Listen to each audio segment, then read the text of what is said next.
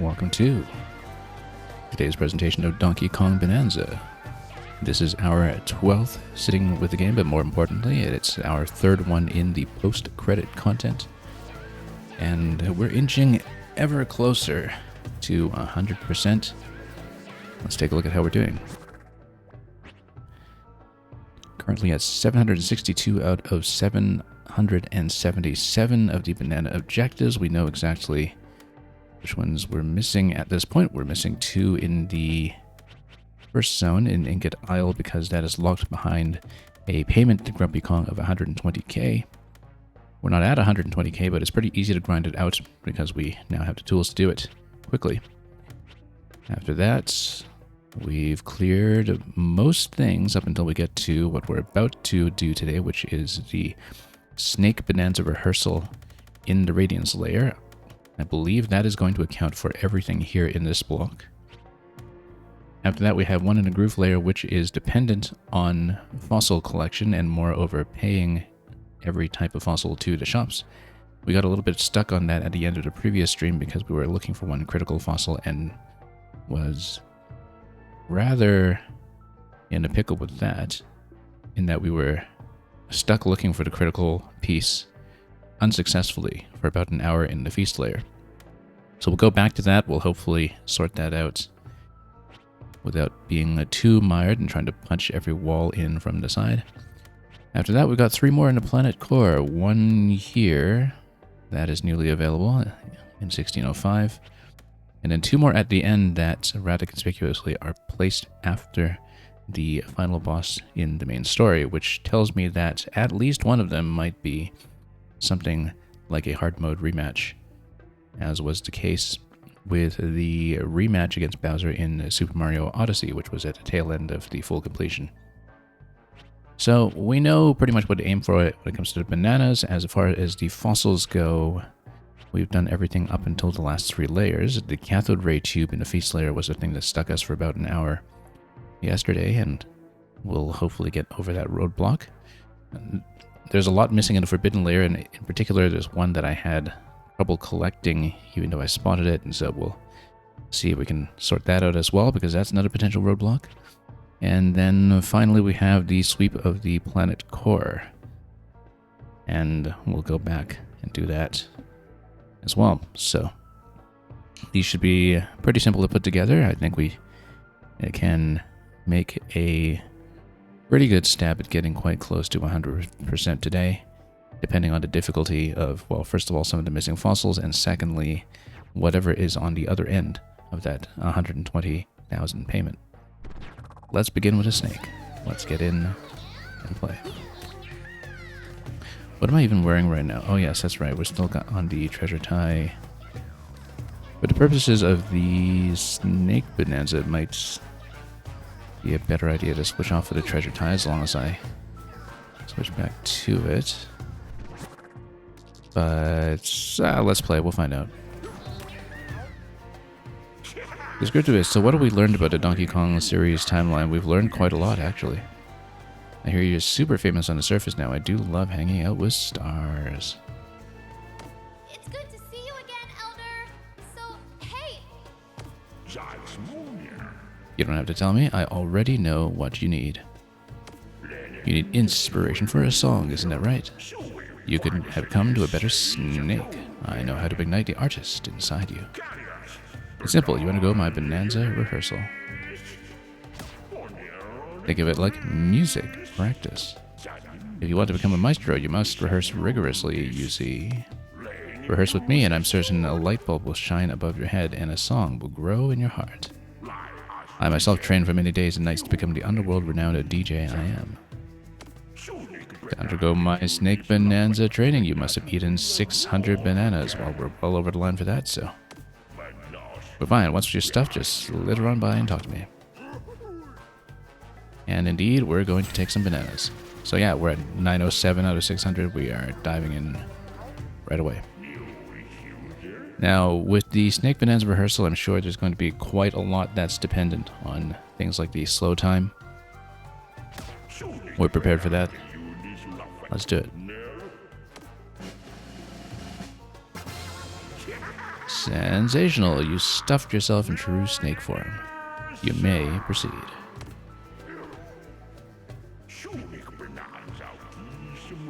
Must warn you, to pass ahead won't be easy if you haven't fully absorbed all of your Snake Bananza skills. Luckily, we have. So let's get going. May the sun shine upon you both. There's been a lot of really interesting variety to the Bananza rehearsals so far. We've done the other 4. The elephant was our favorite so far.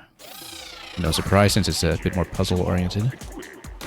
But they've really shown off a lot about the game that we didn't see in the main experience. Taught me a lot of new mechanics and interactions. Showing the powers you got. And I'll sling rhymes on the spot. So sometimes there are some secrets. Gotta climb high further still. Okay, so we bop it from below, and it makes the platform. It's just the tutorial segment before the main event.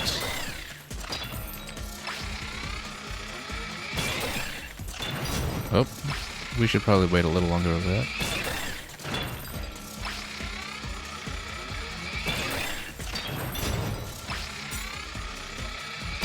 And just to make sure that they don't fire directly at me. There we go. It's about to get real, so wake up if you're too scared, then give up. So descriptivist, you're asking what sun. The thing about the snake civilization in this game is that they have their own artificial underground suns, because they are so deep underground that they actually have an artificially powered light source. So that's your answer to that question. If you thought you were clever about asking. Destruction, creation, etc. Okay, so switch blocks. We can jump up through here, and we just keep jumping up to the right. Or we just let them punch, but every time they punch, they will reset that. That's okay. And we just go left like that, and then before that comes in, we go through. Now, why would we want a piece? Let's see. Possibly there's going to be some chunk jumping. But we have the double jump, so we're okay. Oh, balloon on that side, so we actually need to wrap around to fill that if we can. That's fine, because we filled in that side over there. Let's try to just pull up a chunk. And then we'll pull up a chunk over here. It is going to devour those. That's okay, we'll just let it go. Oh. So you get to the balloon in this segment. There we go. And then we'll try to wrap around here.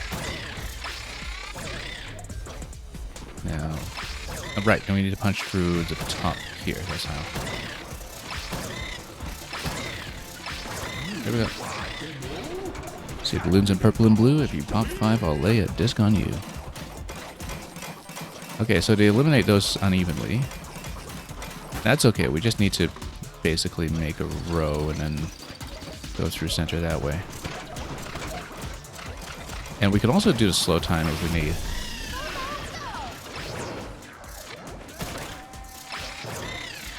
There we go. And then we'll go to the optional part that is no doubt on the left.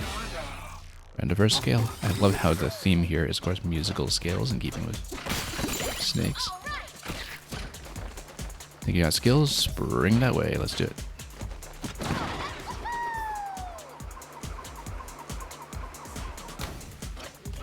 Okay, take the slithering path up. We're still holding something, it seems like.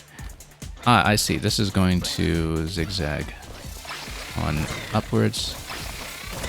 And we... Whoop.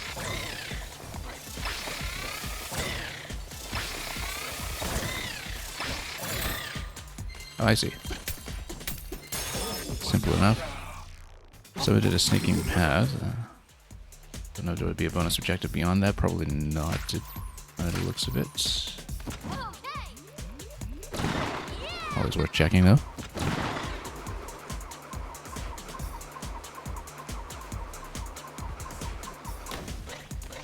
Impressively slithery, snaky maneuvering.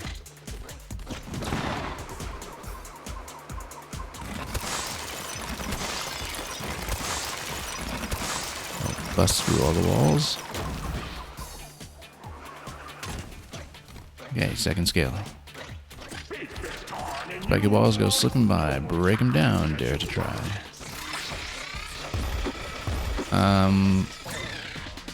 You know what? We can slow time and grab a bomb, perhaps. Let's let him throw. Am I able to take it? Yes. Now, I wonder if there's an incentive to take out that even further. Let's just grab it. There we go. Don't even need to dodge bullets there. When you're ready, you won't have to.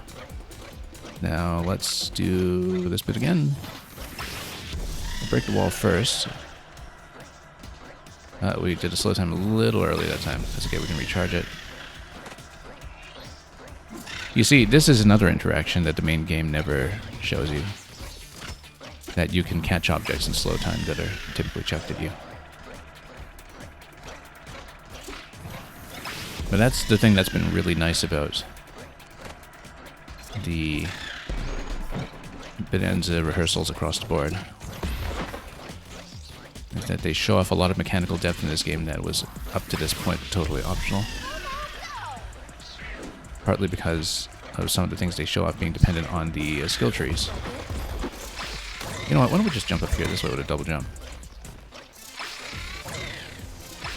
Okay, because then you can go through the hole in the wall, I see. I feel like we might have missed a balloon there, though. But we're still technically in this section. We need to keep an eye out for a balloon. We're still technically in the same section, so...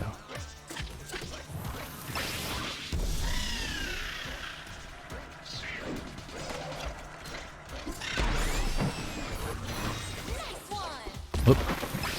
Let's be careful here. Anyone gonna toss something at me?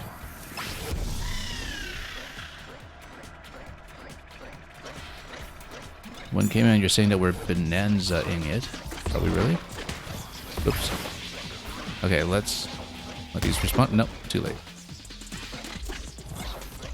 Yeah, let's get to charge into the slow time. There we go.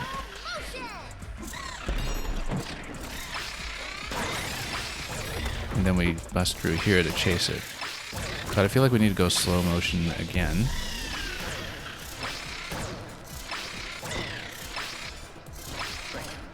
In order to catch the hole that we made.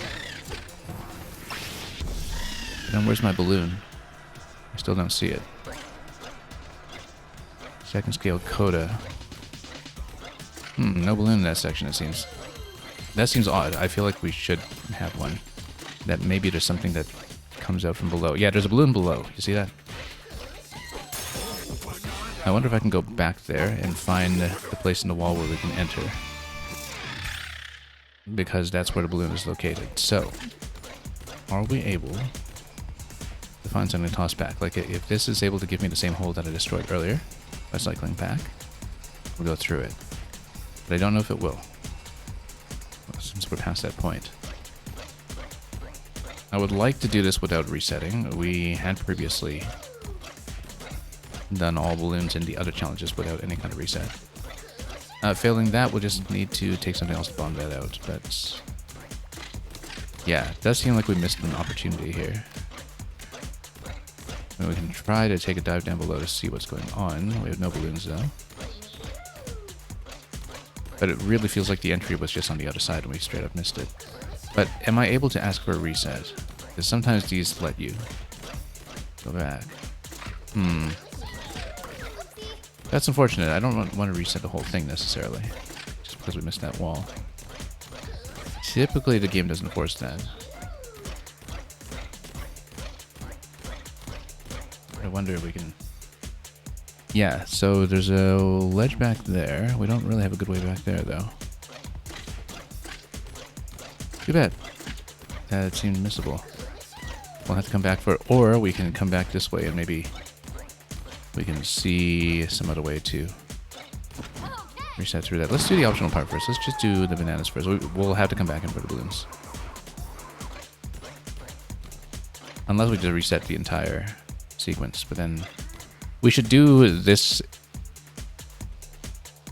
entire rehearsal first, I think, in case we run into similar situations where I bypass a balloon that I can't go back to. Because if we're able to go back there with something that I can use for bombardment, then that will solve the problem. This is purely a slow time challenge. Whoops, no, that goes back. Never mind. Wrong way.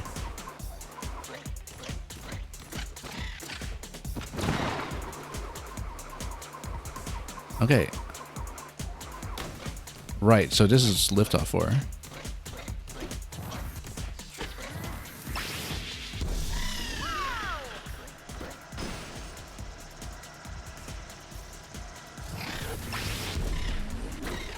Okay, there we go.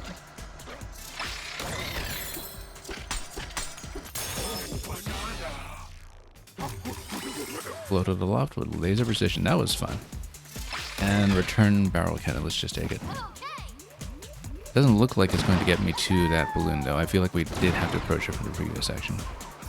The thing you get for the balloons is a music track. It's a music track that is exclusive to these challenges.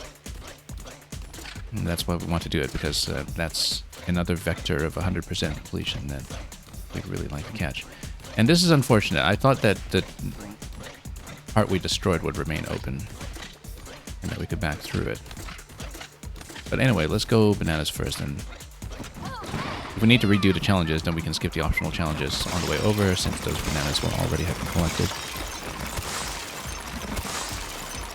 But we'll at least get the balloons. First time we had to skip a balloon. We had a rather convoluted way of going back to a balloon when I did the ostrich section. Also, this looks like it's... Oh yeah, no, this is the one that brought me up here. Okay. Punch and punch when it's times right, jump and jump. Now there's a balloon and... Oh no, that's one of the things that moves a wall. Okay. Punch and punch. Now if we do that, then as it's moving back, we just go slow time. And then can we go double jump it? Yeah, there we go.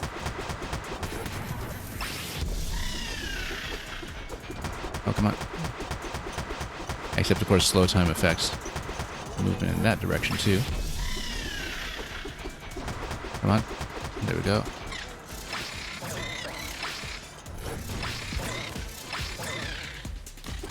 Okay, so this one probably moves to the next platform.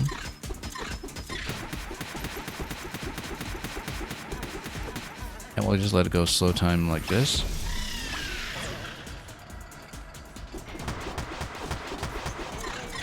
Slow again. And that's it. Now, next section.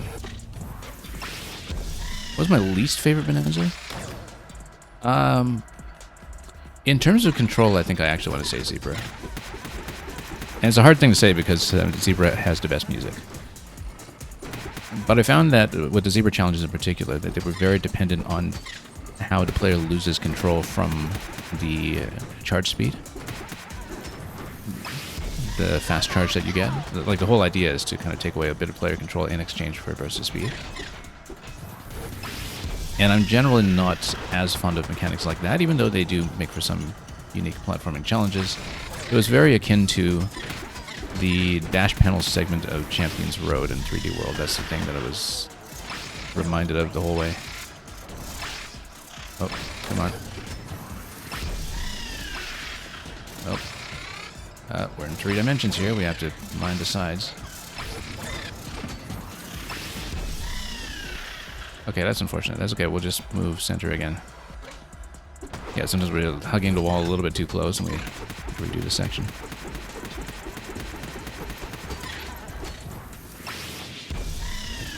You think I should up punch? Yeah, we don't use the side punches nearly often enough. That's one of the issues. Is that I have just been in the habit of using Y as my main punch the whole game, and sometimes the mechanics that are possible with the up and down punches surprise me because we just don't use them so much. But you're right, that, yeah, because directionally speaking, it's got less of an accuracy requirement here, so you don't need to be standing on top of it. We'll try to remember that. Yeah, the thing about the zebra is that when I originally did the zebra zone, the freezer layer, we skipped the zebra, right? Like I actually found a sequence break with it since I got ostrich first. And you don't necessarily even need ostrich to do the sequence break I found if you just build snow patiently, I guess. Oh, let's pay attention here in slow time.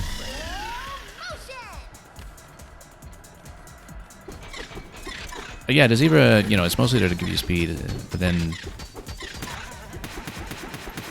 most of it just involves losing control of the character, and so I don't really find that too gratifying.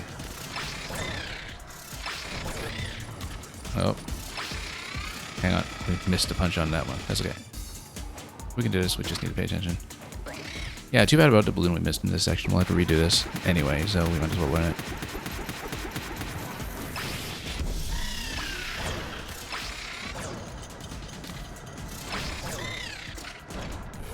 Oh. Hang on. Actually, not overshoot into the wall.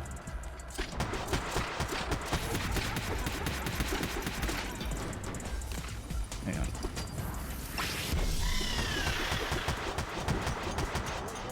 Rather, we should move things over before we slow. In fact, I think the way it's designed, you want to do essentially kind of a continuous climb. If you can.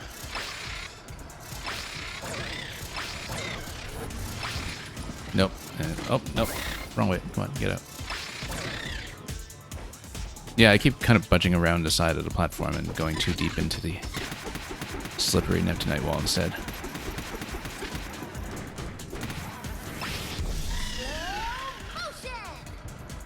Because you walk like this. Come on.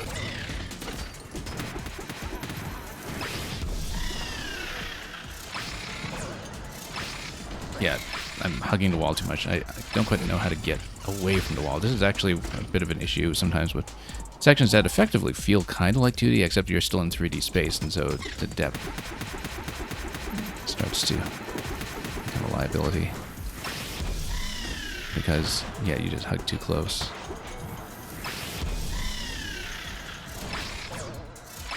Like, you need to pull away from the wall a little bit on the first jump, and then push in on the second. Come on.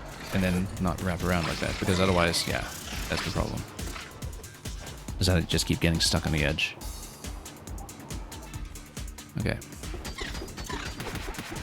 We're gonna have to redo this too when I do the balloon run, so that might actually in itself be an incentive to restart. But it's okay, we're deep in. Let's just keep going and learn it. Because we could be stuck here a while on a second run later too, so. But if you have the platforms connect like this, of course it's much easier to stay on the wall, and I think that's probably the intention. Whoa, there we go. That you jump and jump when you actually have the walls connect. Yeah, that's a lot easier. That's clearly how it's meant to be. That's how you're supposed to play. Well, at least we figured out a good system for it, because then I don't have to fumble with it if we replay later. Beware the what? The blast, okay. Oh, that's a lot of blasting. Okay, there's so many. So we have to get around these. Or possibly just outrun them with time. Maybe. We have to outrun them.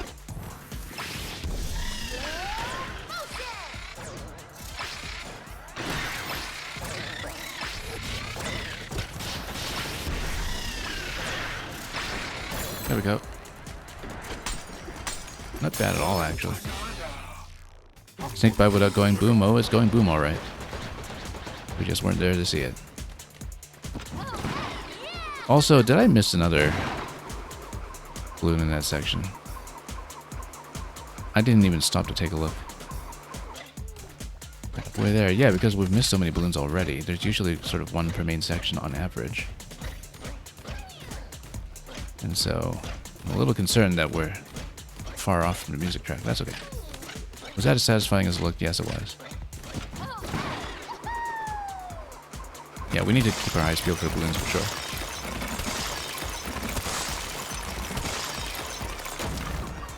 Because we're missing something about their placement if we've only got one so far. This is going to be another slow time mechanic. Yeah, you just have to bust through each of these layers, I guess. Heartless moves get you knocked down. Use your skills to stick around.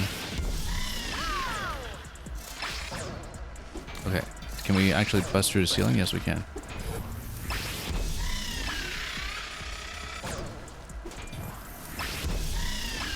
And we get over to the Neptunite and we just follow the trail. Oh, and then we have to bust around here. That's fine. That's easy to see. That's just the first section, though. Yeah, I feel like we should definitely check things like walls for balloons.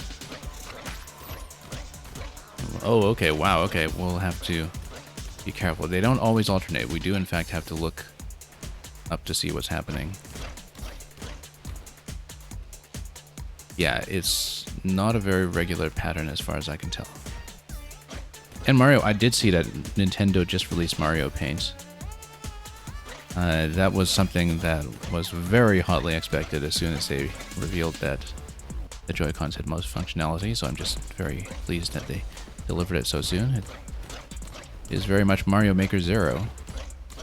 I was actually watching Orator stream a bit of it earlier because he had not played it before, and so, you know, he had the pleasure of discovering all the familiar Proto Mario Maker sound effects for the first time, and for that matter, the Fly Swatter game. Let's remember to actually... Yeah. Okay, we can see where we're going on the way up, so we just make sure that we have the slow time always locked in. And we make it over the gaps as well. And this is actually pretty easy.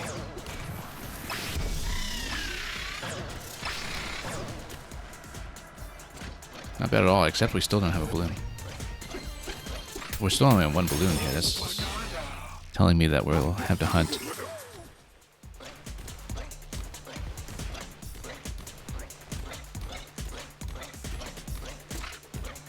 Serious foes like these won't go down easy like those. Okay.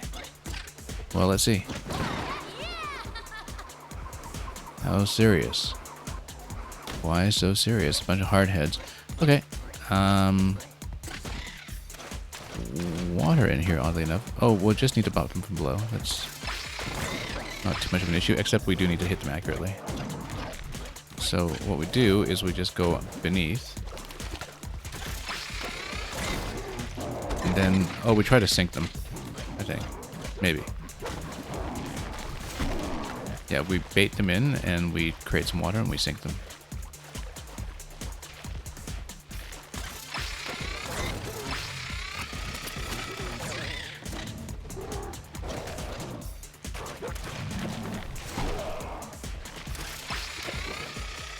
Okay.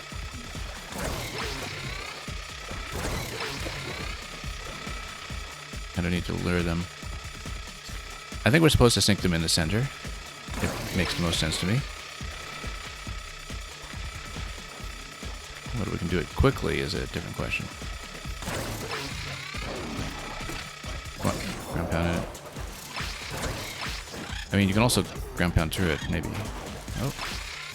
Ah, too hard for a ground pound, I see. That's why you had to pop them below. Actually, no, that's fine, because we have the snake shock ability for the ground pound. Totally forgot we had that, because that's a very optional thing that you can build into. That's much easier, in fact, because we can just blow them through here.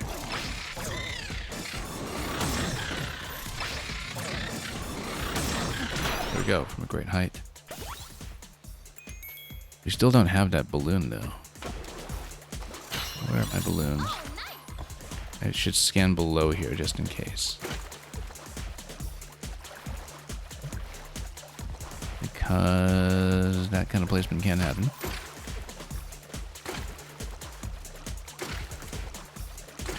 Yeah, one came out, you were saying earlier I did miss a balloon in the climbing section. Well, yeah, we have to redo this whole thing for balloons, but at least when we redo it, we don't have to do the optional section. This has been pretty easygoing, actually, relative to... Well, Zebra especially was the hardest one for me, mechanically, because, again, we had so much of a problem with the dash. Elephant's been my favorite so far. Really showed off the versatility of this game's mechanics and their puzzle potential. It is effectively a game about alchemy.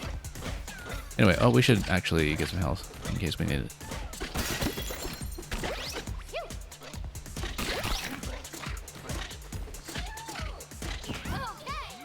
Yeah, the last challenge, and yet we're only on one balloon, so we really missed tons of stuff. We'll have to scrape through carefully. Now, that's assuming that the optional challenges didn't bury any balloons. Typically, they haven't, except in the ostrich section, which kind of had its own very open structure relative to these out of rehearsal so far. Feet will drop, don't get thrown. Yeah, I should actually read those messages once.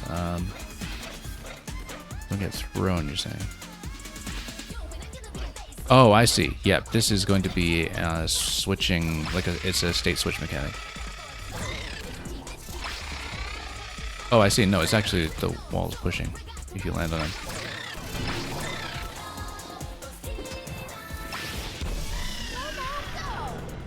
Yeah, we just need to get away from these ones.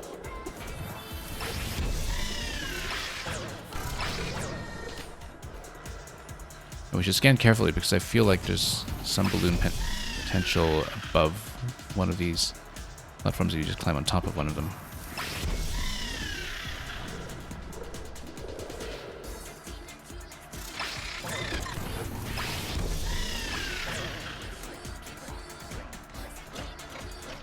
Yeah, we should scan carefully. We need to at least learn where the locations are, so... Okay, I see a left side path and a right side path. We should check the back. Oh, it's probably because, yeah, well, we don't exactly know how everything is going to be tiled yet. I see a balloon in the middle of nowhere over there. That's interesting to me because it implies to me that there's probably, well, either we turn around at the top or there's a really long panel that drops and we have to take it. And get on its back. So we'll try it out. We'll try it out. At least we found it. It's probably balloon 5 at this point. Before we do anything silly like that.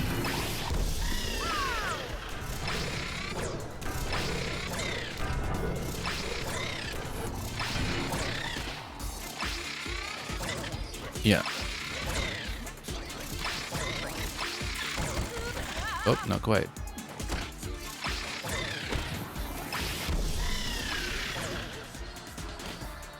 So, for example, if you come up here and see where the balloon is located, can you? Oh, it's down there. Okay, you know what? We can just go down towards it.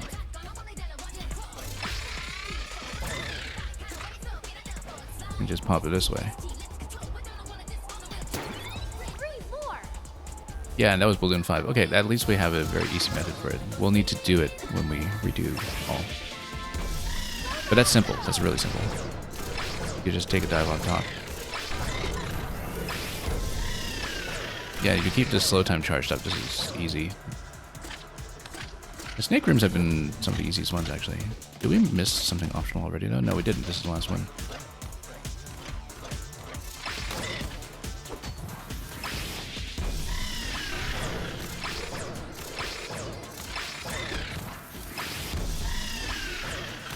Yeah, it was really easy, actually.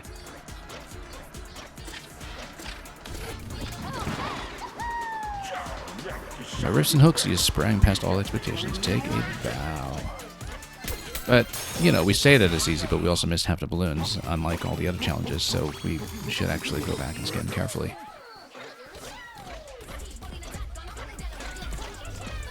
So let's go back and do it. We know where number 2 is located, we just missed it. Bravo, my slithering maestros.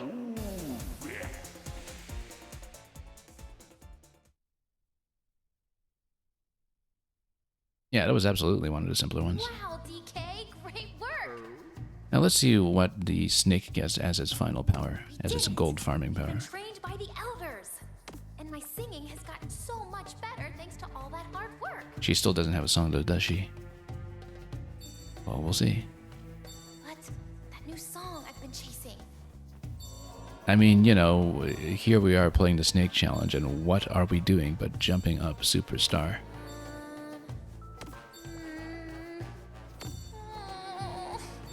It's still out of reach.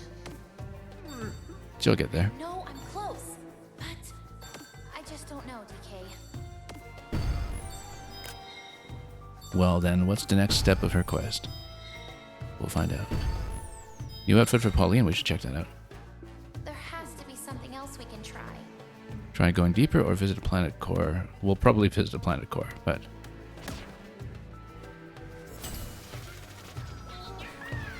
I mean, either one. Yeah, we'll go to the core eventually, but we have the 120k thing to work out with Grumpy. And we've got fossils to uncover, so... Okay, so it looks like Pauline's whole side quest here will be relevant to that. But before we do that, first of all, we're going to check her costume just to see what it is. Then we'll come back here, we'll do the balloon. Let's see. Okay, that's the nearest closet.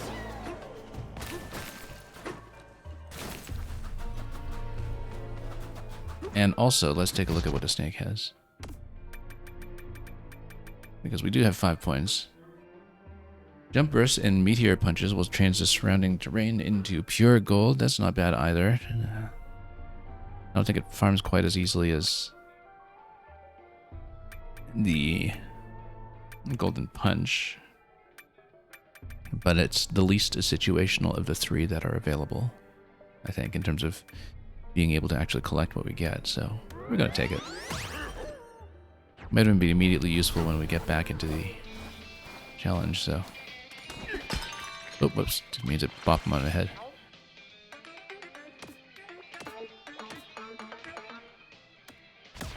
Oh, it's not the style shop that we need. It was the closet that we need, because it's already in Pauline's collection, whatever it is. Sure, we'll tip you anyway, just in case it gives me records, which it sometimes does. Record count is currently 79 out of 110, which is not too bad. We're about 31 off. The thing that's important about records is that you can buy new ones for 100 apiece with the chips. And so we're getting closer to about 3,000 chips or so, and, you know, by that time we'll probably collect a few more records as well, including the one that is locked behind the challenge here. You can actually show off where they are. Yeah, so Snake Bananza Instrumental is the one that is missing from the list. It is, in fact, the only one that is missing from the list apart from the last 2. So it looks like we'll experience 2 new things here at some point that may or may not just give us the disc. We will definitely go back to collect this one.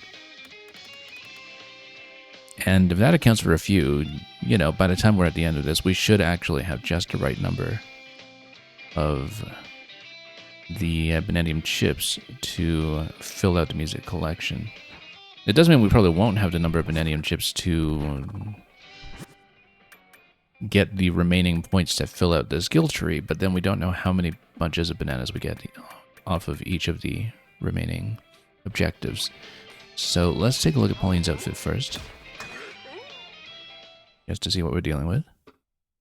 We bought a lot of new gear for her as well, including some that opened up in the planet core at endgame. So what do you got, Pauline? Oh, that's the diva dress. This is the one that comes with the amiibo. This will be twice as likely to appear after defeating an enemy. Yeah, when we farm for music, we'll do that. Because the first of the Grumpy Kong Challenge rooms in Ingot Isle also is a place that drops tons and tons of discs, because it's just, you know, 13 combat challenges in a row. Yeah, I'd totally forgotten about this, because one of the amiibo perks is that you're supposed to get this dress nice and early when you tap the figure. And I'd totally forgotten that we should still look for its appearance. Also, this is what we collected as a post-game unlockable in the shop. That is in the Planet Course section. So I hadn't actually looked at this. I didn't know it changed her hair to match the original arcade damsel hairstyle, along with the costume. So, and yeah, in Mario, it basically is Pauline's future outfit, her jump up superstar outfit, her mayor outfit, I guess. But gives her a head start on rocking those fashions. But yeah, she gets a series of customs here. We haven't unlocked the third recolor for this yet, but you can basically have her be 1981 Pauline, 1981 lady, as it were, if you want to treat those characters separately. So yeah, let's get back into the snake. And let's grab that record. So yeah, the fact that the two at the very bottom of the list are undiscovered tells me, whoops, that they might have something to do with the final challenge, especially if one of them is the final song that Pauline unlocks. If she's working towards that, so we'll find out what it is. And in the meantime, we're going to redo this for balloons. First time we had to redo one of these, but such ambition. And yeah, this was one of the easiest ones, so I really don't mind.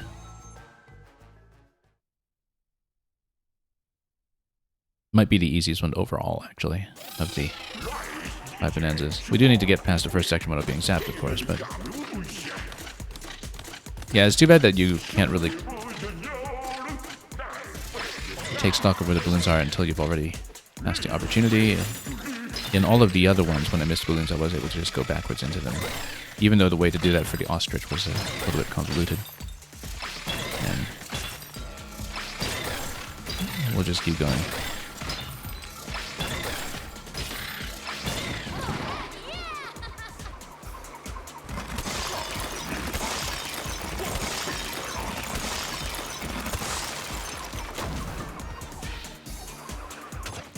Yeah.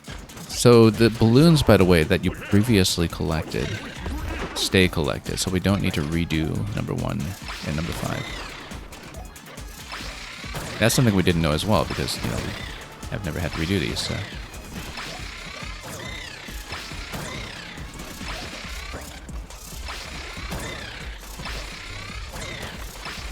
Here we go. And yeah, we know that after the first section, well, we'll see. In the second section, it has to be before we hit the exit, because we know where that's buried. It's kind of slightly off to the right side, and there's an entrance that is below the floor at the exit. And so we just won't go through the gate until we've taken a look at that properly.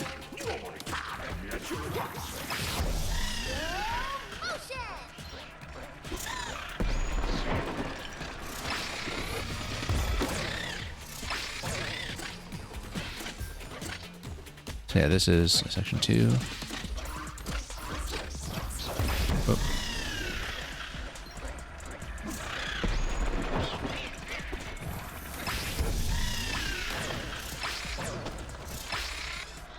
Oh. Once we keep pace.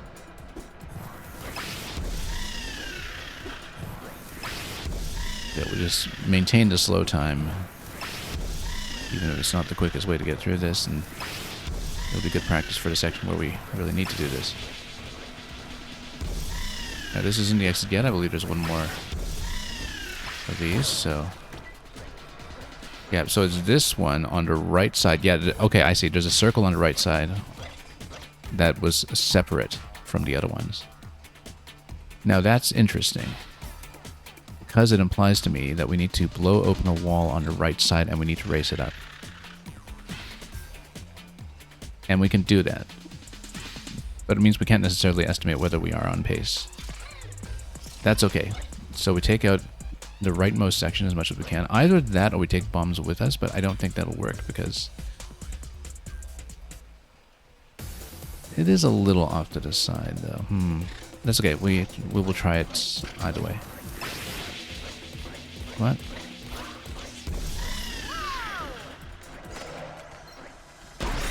Oh, no. Got in my way. It blocked my shot. That's okay. Come on, toss.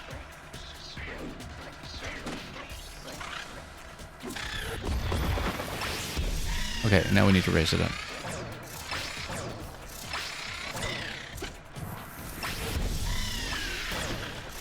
And hopefully the hole will suffice.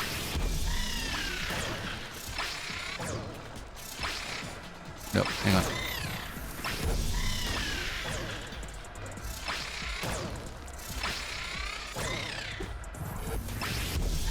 Did I miss the opportunity already? Because it's this hole that we need right here. Oh no, it's coming. It's coming. Should be able to do it. Unless we do that, of course. Totally blow the opportunity. That is a cycle. I guess we'll find out. I don't think it cycles necessarily. But we'll watch it. I couldn't remember if it cycles. I think we might have to restart it. I don't think it does because we know that the wall stayed intact and we couldn't go backwards. So we need to redo it. So yeah, everything was fine except for the final jump. We missed the final jump. One came out, funnily enough, the only balloon you missed was the final one in the ostrich zone. I don't remember the order in the ostrich zone. Oh, yeah, no, I know the last one. Yeah, because that one is the one where you have to fly and then you've got to go through the really hazardous part in the middle, right?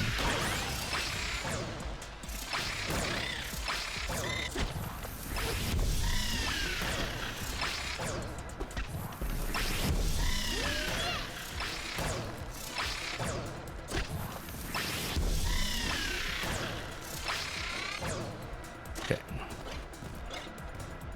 Now let's do this. It's coming up. It's coming up. Better opening this time. Better aim. Let's not hit the spikes.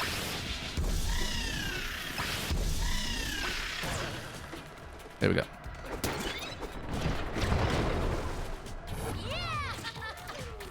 You went Speedy Snake. We did it pretty slowly, but that's okay. Let's see the next section. I assume it's going to be in the main section, it's not optional. If it's anything like the structure of the Kong Bananza. I mean, the ostrich was the only one that really broke up a lot of the pacing and placement. Yeah, I see it. It's on the right side of this section. So that's easy to go for. We might take some damage on the way, but we don't mind. So it's after the first right. Okay.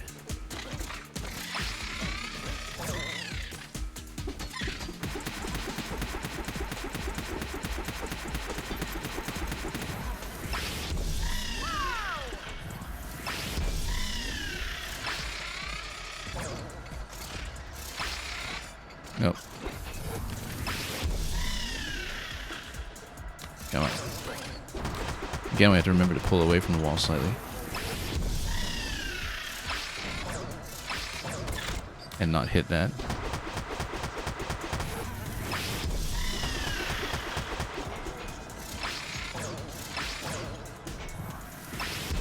Yeah, pulling back slightly does help.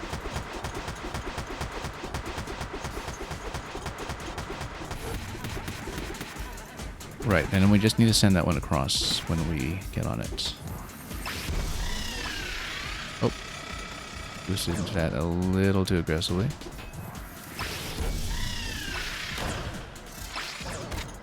You know what? Oh, no. Never mind. Up my head. Oh, we don't want to roll into that. Okay, my mistake. Yeah, you can't wall climb immediately out of a roll. I've discovered that many times.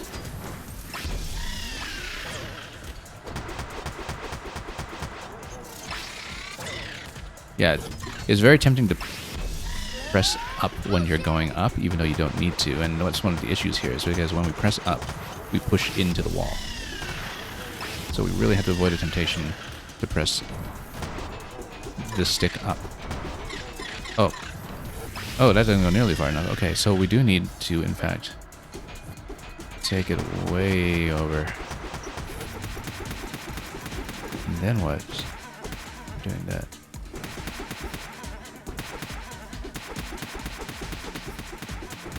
I mean, we can always... Yeah, but it's dependent on that one. That's interesting, because...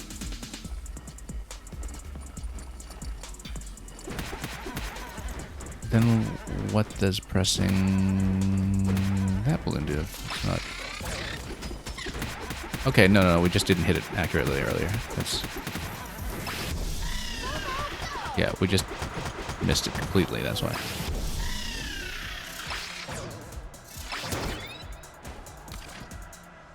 Okay, here we go.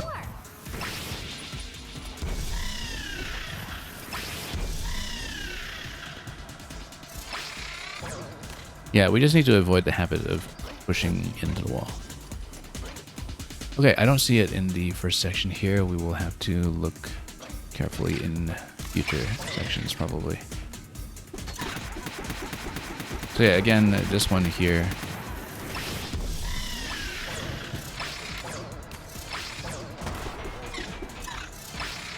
Requires a certain amount of discipline. Oh, not like that, we don't. We had a method for this that worked well. Let's try to find it again.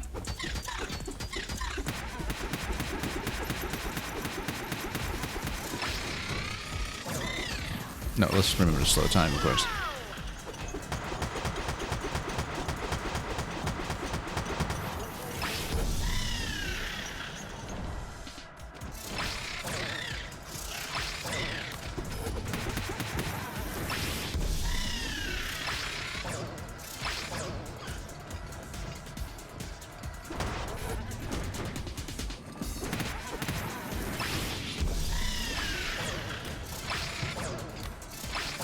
Let's look around carefully because we may have missed a balloon here.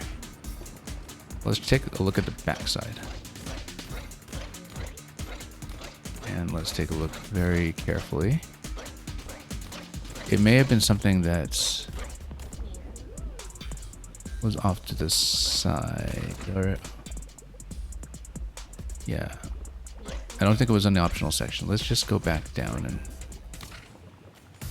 look very carefully, because maybe when you hit some of the switches, it moves a balloon into position in a place that we didn't actually see. So we need... Oh, I see. There's a little...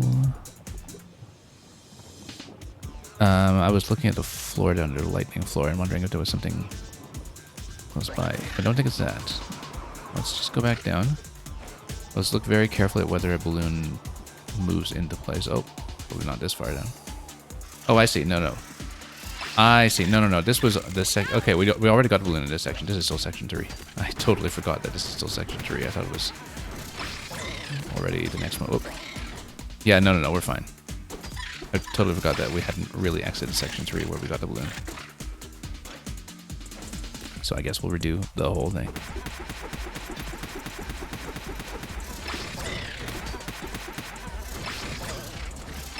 And again, we need to stop pushing into the wall.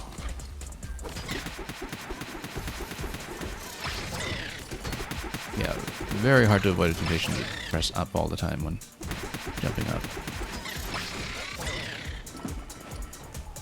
Even though, you know, normally in platformers, that's not how you would jump.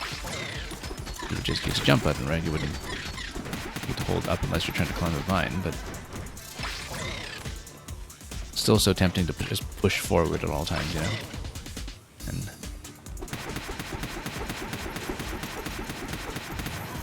now, if you're impatient about it, you can actually do it quickly without using slow, but I think we'd best be cautious.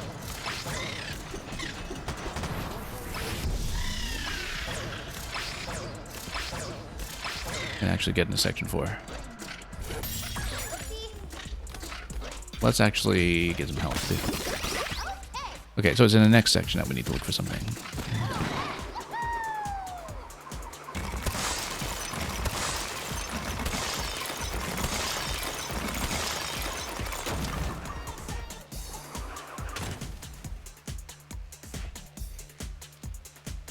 Yeah, we probably just didn't look carefully at one of the possibilities when we were going up, since we were paying too much attention to the platforms themselves, so we'll just keep our eyes peeled.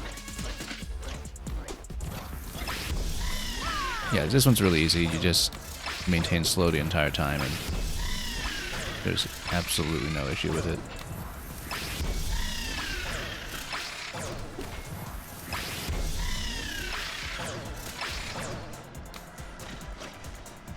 But then we need to figure out that balloon location.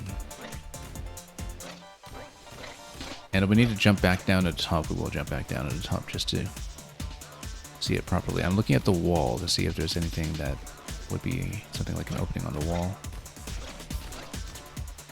On the side.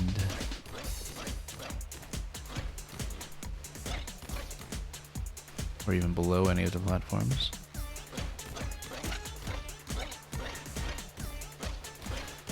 We should check the first section as well. Because there was something kind of like a central wall. Maybe you ride on top of one of the platforms. Like, there's a bit of a central nook here. Maybe. That doesn't look punchable though, but there probably is something like a punchable location. That is craftily camouflaged. I see. So if you look at the rung that is near the top, and if you look at the Neptunite wall, the second band from the top is climbable to the right side. That's what it is. So once we get that far, so that's past the third crossing, where you need to jump over a particular crossing. Past the third crossing, we go right. Yeah, you just need to look for this stuff. They're not hard to find.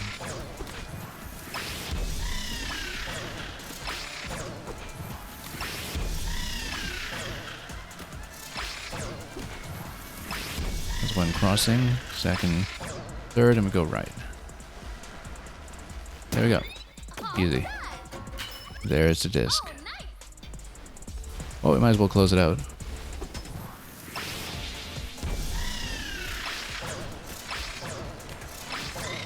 Instead of bailing. Not that we'll get anything, but, you know, we'll get a little bit of dialogue for doing it again, perhaps. Alright, that sorts that out. So, next thing we'll do is the fossil sweep. And we'll hopefully do a little better than what we got stuck for an hour on. That one in the feast layer yesterday. Yeah, this is all just maintaining the slow. It is really quite simple.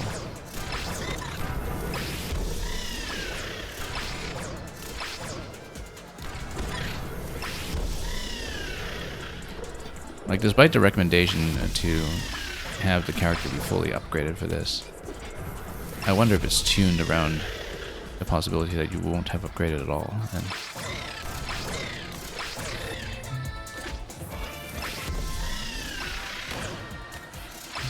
just to make sure it's still clearable. That left side passage is interesting, but I see no reason to take it. I guess somewhere you can land safely on after you grab the balloon if need be.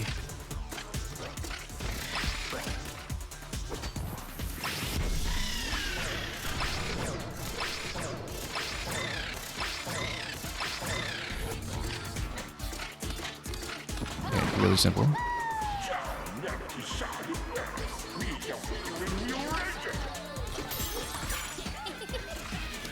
And we'll finish it up.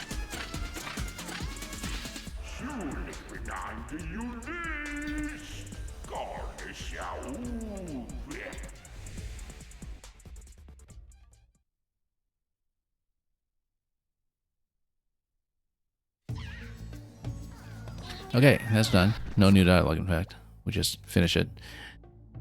Anyway. 6 Bananas Rain. 2 from Grumpy Kong's 120k. 1 from the fossils. 3 from the Planet Core. Speaking of fossils, let's see if we can do something about that one that I could not find yesterday in the feast layer. I had a bit of an insight into it afterwards. Sometimes you just need to sleep on these things, as is the case with puzzle games. There's something I want to check that I didn't try yesterday, and that might resolve the issue. And we should have scanned around for some of the minor fossils, the old tires anyway, and that might have taken me around a map in some ways that may have revealed a different route in. Because we spent so long just like slapping walls, trying to find a route to the cathode ray tube, which felt so tantalizingly just out of reach. And we need to rethink what the alternate routes that go there might be. To do that, we're going to take the warp dome.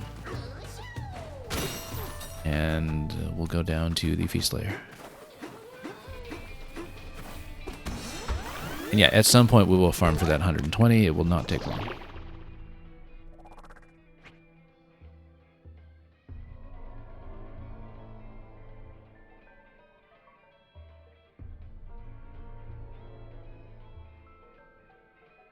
Okay, so feast layer, there we go.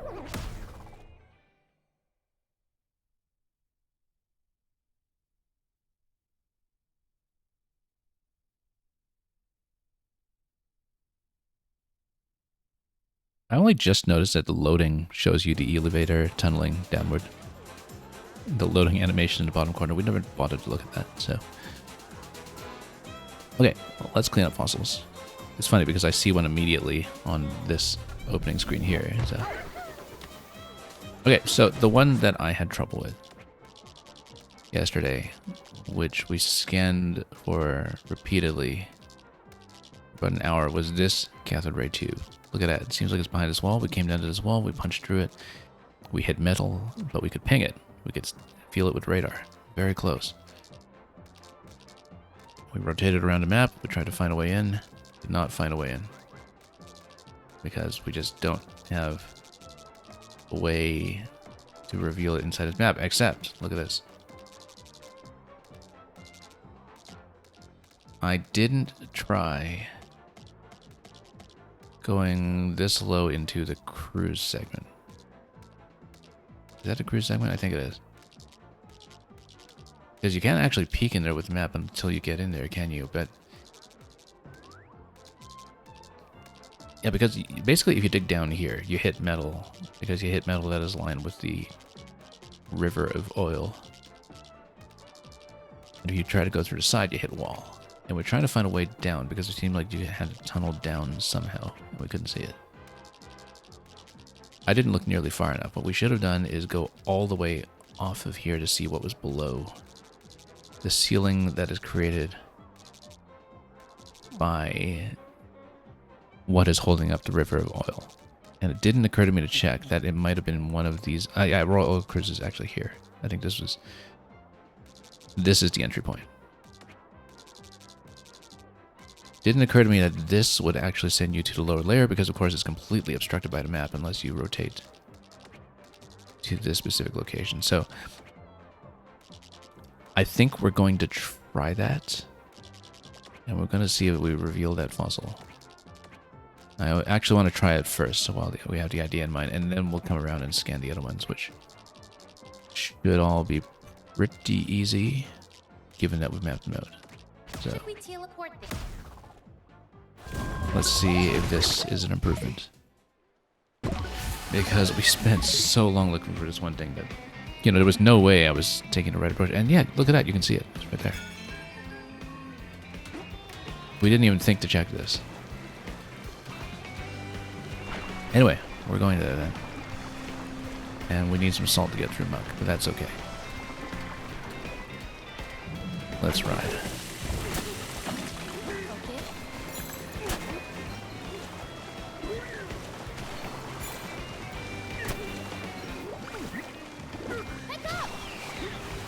So we'll just make it over there. Oh, look at that record that we can't get because we're not within range. And yeah, if we just take the cruise slowly, we should be able to make it over there and just take the muck out around that fossil. Now, one of the issues was that we originally didn't just take the cruise slowly. We just, you know, hopped around here everywhere. Also, we should see what other fossils we may be missing in this zone. There's one... There are two up top there. So while we're down here and we're able to map this sequence out, we should check those locations as well. Anyway, we see it. It's right there.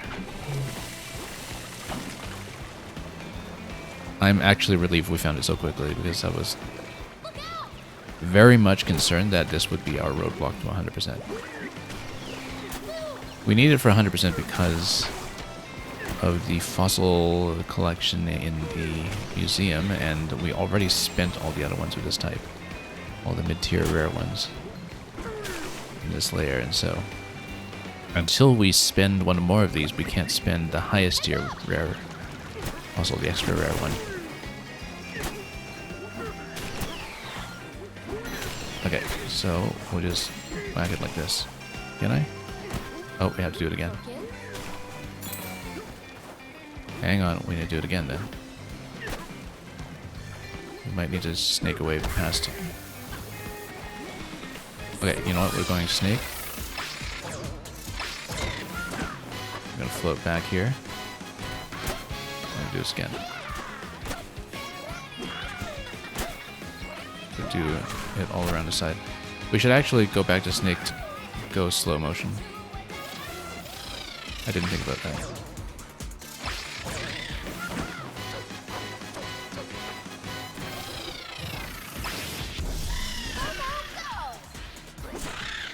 That's the thing that really makes this Feast Slayer sing. The whole point of this zone is that you finally have all the powers and can be very freeform about them. And we actually just get this guy going. There we go. Finally. We have no energy left for the next one. I mean, if we used the ground pound on a snake, we could, but we don't want to do it here.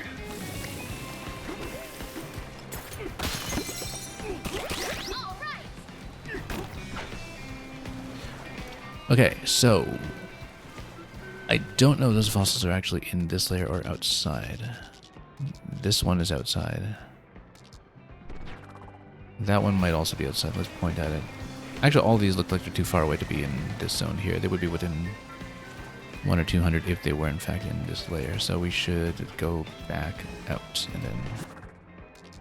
First of all, we're going to go to the apparel shop. And we're going to finish buying with the highest tier fossil just to get that out of the way, because that will unlock the banana in the groove layer that we are missing currently. We will buy all the clothes in good time, of course. But it's the tie upgrade that we need here.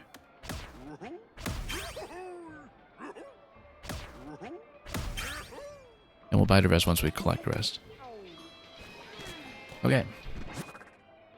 So, fossils, lots here, let's do it. Also, since we're here, and since we need gold... Oh, I guess I need some initial power. I was about to say that we should just get into Kong Bananza and farm. We need a bit of initial energy first. We should actually rest first.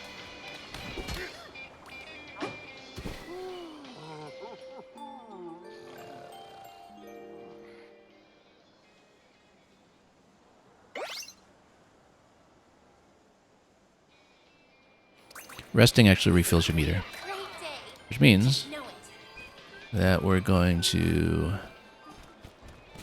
destroy everything. Oh, we could even try it with a snake. We haven't tried this yet to see how much of an impact does it really have. Decent. Oh, actually stumps through quite nicely.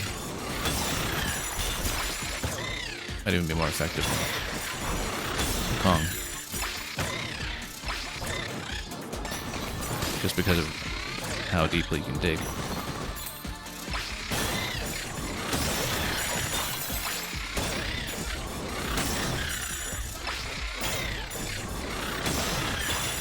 I'm not sure it's faster than the common method though. Depending on the terrain, I guess. But you can destroy quite a lot with this just because of how quickly you can dig.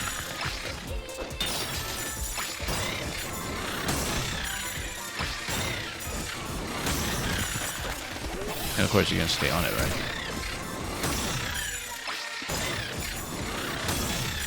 But the alternative is to just go to charge punch everywhere and then you knock them down. And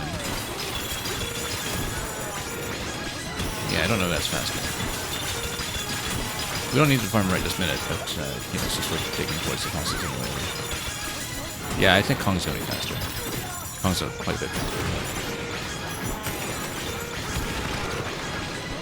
But you can use the snake to initially flatten out some ground, and then once you flatten it, then use Kong to clean up. But Kong is quite a bit faster.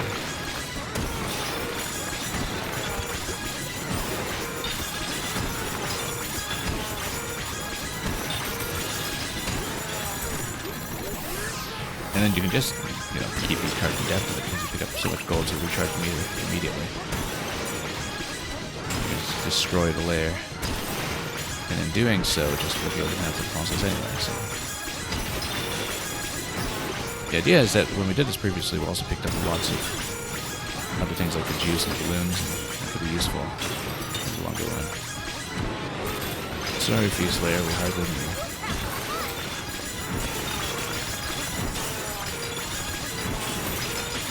Anyway, hopefully this is not too irritating to listen to. It's a pretty rambunctious sound of that. Yeah, particularly when you're tunneling, of course, it doesn't make sense to use the snake jump everywhere when you go ceiling above you. But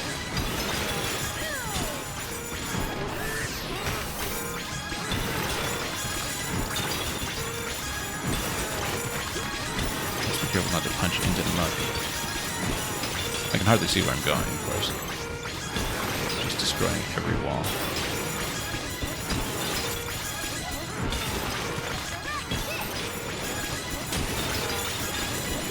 We should actually remember to collect some of those fossils. I've lost track of where they are at this point. Yeah, we'll just move towards their general direction that we see some on the radar. I feel like there was one very close by that I was going for, but we destroyed everything, so let's see. Yeah, so that got us up by quite a bit, but we will... What were we even looking for? These ones here. Okay.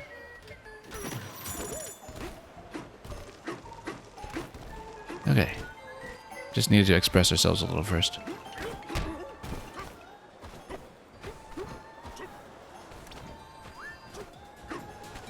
Look at all these golden fries, too. What is the terrain type? Potato is the terrain type. Well, I feel like the snake could stomp through these. That might be good. Let's get the fossils themselves first, though. These are clearly meant to be doable from the train track as well, but we didn't do it that way, so we'll just hunt manually. Yeah, because look at this. The potatoes are soft. I bet we could just take out entire stacks of them with the snake.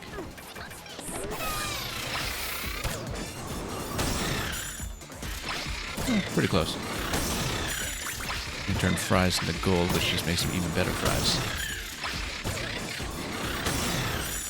You become gold potatoes. Oh, we don't want to get into the oil like that, though. That would be a bad idea.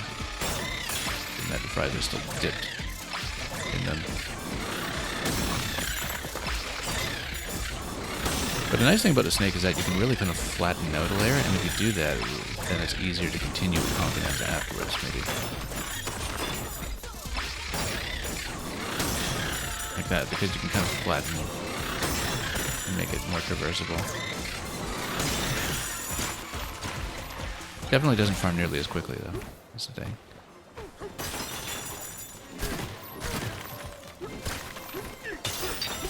Then you can bust all this down. Yeah, because the thing about the Kong Bananza is that as you're using the effect to transform terrain into gold, you're also collecting at the same time, and which is much easier to do with Lord Punch than with anything else.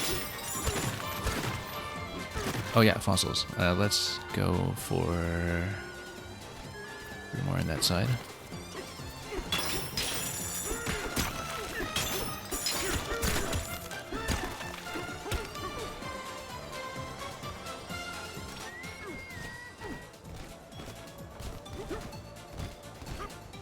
I'll probably punch everything here too, but let's not land any oil. Okay. I'll just tunnel away there. Oh, there's a sign there. I didn't even see this previously.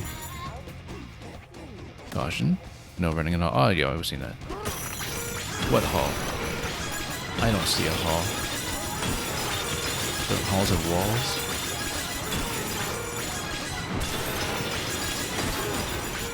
Can't have a sign against running in a hall if you don't have a hall.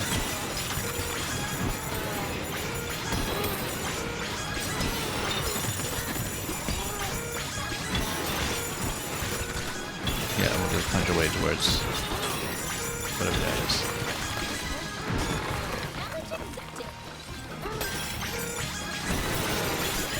Fossils over there. Oh, pretty close by. We need some salt for though.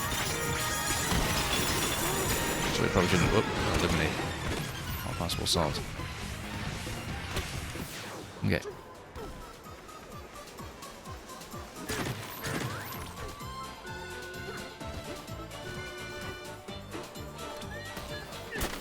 Okay. Now, how about that fossil that we just saw? What was it? Wasn't that one? This one close by, I think.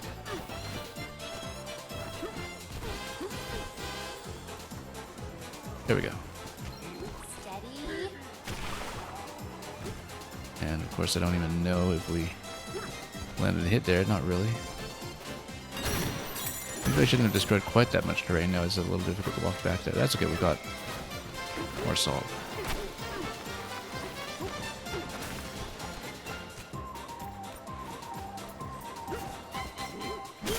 There we go.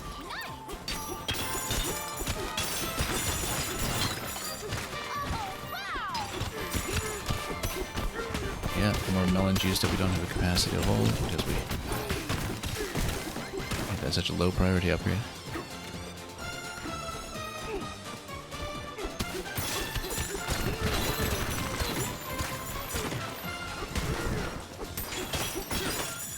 Okay, who's next? What's next?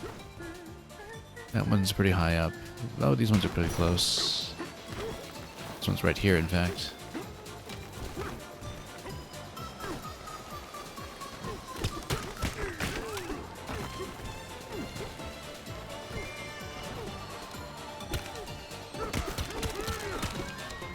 You know what?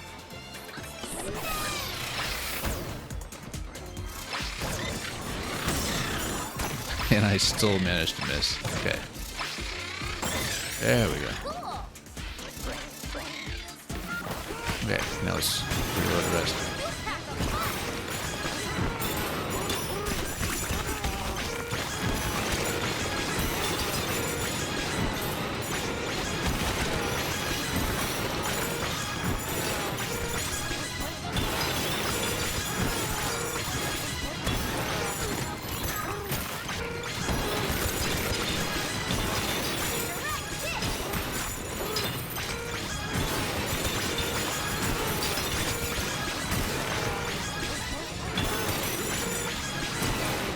And then we'll look for more fossils in just a moment once this expires.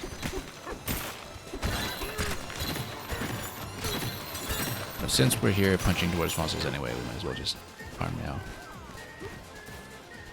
We can check the ingot isle challenge nice and soon.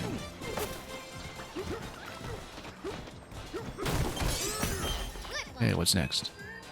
One over there, 609. Is it all in this layer? Let's check.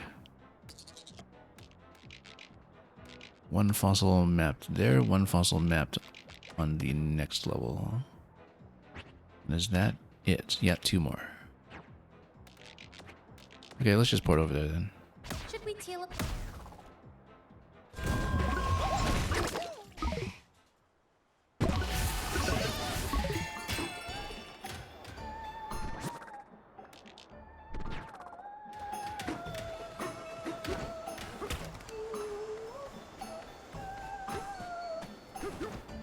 Is the ketchup a separate substance? It must be.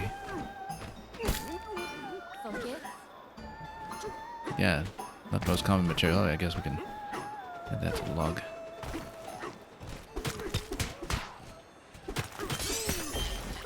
Okay, now we go down to the lower layer. And then finish the last one here.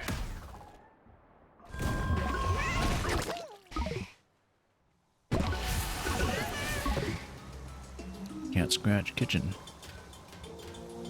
Look at all this around us.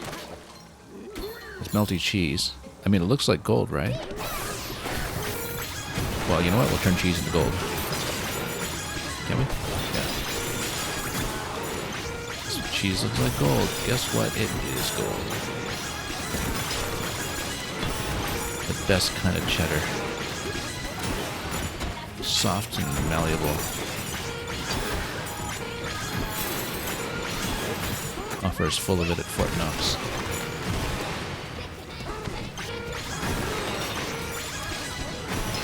Need to put the world's economies back on the cheddar standard.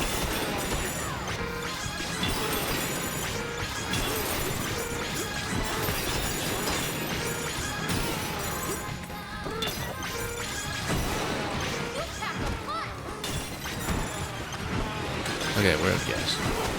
There we go. Moreover, we're out of cheese, but we landed right on top of the fossil, so that works. Didn't even need to look for it. How did I miss that one? Okay, that's fine. I guess because it was buried in cheese. Okay, so that actually does it. That is all fossils in this layer. Let's take a cannon back up and shop.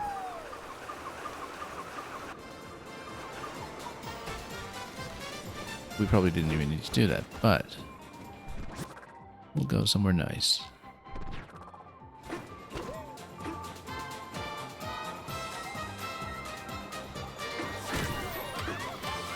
And by go somewhere nice, I mean punch our way back to the...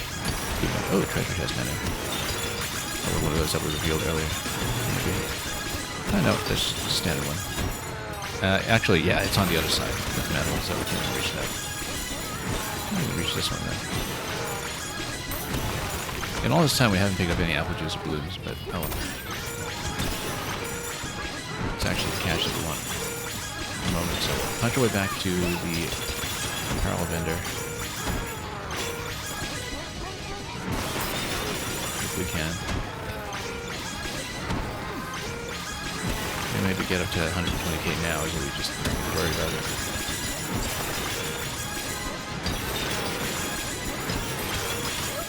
I mean, we never know when there's an additional grow tone that we haven't counted for that requires us to farm another 20k or something. Actually, didn't even pick up that much that time on our trail of destruction. It's okay. Let's buy clothes and clean up this zone.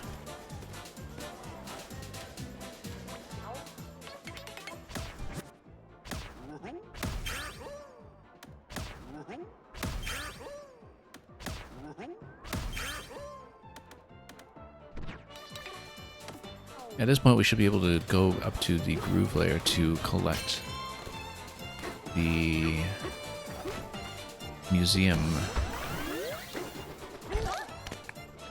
piece that we saw earlier, I think. We'll check. Because, actually, yeah, because it depends on what we had spent. Of the remaining ones here. I don't remember if we spent the 8-bit DK. I think we had, depending on our tile collection. Let's actually just check our closet. Oh yeah, we had, because that's Soggy Cravat, I think. Into final zone. I believe we had upgraded that, which means that we should be able to get the last banana here now.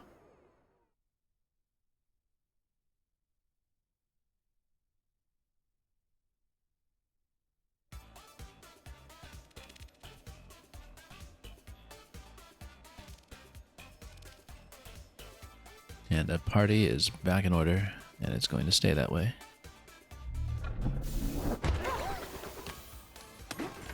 Okay. Crash. This beats jail for sure. Okay, door please. And the amiibo collectone is Current form of the curator, so we'll talk. Chip, chip, hooray! Our fossil museum is now completed. Hooray! And we have you to thank, don't we? Oh, we know your contributions well, very well. Now the question becomes, can you two track down every fossil in the underground world? We believe in you. Okay, so we'll do that, obviously. Keep collecting fossils and exchanging them with shops, slow and steady. So, oh, maybe we don't get the banana. We don't get the banana until we collect every fossil. That's okay. We're going to do that. Do it, so. That makes sense. I was wondering. It did seem strange that, you know, this, I thought, rewarded you for just one of each type. We do, in fact, need every fossil, and we are very close to doing so, so we'll head down to the Forbidden Layer and see if we can resolve that other problem that we had. Fossil-wise. We also have enough of an easy time farming cache that, you know, we can just buy maps and get through the remaining ones quickly, or break more floor and collect maps that way while we're farming. So let's go back down here and let's see if we can solve what we have. And here there's a big mound of terrain in the center that you can unscrew as well. Also all this concrete on the side.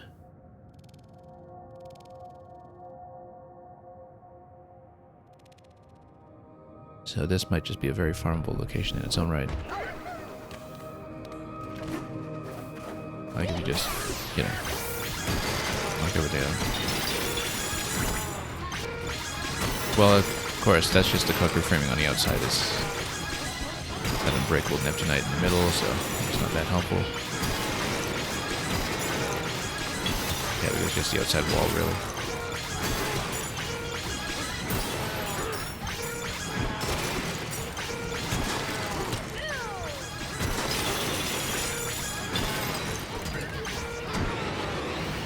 Not actually that helpful. But down here, getting to punch and kind of create a bit of a canal, and that makes it much easier to farm.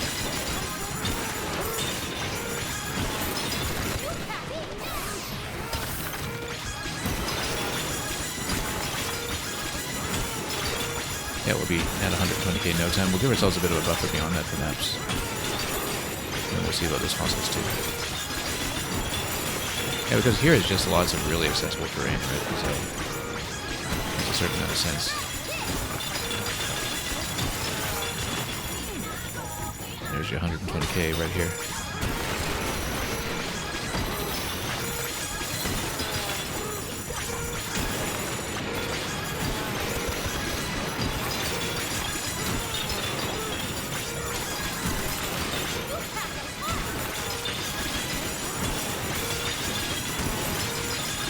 Look at that. It digs so well here, too. The charge punch just has unobstructed terrain. I mean, obstructed by rocks, of course, obstructed by terrain itself, but, you know, the punches are unobstructed by any kind of complication. So it's really easy to just blow through this whole area and pick up everything. Yeah, we'll give ourselves a buffer of about here. So we don't know if there'll be more grow tones, for instance. This is one of the last ones. If, for example, the one remaining in Planet Core is a grow tone that commands a lot, well, that just means slightly more farming, but this is easy to sell.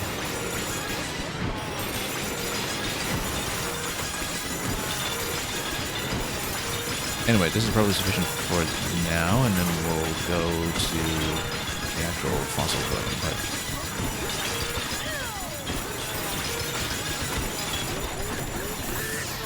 Oh, yeah, that's plenty. And then so much gold is left over from as we carved, so. Okay, so back to the fossil that we had trouble with, because this one's kind of important to look at. It's near the entrance. We had to drop down from it perhaps a little too soon. So there's this whole switching mechanism that happens at the entrance. And there's lightning down here. This one... So, this is metal. And we can't break the metal. It seems embedded. It occurs to me that... Wait. I thought it was metal. Oh, maybe it's the state switch. I didn't realize we could... Oh, I see. Okay, okay. I didn't even think this... Okay. Well, that was much easier than I thought. I see, because I didn't see that it stays the same color, but it does in fact switch states. It does switch states to obsidian, I see, because it's the exact same color, so I never thought that you could...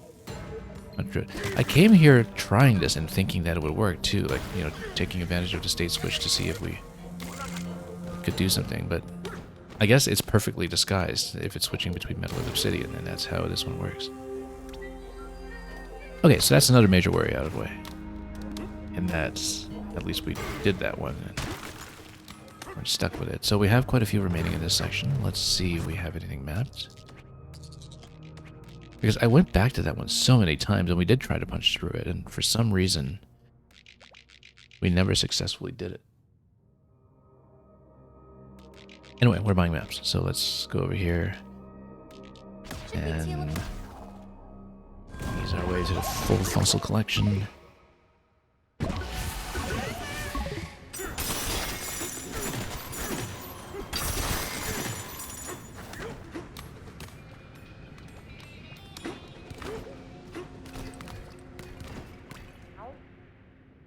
Yeah, no wonder it didn't seem to change states. It's because the obsidian looks identical, so it looks like that stays like a metal plate while everything is changing around it. But if we had actually tried a little bit harder to follow what I thought was intuitively the solution, we would have picked that up days ago.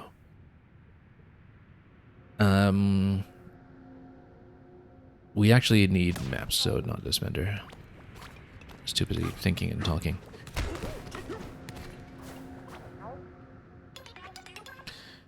Okay. So, let's see.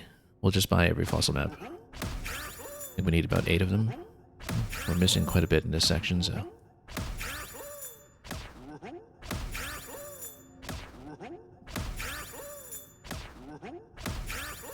But we're not going to bother hunting. It's an average price about 400, so by the time we're done with that, so... We spent a couple thousand, and we're able to get that back really easily. You have them right here, like right beside me. Oh, I guess we never bothered to punch through this thing. Even though you have this very clear ring around it. Well, I mean, obviously we'll...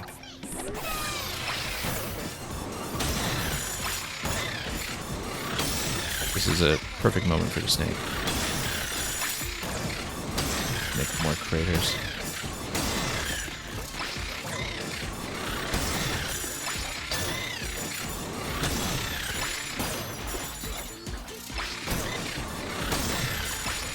That's okay. I don't mind spending on the maps given how easy it is to get gold now with so many powers available to me.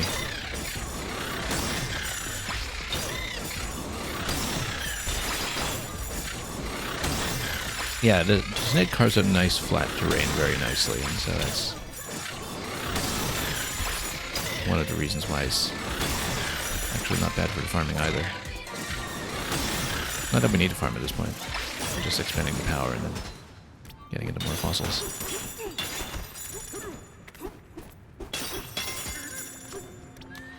Anything on that end? Let's take a look. Nothing past here. So we just go island to island and then pick up the rest.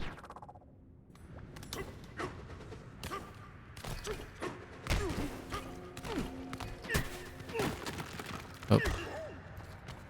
We do need to pick something up though. Let's do that and just... Oh, hang on. Missed it. I think with all the gold that I have available, we could chuck a platform probably.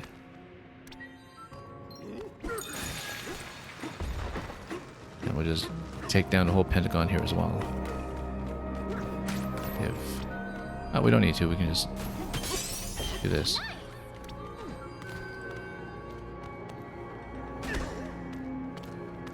Grab another chunk somewhere. Off this guy. In the absence of anything else to grab, we'll just grab him. How do we miss that entire cluster? Wow. Looks like it's such an obvious one, too.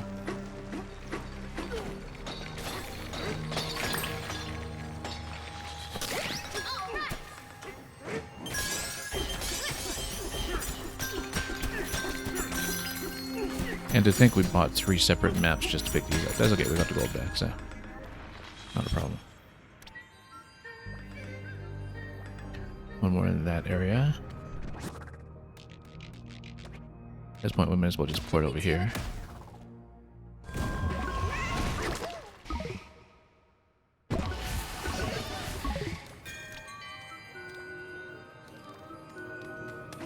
Oh yeah, we just missed that one. We were pretty thorough about grabbing the ones in crystals, but we just sometimes miss some.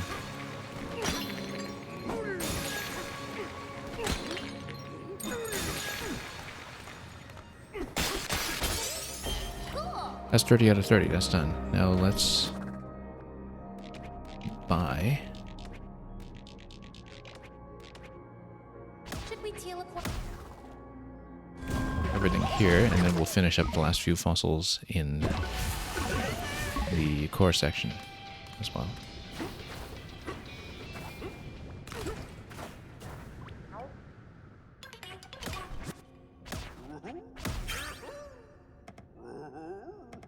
Oops, come on.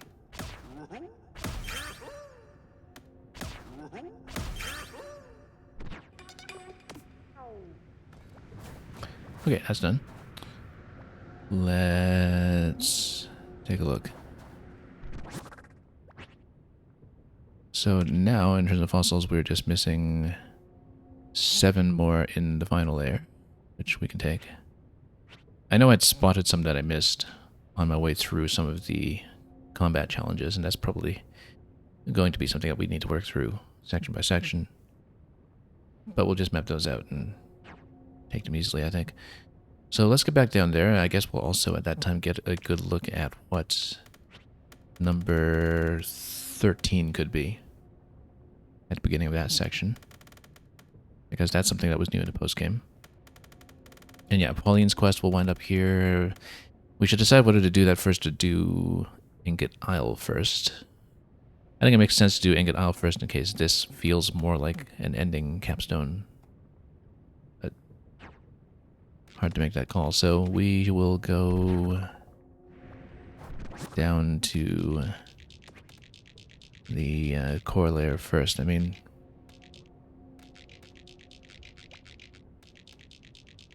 we could teleport, but because we've followed K. Rool down here previously, makes a certain amount of sense to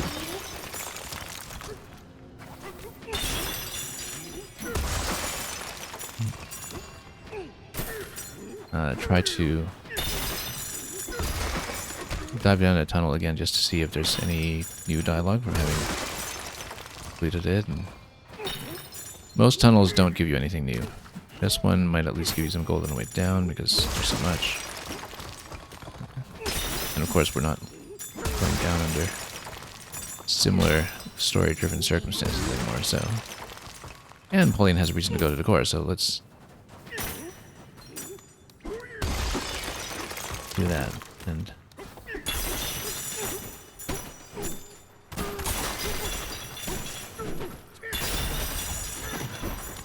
yeah, we'll just dive down.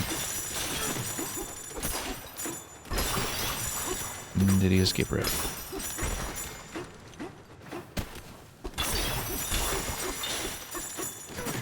Oh, whoops.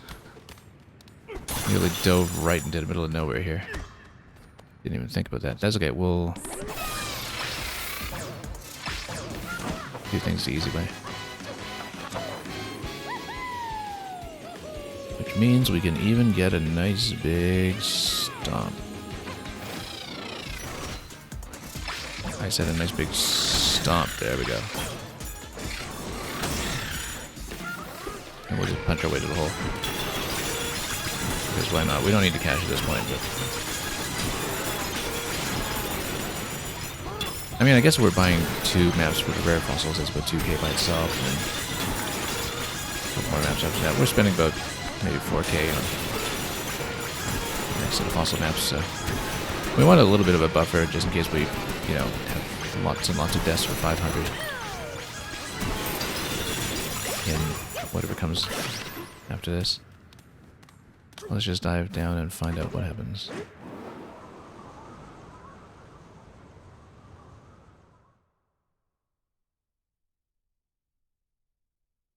surprisingly sophisticated behind his too short temper.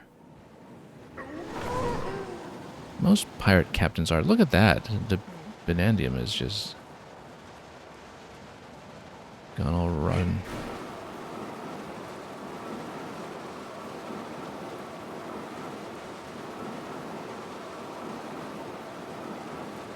Anyway, let's dive down. Not much to look at by what we can tell. Or maybe it was like this previously and we just didn't pay attention because now it becomes golden, like here. Oh, except it retracts. Interesting.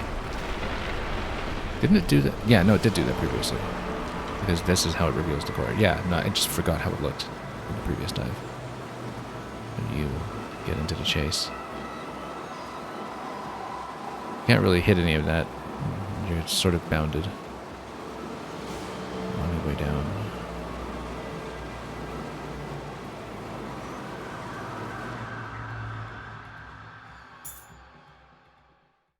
But yeah, we're interested in whatever the banana will be in position 13 down to 1605, and we're also going to be interested in just mapping unobtained fossils. So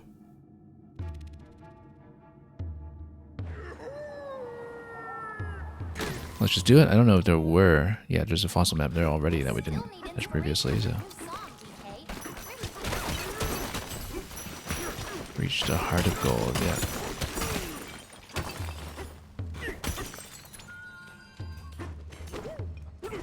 Right, because she's going to get her song idea from the infinite improbability drive.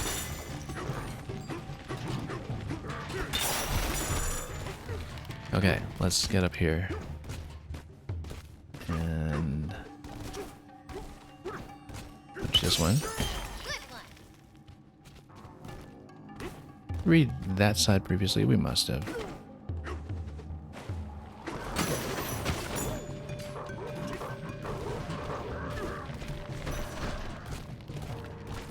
Yeah, I feel like we should definitely go up to Ingot Isle to do Grumpy Kong's very expensive exercise first. Then we'll finish on Pauline's quest if we can. That seems to be how to do it. Also, yeah, we've read this before.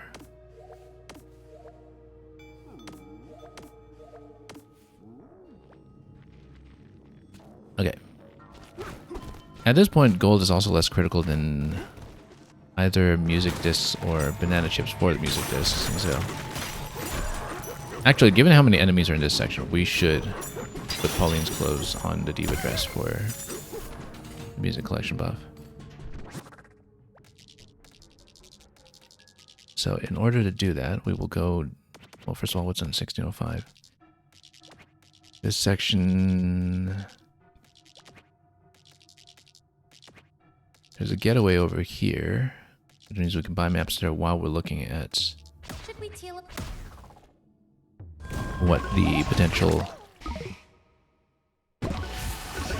number 13 here could be. I feel like number 13 is going to be at the beginning of this section, no, not at the end. Let's maybe buy maps first. Your song is lovely. It heals a Banandium root. And yeah, we heard this before, I think.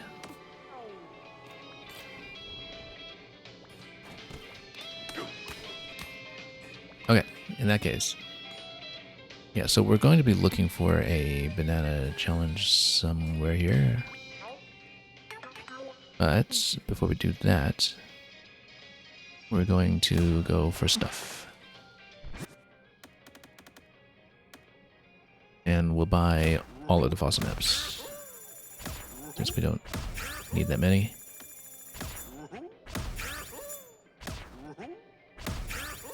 Notice that the price has gone up on the banana maps. That something is mappable, which is important to note. Rock on, good sir.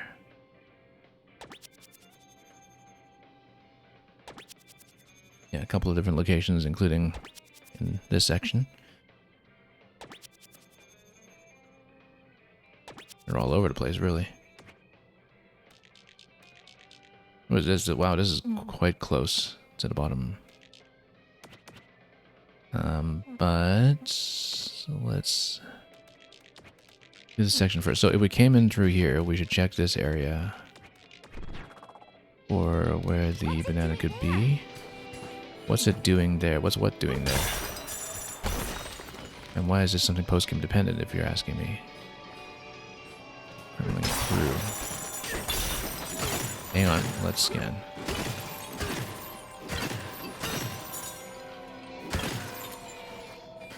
You're telling me there was something new in this section. Let's see.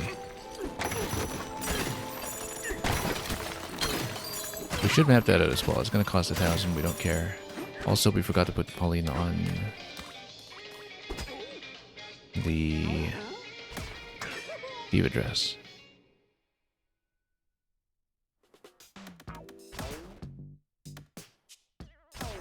How's it look? Because that's the main thing that we'd want to use the chips for anyway, so I might as well do that, especially in such an enemy-heavy zone. So what's what doing where? Let's check up in this location first. Oh, that's quite a lot.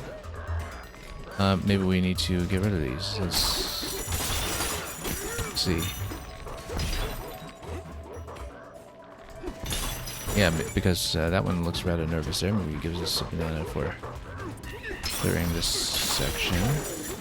Oh, right, because we're going backwards through this. We came in this side. Let's check all the way up front first. We'll probably end up mapping it out, but...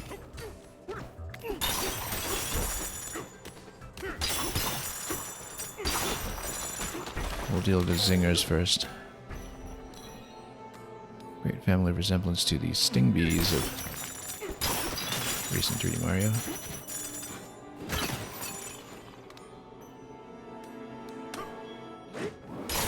But of course these came first.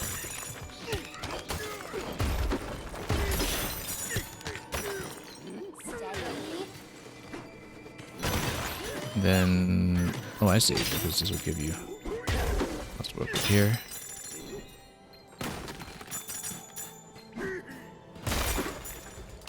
And we just blow everything up. So, yeah, you had that one... I was looking a bit nervous, so it could be that this is one of the post-game ones for sure, just maybe in not the most expected place. What we will do... slap. Because then you got so much gold you can use.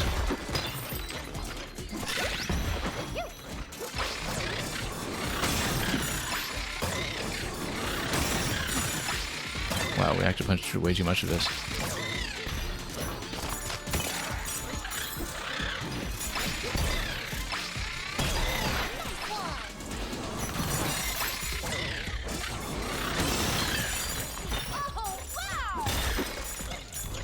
More juice we don't need.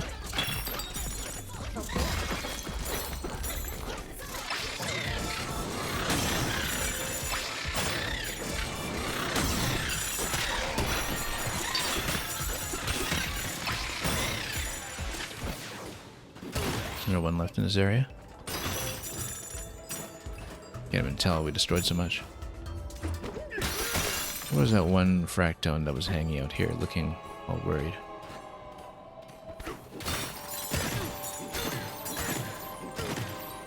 Maybe we tunneled a bit deep.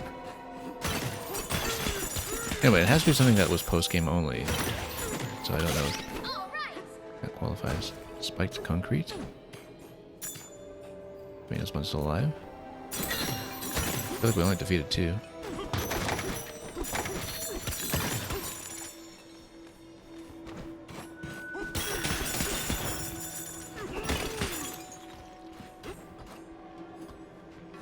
We made a rather deeper hole than I thought we would there. I didn't think so.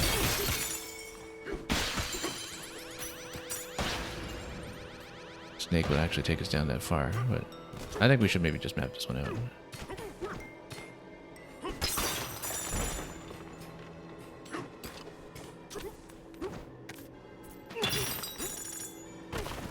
Yeah, because I think we just sunk one of them, but then...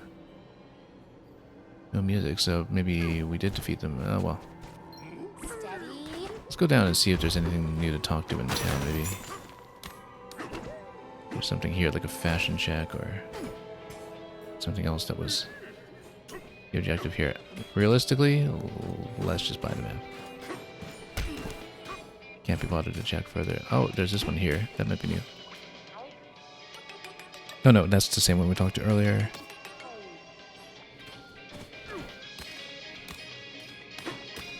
Okay. Let's just buy the banana map. And hopefully it gives me one here and doesn't give me like 23, 24, which would be easier to locate.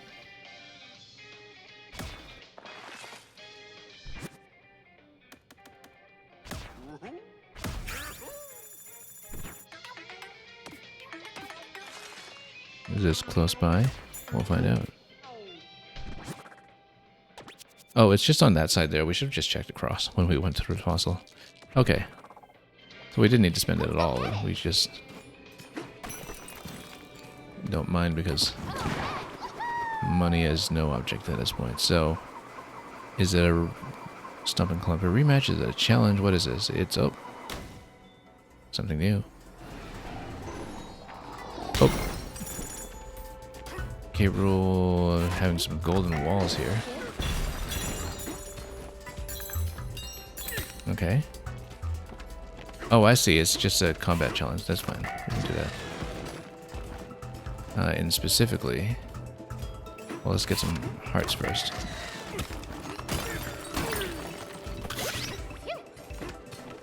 And then we'll do the rest. Yeah, so it is just an extra combat room, it seems. On our way back down.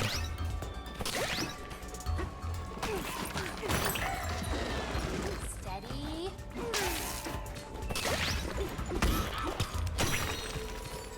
And then we'll catch that other one too.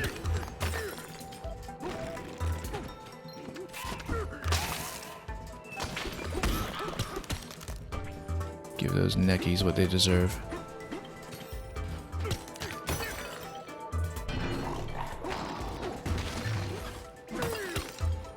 We should probably grab some gold against that. Let's do that. Aim. Take a few chunks off. And does that just give me something? No, it gives me more enemies. Okay, that's fine. A lot of TNT, a lot of rollers as well that are golden rollers.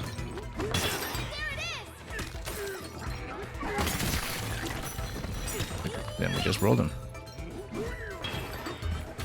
So yeah, bonus combat arena by the looks of it. Oh, we don't want to hit those. It's actually spiked TNT on the outside. Didn't think about how the barrels were spiked. I mean, it's not that obvious. It's not something you're looking at up close. But I don't remember the original TNT barrels being spiked, and that's probably what threw me off. Okay, so yeah, nice big combat arena. That's nice to see. Yeah, we'd need to find a way to get a drop on those. Unless we. I mean, the thing is, realistically.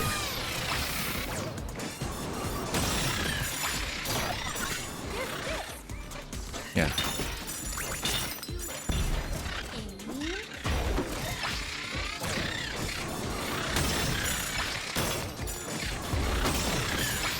You can also just get them to chop into each other.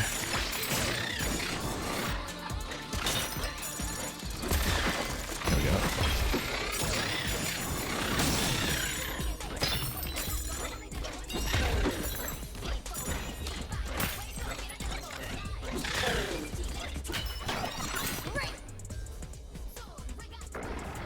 More walls, great. But we've got so much gold to work with. That should be okay.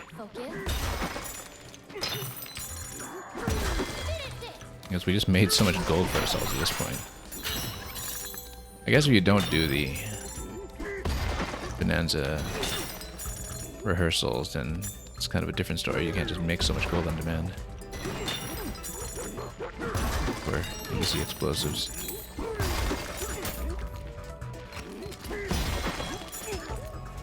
One of the things that's really neat about this game, though, is that it is so amenable to self-imposed challenge runs. You know somebody already who is doing a 0 banana run because everything is skippable. I think most of the Bananza powers themselves are skippable. We saw that with a zebra, discovering that organically, and I think Kong Bananza probably is like completely replaceable as well, just by good use of materials. Ostrich might have some obstacles. If I had to guess that one was actually required, the ostrich would be my guess.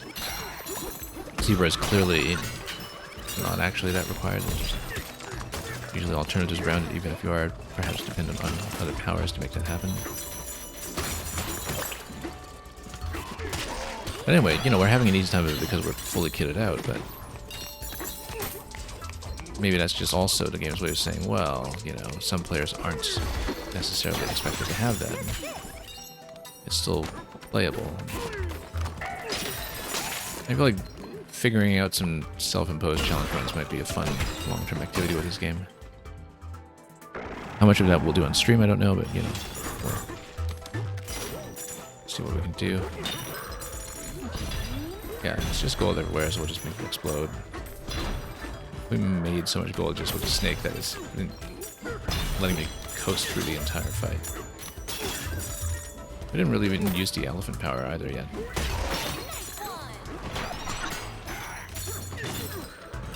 And we can get more discs. Really kind of a wise decision to switch into the Diva clothes right before this sequence, in fact, because we were hoping for a big fight sequence with it so we can finish the music collection as closely as possible.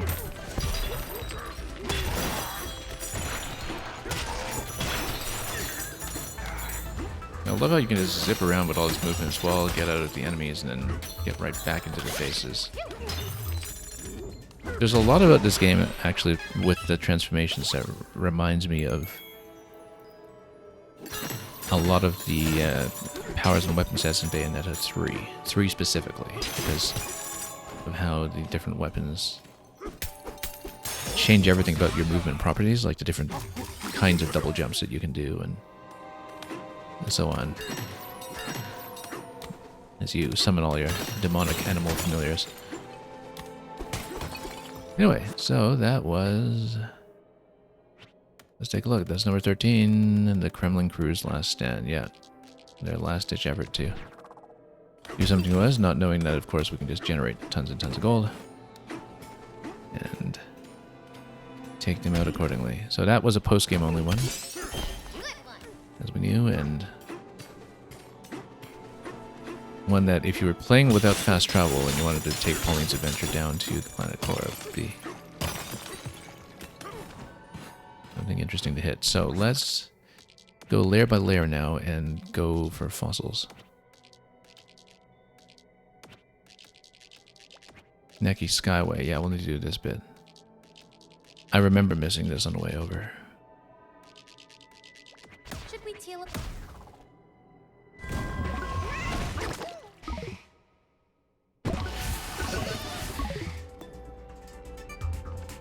Okay, Nekis, let's see what you've got for me.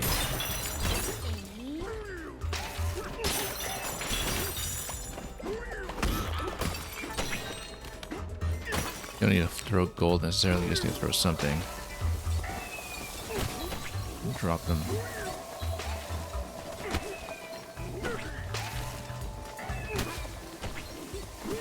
So we need to make sure we have an eye on the fossil over there. Yeah, that's why we missed it the first time.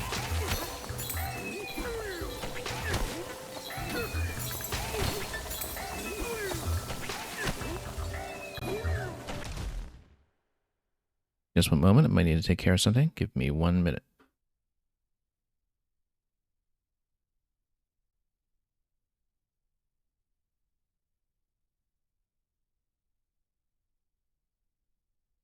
Alright, pardon the interruption. Let's get back to sniping Nekis.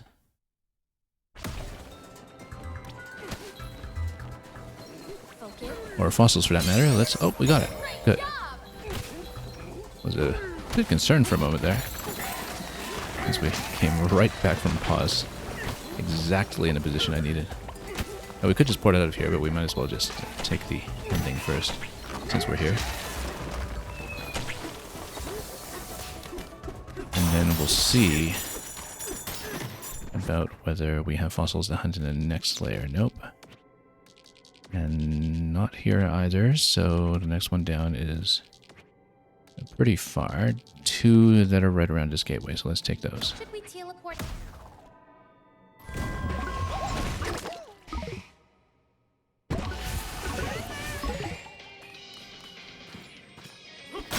One right here. How did we not check for that, given that we know that the fossil placements are pretty consistently close to the getaways that you can build? I don't know how we missed that. That's okay. It's alright to overpay a little bit for the maps, since we're just doing the last little endgame sweep anyway. What was that last one we see here? Let's whistle to it. Oh, right there, okay. That's also very close by. Let's take a chunk and chuck it. 1 fossil remains. And that is in this section down below. Now, it's a rare one that's through this big sequence here, the Kremlin Quagmire. That's okay, we'll just do it. And if we're doing that anyway, we might as well be perfectly fancy about it and ride the cart. Ready, go, go! So yeah, let's keep an eye on the fossil. We might want to pin this one actually, so I'm not pinging for it constantly.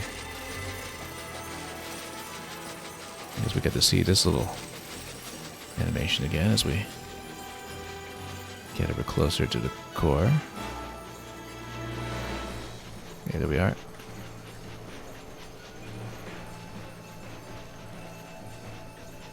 And blow up some of these as we go.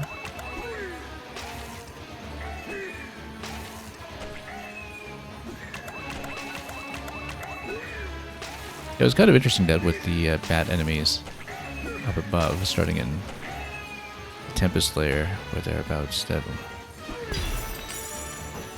the movement was right there all along. It didn't occur to me at any point that they could actually be related to or built around the framework of the Neki as an enemy, because we just hadn't seen them in 3D before. Unless they were in 64, but I don't know 64 well. Oh, we're supposed to ride this. Yeah. Whoops. Well, let's ride it. And ride that one, actually, that's better.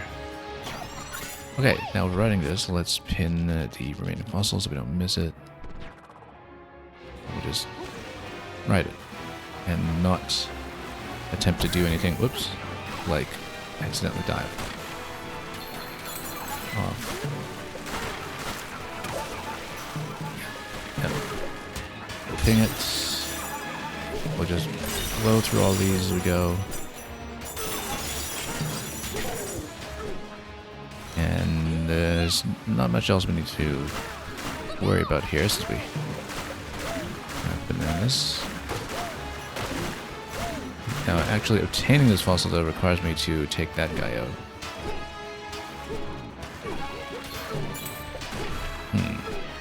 We better lead him. Lead him over. And chuck this at him, perhaps.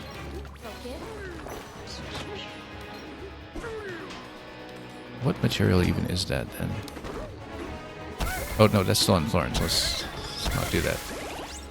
Unfortunately, we took a lot of damage off of that. What even is that? It's Florence, so why can't we just take it out? Yeah, we took it out, okay. I was thinking, like, with a soft material, how come we couldn't do anything about that? That's okay, let's get out. We could just port out, of course, but if he wants to do that one, we can take the little grand finale here instead. Again.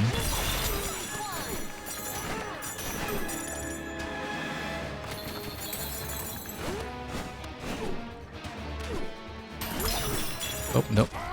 Well, that's why, because that happens by mistake. Do we port back in the same platform? Let's take a look. Or are we sent way, way back? Careful, okay? Yeah, no, we're at a starting point. That's okay. Yeah, we got all the way to the end and then just blew that. That's okay. Because down there is just the Kremlin Coliseum. Oh, there's the one remaining fossil here. So, alright, sure. Let's just go around.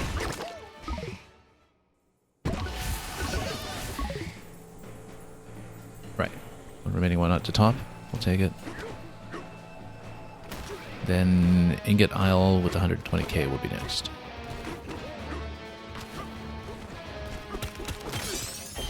And then, yeah, we have 2 remaining bananas in sequence here, 23 and 24. 22 and 23, rather. I think both of those will probably be tied to Pauline's bonus ending, so we'll do that last if we're able. For the moment, though... Yeah, go back to Cliff as a shop there. We'll go back to the Warp Gong area instead, since we'll need to go there anyway. We do have every fossil in the game now, though, so we should be able to get... Should we teleport? What we need accordingly. Yeah, because let me take a look here. Do we have... Yeah, we have 696 out of 696 fossils, so that's all done. So we will buy everything here, then we'll take Warp Gong back up to Groove to get the last banana there. Means that we get all of Lady's upgrades and recolors. Bonanza by 60%, that's very nice. We'll switch that later, perhaps. Although, of course... K. Rool's fight had a permanent Bonanza going on, so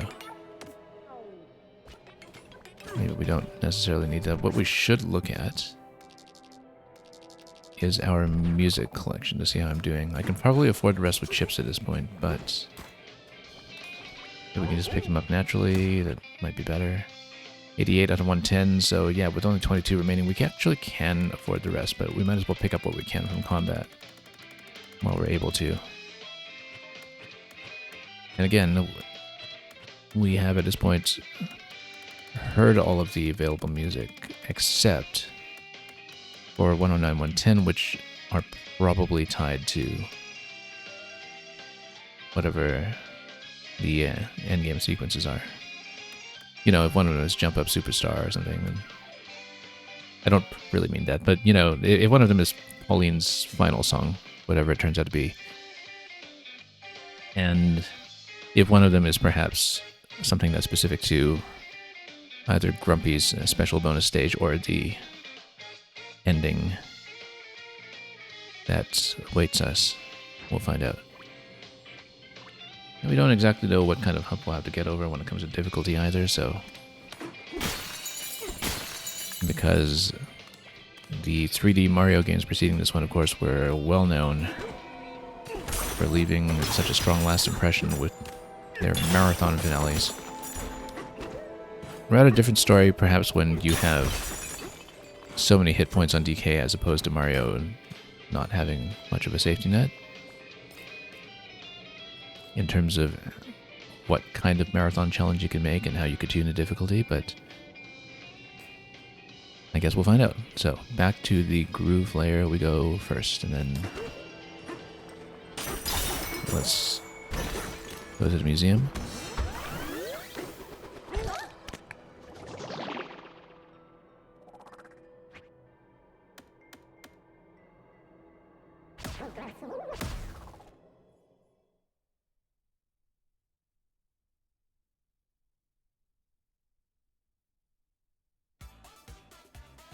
And we'll pay Grumpy Kong an absolutely exorbitant amount, and we'll see what kind of challenge there is. I feel like it's some kind of additional advanced boss rush, perhaps, but it could be something else, and the reason I say that, I will get to when I get there. Just in terms of how it completes a trinity with the other two challenges, let's see. So let's get in here first. Alright, what do you got for me now? Hold the tone is that every fossil in the underground world. It's unbelievable that we have them all in one place now. Amazing, incredible. We'd say this calls for an extra special present. The specialist is going to be a banana. A complete fossil collection. We got it. And we got 1 point for our trouble. Come around and view them many times, seriously. Anytime, and encourages you, of course, to scan everywhere. With the photo mode, hey, Grumpy Kong is here. I didn't realize he was stalking us from the corner there. Because we're about to go upstairs to pay him. Was he here all along? Don't you suppose you've got a disc collection handy, do you? I built a DJ booth by the big speaker so you can blast your favorite tunes. Now that's neat. So you can actually change the party track in this entire zone. That's fantastic. Did we pick up Sticker Bush Symphony yet? Let's see.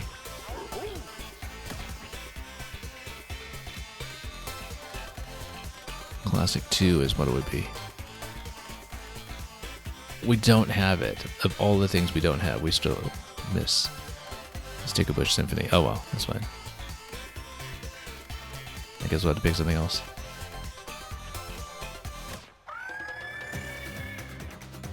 Zebra, even within the context of not having someone sing Zebra, Zebra, Zebra. This is still a fantastic instrumental.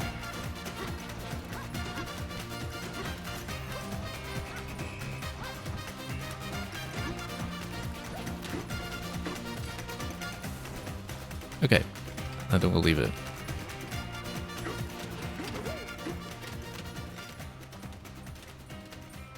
Given how tricky it was to do the zebra zone as well. So, this is complete. Let's go up to Ingot Isle and see what awaits us there.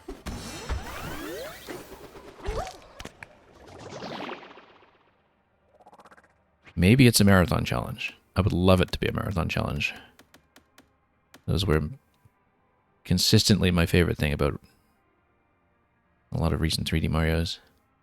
I felt like A Long Journey's End and Odyssey was maybe a bit of a step down from some of the earlier ones in terms of how it was tuned, but it was still very welcome as a big finish. Even outside of the ones that are the 3D games developed by the Tokyo team, you know, you start seeing things like the marathon challenges seep into other series like 2D Mario as well, with Wonder. Champions Road, of course, is the all-time champion. It was really Grandmaster Galaxy that began the trend, and we've just loved it ever since. So we don't know what kind of challenge will await and whether it's really going to be tuned to that level, but it did occur to me, if you look at Grumpy Kong's setup over here. And yeah, it might be a capstone challenge here with a boss rematch down in the last section, or like a finale expert version down in the last section, because it might be similar to how Odyssey worked, that there was that extra Bowser rematch that you could do, which I think was totally separate from the moon count too, as I recall. It's just that you had to return and see that something was off with the painting. So it could be that this is the capstone challenge that's not a boss, but we'll see. We'll find out in just a moment. Because there are really two major possibilities that I see with this. So far with the challenge rooms, we've had one that was combat rooms, 13 in succession, very reminiscent of the Mystery House Marathon in 3D World. That was 30 rooms, but it was kind of similar principle, where you had advanced versions of the quick rapid-fire challenge rooms scattered throughout the game, all in a quick succession. Then you have the boss rush. Now, despite the mask on it, Void Kong was not part of the boss rush. It was all advanced versions of a lot of the mid-game bosses, and actually substantially altered, where the boss might have a lot of the same movement, but the arenas were actually completely redone for that. So that was very interesting.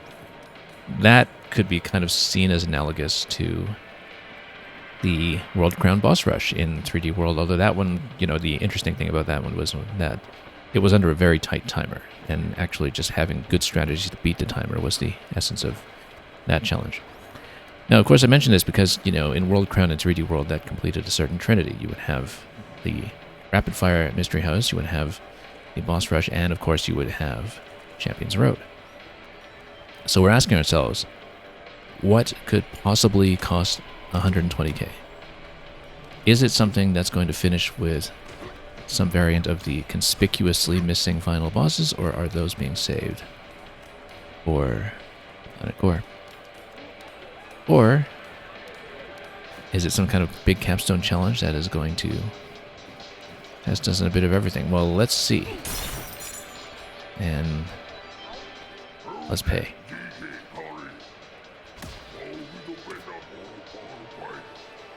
Ready for the biggest construction project of your whole career. This right here is going to be the site of the Boomtown Restoration Project, and now open for funding. And we'll see, how much of a restoration are we talking about? Let's pay.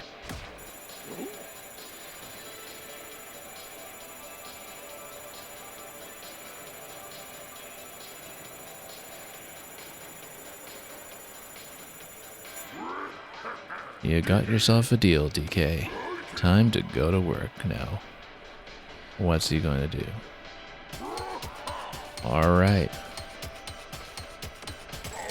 This is serious monkey business. Let's get to work.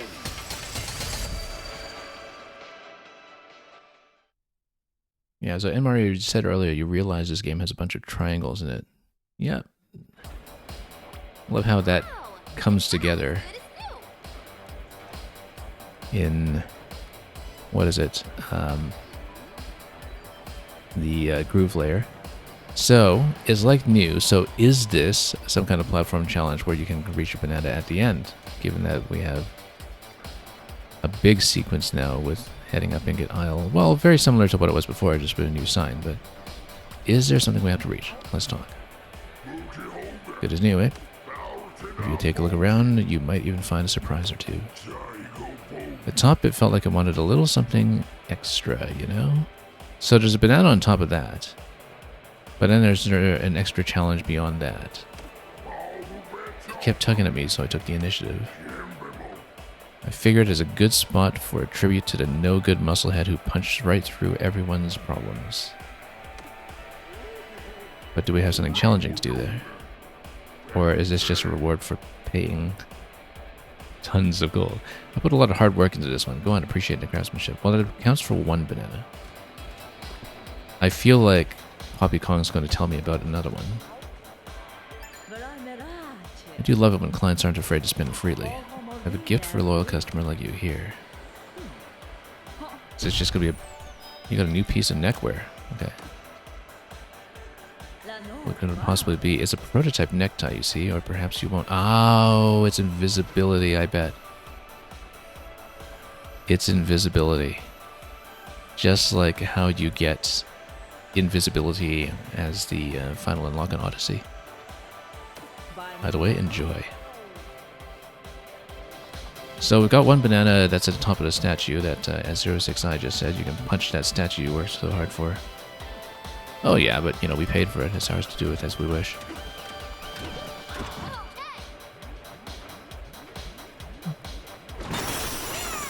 And we just destroyed the sign, so... We'll even get some of our money back, I'm sure. So is there no challenge associated with this? Surely there has to be one. Like one banana for the statue and one banana for something else. Let's find out. Sloppy handwriting. The hero of Ingot Isle, Donkey Kong. Also, if we ever want to screenshot this, we can just do a terrain reset, I'm sure. So let's climb and then we'll destroy everything. Okay, you see this? I know this is already gold, but we're stomping it. I'm missing. There we go. The best of the bunch. Okay, but there's got to be something else.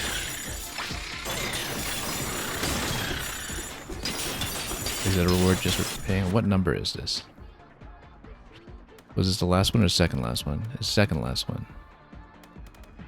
No, that is the last one here. So we're missing something over 34, but it was something that we couldn't map. So what are we missing? I see an exclamation mark still down below.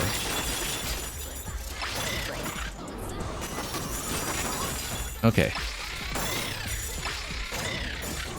After 2 challenge rooms prior to this, I guess we had to pay a lot, but I'm actually... I mean, I don't want to prejudge this before we've seen whatever banana we're missing, but...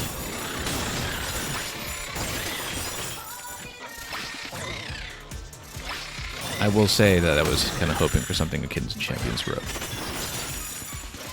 Maybe not a good fit for this game, but, you know. Yeah, you see, if you destroy this whole thing, it's probably not even worth 120k. But that's okay. So... Oh, and that's still the exclamation mark there. So then... What's the final banana? It was something that couldn't be mapped. Is he disappointed we destroyed this and he fights us? I don't know. Good as new. Top one is something a little extra, but...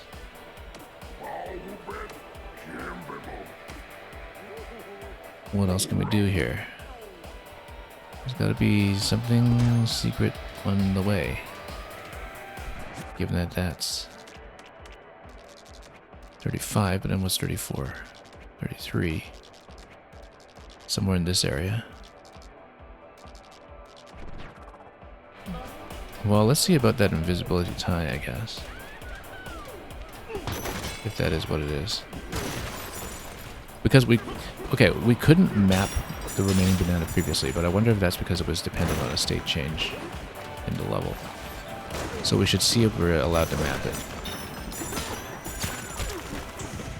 I was hoping for a challenge room.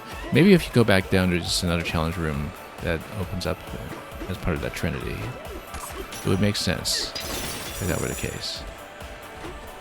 If we can find it.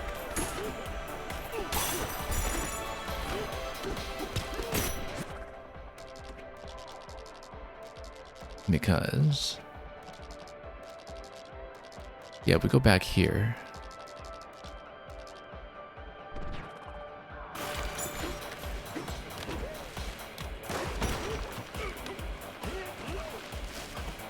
it'll make a certain amount of sense, but...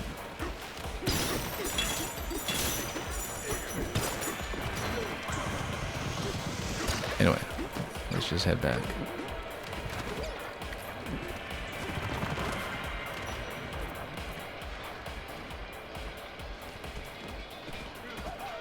So Grumpy built all that. We restored all this. And it's really just 2 challenge rooms? I don't buy that. There's got to be something else we're missing. Bunch of boss battles, bunch of battles.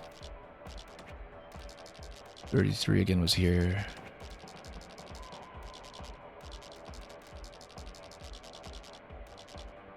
There's no way. I bet we can dig deep down. And that there's something in the innards. We can check this area too, maybe. Let's think about this. Or we can try to buy a map. As I was saying. So...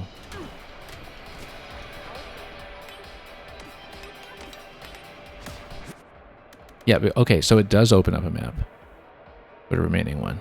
I bet it's just inside the statue. Yeah, because this was previously unavailable, so it's dependent on the renovation.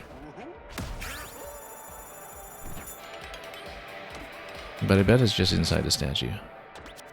Or, oh, it's there. Okay, that makes sense. I wonder why I did... yeah, I guess you're not allowed to map that until you built all this, so... okay, so no challenge here. Well, let's see what the challenge is like for the finale in the planet core then, if it's not here. This is just a plain check.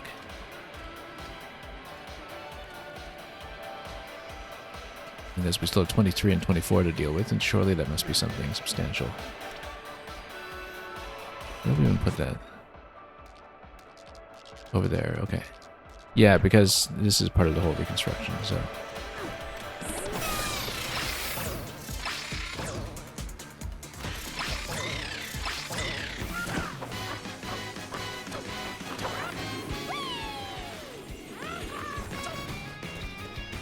And there we are.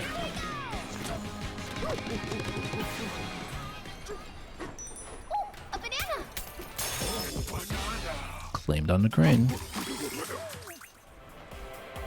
Okay. At this point.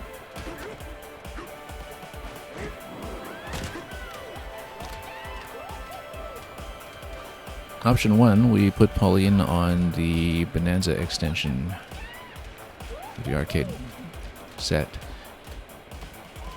Option B, we assume that it might be like the old K-Reel finale where we're just in Bananza form the whole time anyway.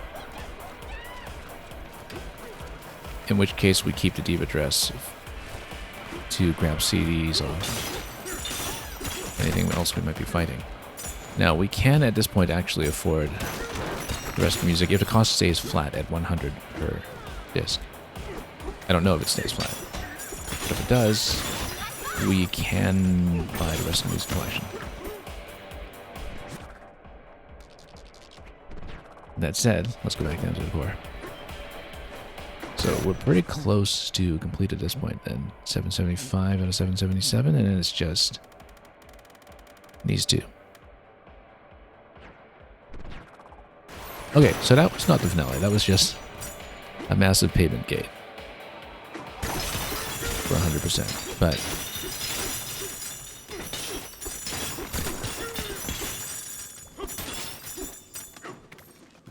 let's do this. Also, I never actually checked what DK's new tie was. I assumed it was invisibility, but we should maybe take a look at that properly.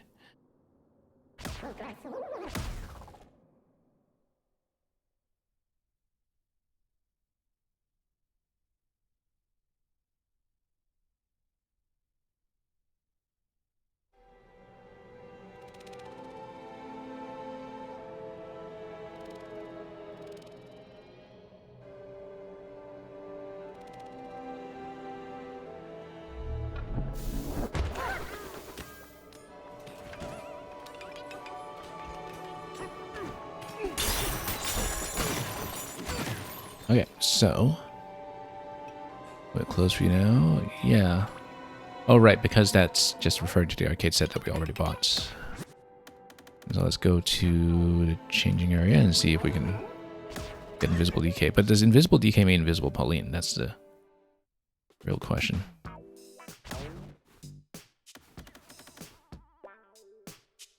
Invisible, but only to yourself. Enemies and friends will still see you. Looking good. And Pauline's still there, right? So, but then can you actually see Pauline's position? That's the real question here. You cannot.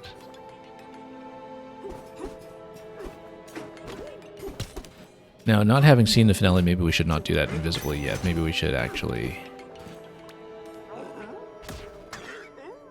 be visible.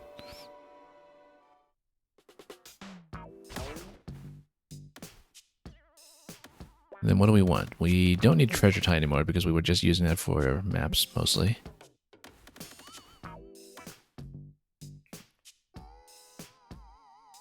Saga cravat is very, very useful. Oh yes, that's right, because previously for the finale sequence we also had Pauline on the clothes that gives you a health refresh, and that the health refresh might actually be good to put her back to. Yeah, we might go for a similar setup. We don't know what we're getting into, but we might want to get back into a similar setup because it allowed me to stall, essentially, and I quite like that. Ah, this is really quite a nice variation as well from... I'm trying to remember which design this is referring to because it looks so familiar in terms of the classic DK get-ups. But yeah, because we had her on the burger previously. And yeah, and Mario, literally invisibility from Odyssey. That's what I thought. And that's what it was. Put it on this color. The burger set is just so good though for being able to stall through fights. And of course, that was on the assumption that we have, you know, infinite Bonanza like we did the first time against K. Rool, but maybe the twist is that we don't have infinite Bonanza if it is something like a rematch. And that would make things a lot more involved. So anyway, DK, let's put him on something. We've been on Golden the whole time. We might want to change things up. Bought the monochrome a while ago. Let's just take a look at the whole set. Just scroll through everything and see how it looks on them. We used a bunch of these earlier in the experience. We just haven't changed it in a while. Shiny silver is quite nice. Yeah, I've been on gold for a while. Mallow Wave Banana. Makes sense to put them on banana. Looks like it hasn't really ripened yet, but okay. We did run with lemonade and mango quite a bit before. Or let's see. Ractone's not a bad choice either.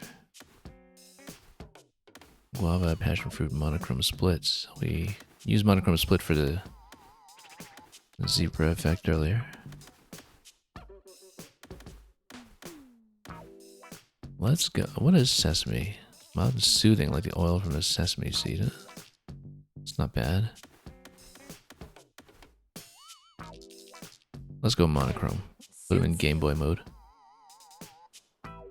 Yeah, this is kind of a nice match, in fact. Defense Breeches. Thorn Spikes, Banandium Mush, rather. Burn Proof is potentially good too, although we have the Soggy Cravat already.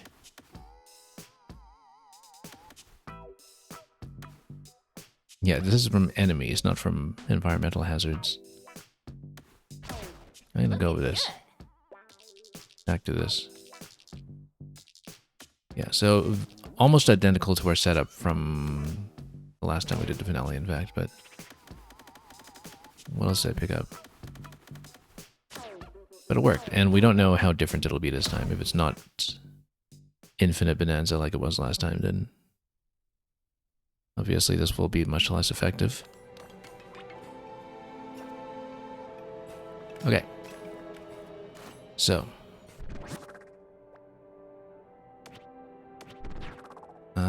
Let's rest up as well, quickly.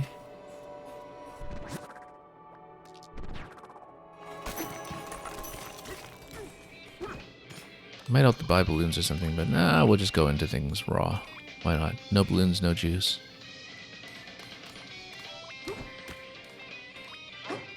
We'll prove our worth.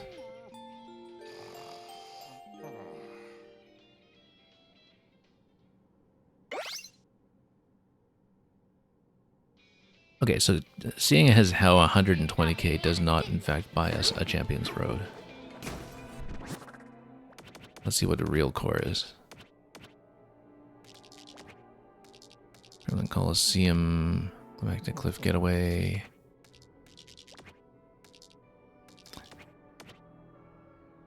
Yeah, let's start out at Climactic Cliff. And see what Pauline has to say about it. We need to punch through that again, actually, because the terrain has been restored. Anything new? Nope. Just explore our tone again. Alright, let's do it.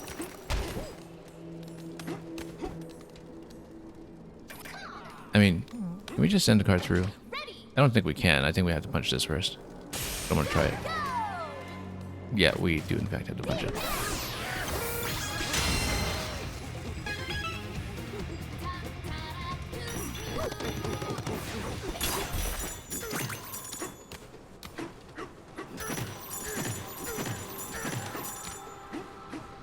And let's see if this is going to get us true ending.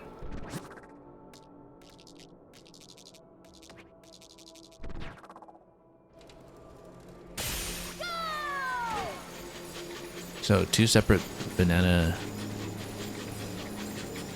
achievements remain. We don't know if they'll come together or if it's like Grandmaster Galaxy where you do it once and you have to do an advanced run a second time. We have no clue. But we do have a new save point here. Entry to the Heart of Gold. That's new. 06i, I did not get 777. I'm at 775. But I would assume that because this is past 21 that we can't get these two until we go in here, right? I guess we're about to find out.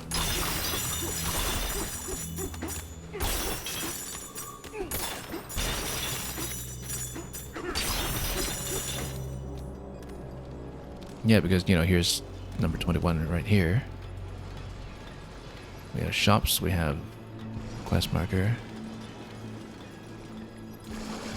What can we do to talk to this? We can talk to it here. Nandium Root says what? Get a song idea or fight K. Rool or relax. But then the quest marker is pointing to Eel, so let's get a song idea. Wait, don't do that. I want to come up with a new song on my own. Okay. I'll get there. You'll see.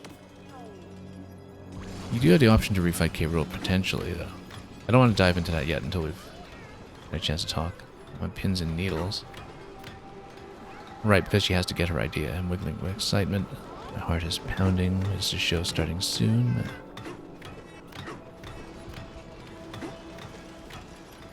But if you refight K. Rool now, I wonder if that's number 23 and then Pauline's song is 24.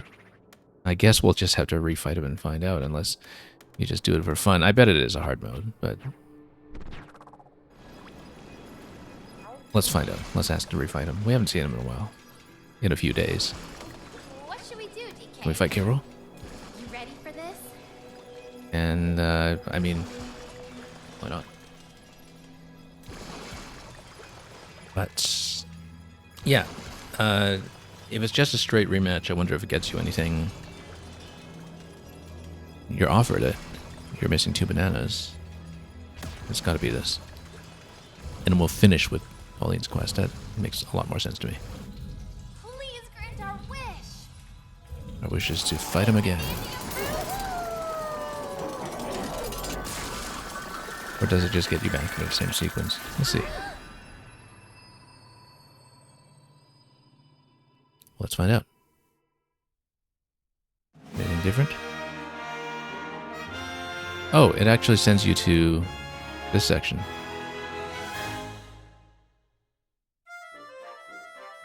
So it actually sends you to the last phase. Okay, I didn't know that.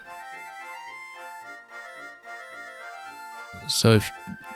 I guess we'll see if there's a variation on the last phase or if it just sends you here in the same way that Ingot Isle sends you to the intro, so you can experience it differently, but...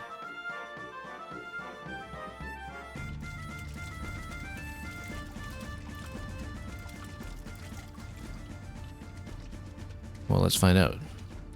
Because this could just be the same thing, depending, but...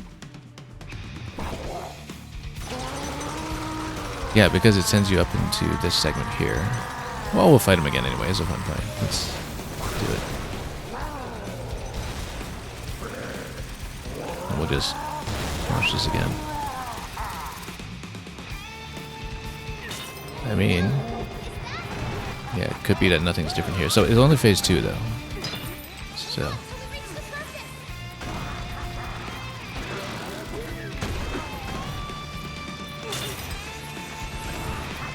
We need to not fail too much in the platforming segment afterwards, I guess.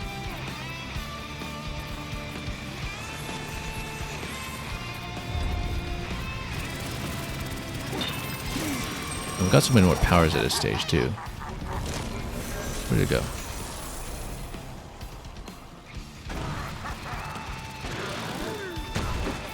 Oh, oops, almost fell down. That would be bad, given that we have no balloons.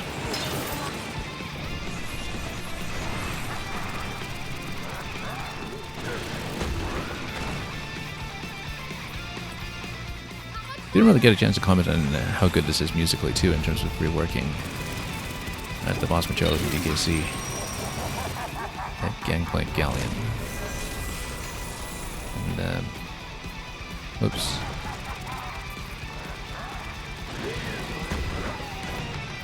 Yeah, we just need to bop them a few times until the marker on the right tells us that we've gone all the way back up.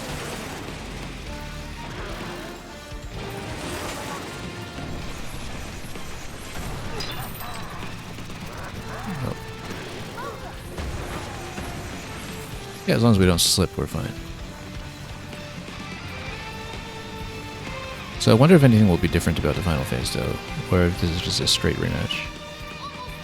Kind of like jumping through Bowser's portrait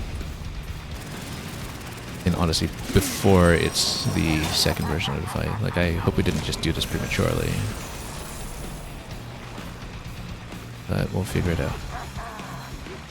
Yeah, I'll catch up in chat in just a minute. MR, you said your thought is that the rematch is just a rematch and there's something else to get the remaining two. Well, we don't know yet. But it's available, so we'll try it. This part is a straight rematch so far.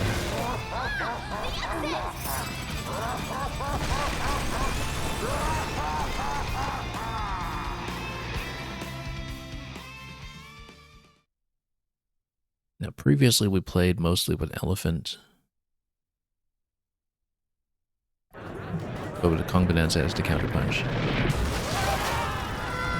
Okay, so we get to see him nuke the whole city again. With banana mush.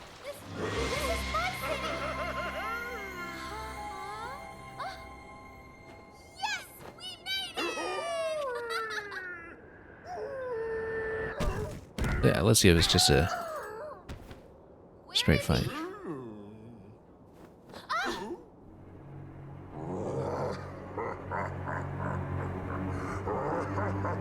Yeah, everything looks the same so far, so. It's interesting, though, that the other bosses don't seem replayable, so it may again just be analogous to the Bowser portrait. I mean, if it's just a straight rematch, it's good to do this just for photo ops if we eventually want to mess around some more in photo mode. Which I'll almost certainly do.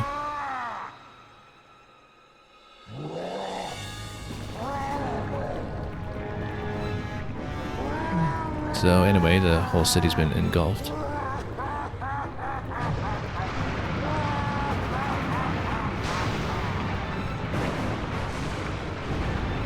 So we get up top into the boxing ring and then we do this again.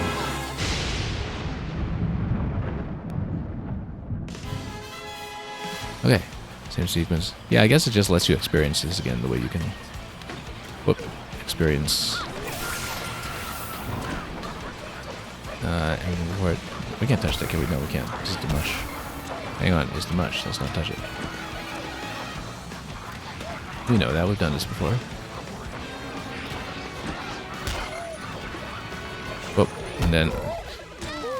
yeah, let's not get hit like that. We one-shot this previously. It's just, I thought it did anyway, so... kind of unfortunate that we're just taking a dive right here. Okay, back at it. Yeah. Oh, whoops, come on. Rise.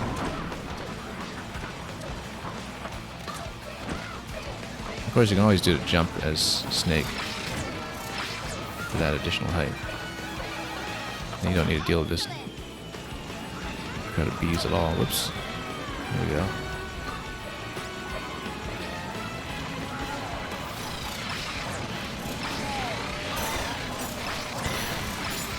Yeah, we get to do the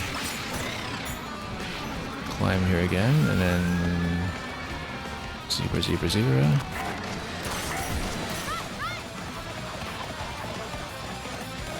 Don't touch the mush. Whoa. Okay. I mean, I guess we could have used elephant to get through that, but that's fine.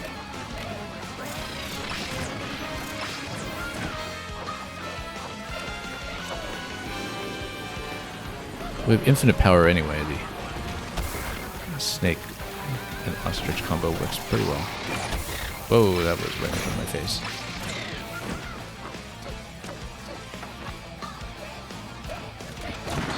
It's okay. She'll gradually refresh health.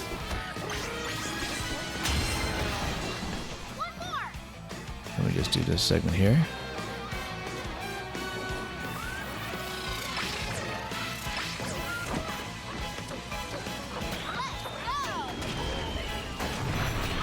There's a lot of forward momentum on that. We better get out. On the bomb drop, rather.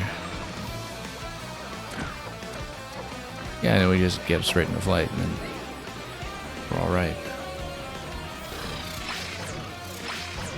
We just skip everybody.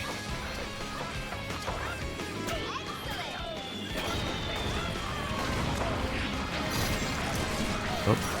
Let's go snake.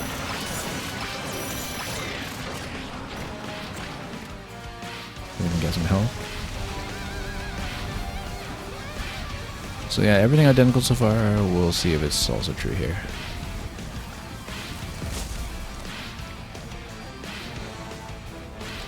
And also if it takes you to credits or if it takes you back to the Bananza route when you finish. Oh. Zebra as usual is being fussy.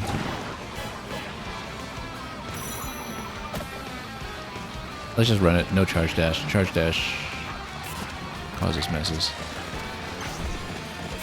Unless we have a very clear opportunity like that one.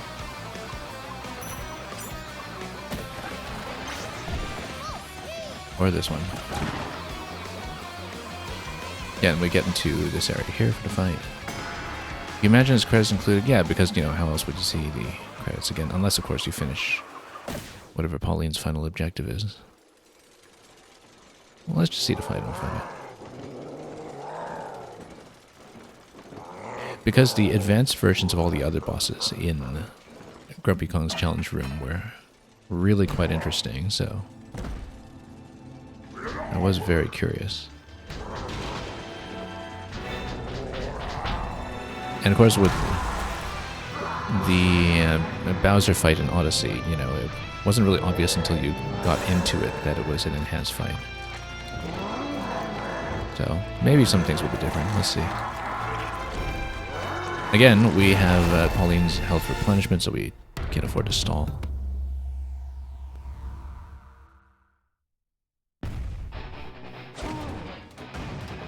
So let's see. We want an elephant for the most part.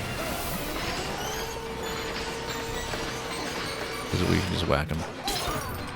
We need to make sure we know when he's getting into the big shot so we can deflect it.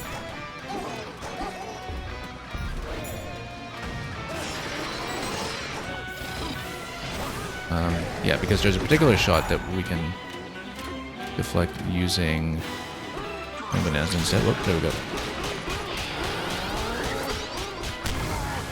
Oh, we shouldn't stand directly on that, I guess.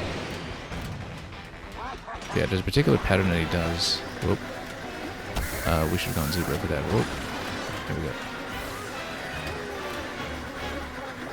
Can we just punch into this? Not very effectively, but... So if he gets ready for the big deflectable shot, we should watch that. There's a particular tell that he does, and we missed it almost every time the last time, but you can burn him down really quickly if you do catch it. Until then, I want to clear space with elephant if I can. He jumps. Yeah, no, if he's doing this part, hang on. Too busy switching powers to do this properly.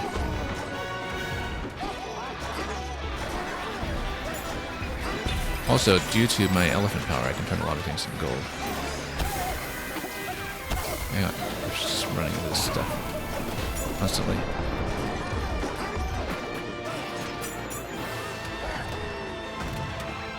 So I'm trying to get the deflection on big shot.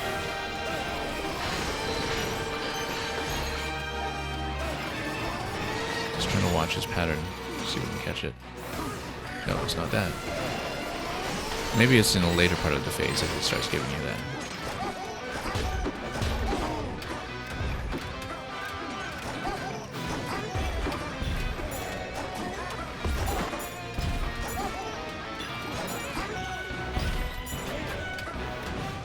Okay, is he gonna give me a shot? Come on. No, he's gonna give me that instead. That's okay. Zebra gets out of it.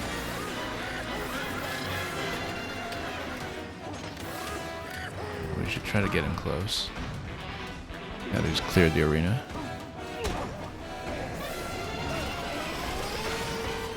We probably can just deflect some of the projectiles back a bit. Or do something to play analogously to how you can plug in like you can in DKC2. Like, can we just plug this? No, we can kind of deflect into... Okay, okay. That kind of works. Okay, and then we get out of there before he reloads. There goes Zebra to get out of this. And then punch him.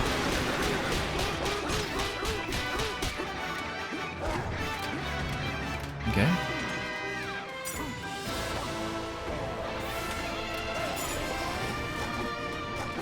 This has been the one thing that has really made me wish for the GLGR.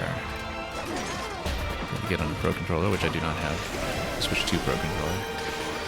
Because I disabled the stick click entirely because we were just having too many issues with it. But it would have been helpful to have a faster way to page through Bananzas. So yeah, we have the gold power on Elephant now, and I kind of built into that gold power in anticipation of wanting to use it for this. Let me just pop him this way.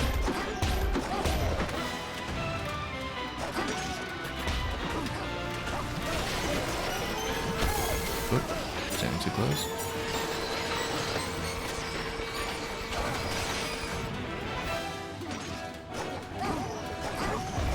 Plugged it down. There we go. Yeah, you see, it would deliberately try to plug him while he's firing, then we get him out of the armor right away. So you can see why the default was to put something like the Bananza switch on the R stick, because then you don't have to take your left thumb off the movement. The problem is that whenever I have anything rapid on a stick, I accidentally activate the click, and so with some of the camera movement in the challenge rooms, we're running into issues, for sure. Okay, this looks like a phase transition. We're doing great, but now do we get his deflection? Not yet. But if we're mostly switching between Kong and Elephant, with occasional Zebra to escape suction, then we're not in a bad position. We want to see if he does that pattern. Like, he kind of raises the one that was well into the air when he does the big shot. Which we're trying to deflect into.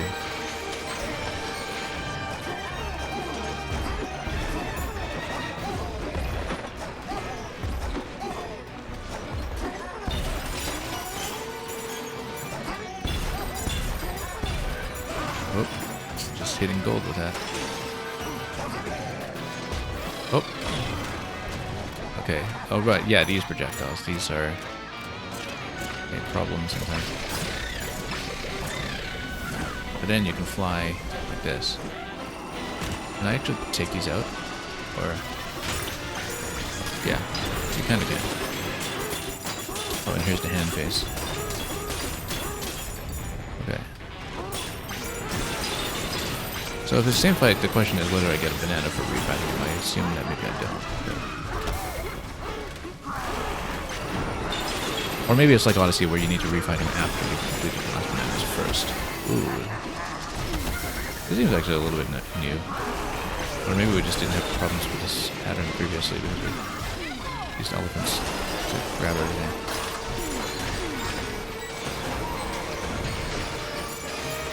Okay, let's try to stay alive at this point. Just stall the fight.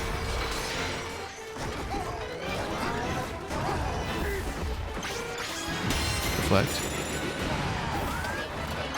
And then go Zebra in. Oh. Yeah, because he goes down really quickly if you get to deflection. Really quickly.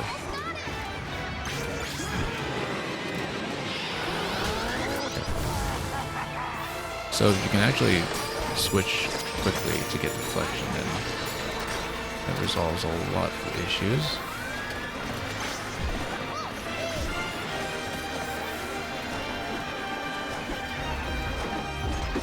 And of course, yeah, again, the gold power on the elephant really helps.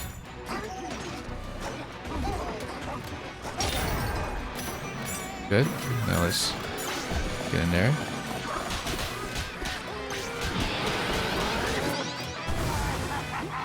Yeah, pretty clean fight, actually. Well, I mean, we had one really rough phase from the orbs that create lots of radial effects start coming out, but yeah, I love how that pattern, the curveball shot, kind of refers back to the late stage variants in DKC2 as well. That's a wonderful touch. So he's going to do that shot. Why don't we just punch this stuff? And then we get out of the way using Snake and Ostrich. And just try to maybe punch this stuff too. And then use Elephant to just create room. Oh, ran into that. Not exactly doing any kind of no damage run here, but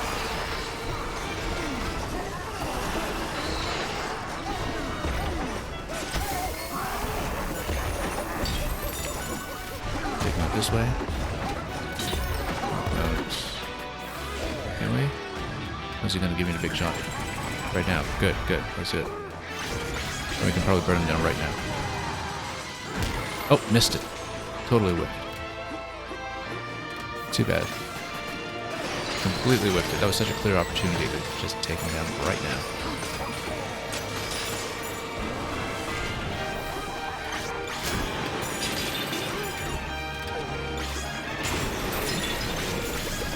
Yeah, we're in here, and we punched it away, then we're actually safe. It seems. We can take some of this down. Create space.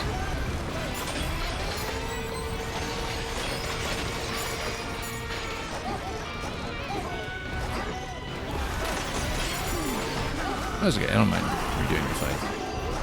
This was a fun fight. We're doing a lot better than we did the first time, just because we know what's going on.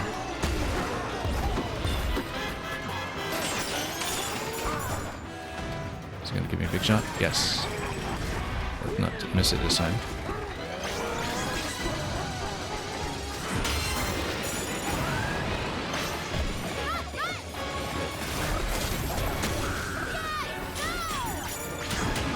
Okay, this should just take him down. So, basically the same fight. Probably no banana for that, but we'll see what happens. And how it goes. If it's credits now, we'll skip just because we want to get back into what Pauline's quest was. Because maybe we get some secondary credits out of that. We don't know yet. So let's watch the scene and we'll find out.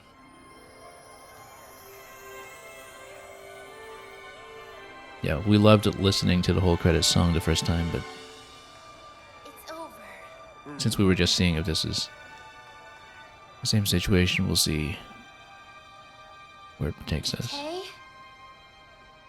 I'm going to make my greatest dream come true. And that We'll let dream the scene close out is first. for everyone here. Will you come with me, DK? And we'll get to see it in different colors too, you see. Slightly. This would be funny though if you did it invisibly, to watch the final scene with them being invisible. That might be fun.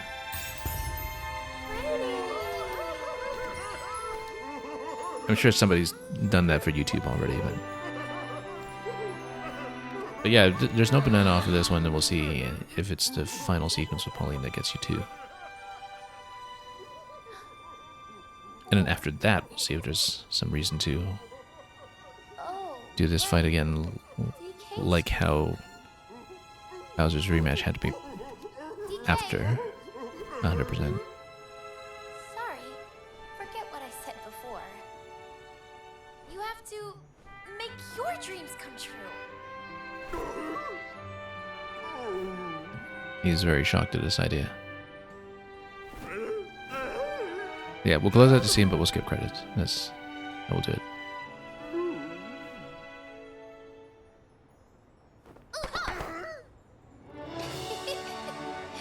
Don't worry, I'll be okay. I'll keep the beat on my own. So I imagine that the part that lets you redo the prologue in Ingot Isle also works similarly. That it just puts you back, but probably. Well, I don't know if it let you keep your costume, but we'll see.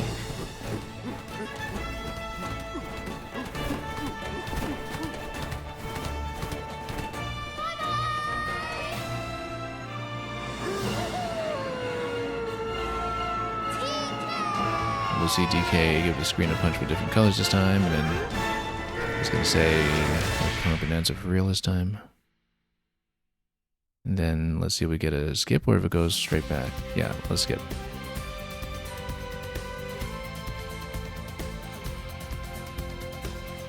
So does it take us back to the banana, the adventure continues, etc.?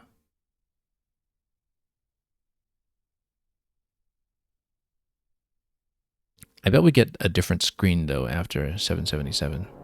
So the question is, do we need to redo K. Rool after 777 rather, in order to see that screen?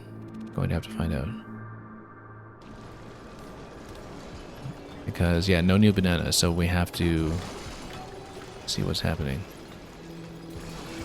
Also notice that our health got chipped accordingly. Well, let's see. Alright. For real this time.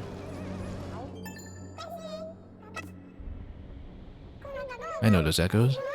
Here we go. So is Harmonial going to come out here and give Pauline her final tutelage?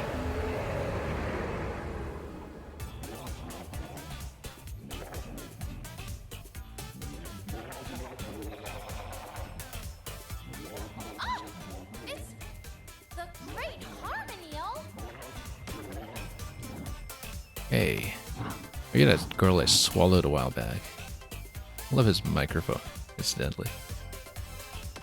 Your name is Pauline, right? I sure am sorry about that. Yeah, that was definitely a surprise.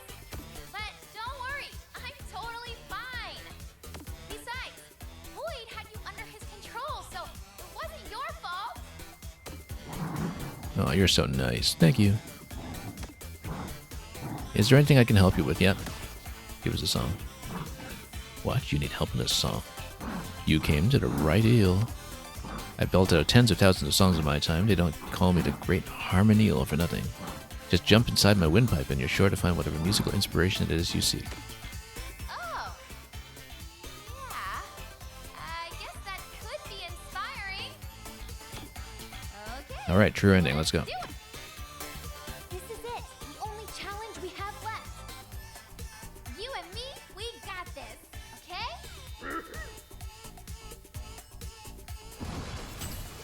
Enter the Harmonial's windpipe. That's here. Yeah, I mean, you know, this is clearly number 21, so I would guess both of them that remain have to be behind this. So let's do it.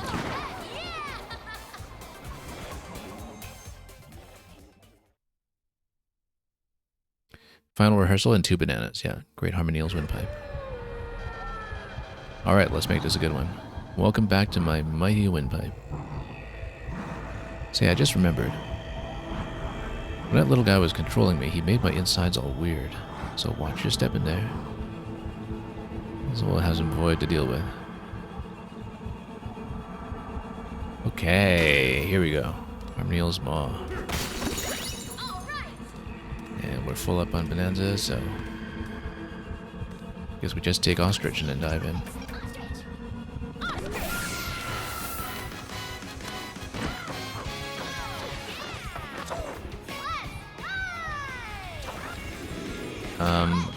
Yeah, we do need to drop some bombs here. And float down gently. Wow, we took so much health down already. Okay. Balloons. So that must be one of the remaining music tracks. Probably we can do some kind of surf. Steady. However, we might be able to transform some of the surrounding thorns. No, we can't. I was hoping we could. But I guess that would have been too easy. Balloons all the way up there, though.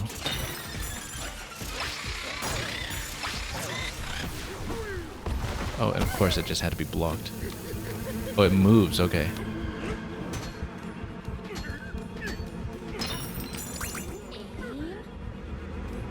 Oh, no, we have to touch it ourselves, yeah. Okay. Of course we do. Whoop. Then it's going to be Snake, and then we fly with it. Oh. There we go. Okay. Bramble Country 3D, you're saying? Yeah, pretty much. Yeah, so the reason that we go for gold platforms is so we can actually get into the next Bananza. So that is necessary. Otherwise, we're not going to be able to replenish. Judging by this, Bananza uptime would actually have been a much better buff. Okay. But we can get past this segment. That's fine. Because here, we can get gold this way.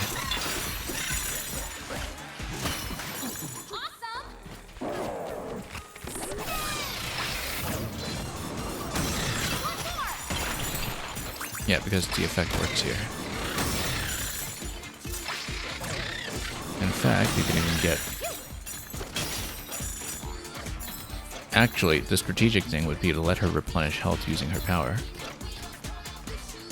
Just, you know, leave some uptime on it.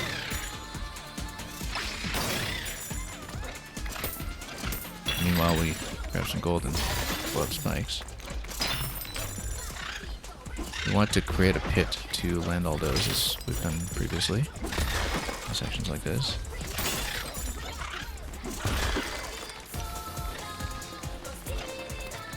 And we'll see, because if we have enough energy to work with, which we do by making so much gold, then we replenish completely. And we can probably heal up using that.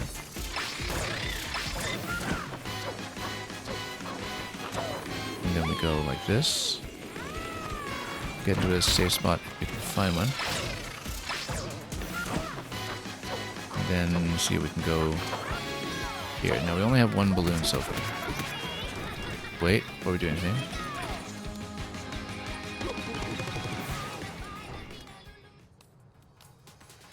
We should have stayed on Bananza actually just to heal, but that's okay. Okay. We can punch out and maybe grab a bomb off this one. Oh, you actually can't enter those zones. Okay, so it's exit only for those at the spawn point.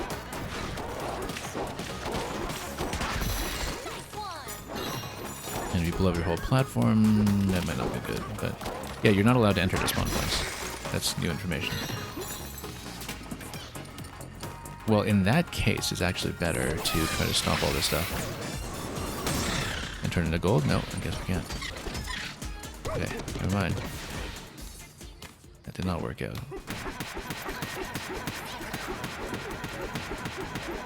Yeah, because then we descend instead. But if you're down in the surrounding pit, then it's okay, right? So.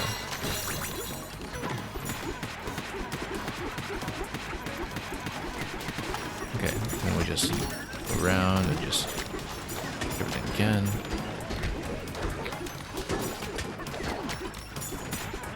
While punching the middle time to time. And then we have big rolling ammonites coming pretty soon, so let's prepare for that.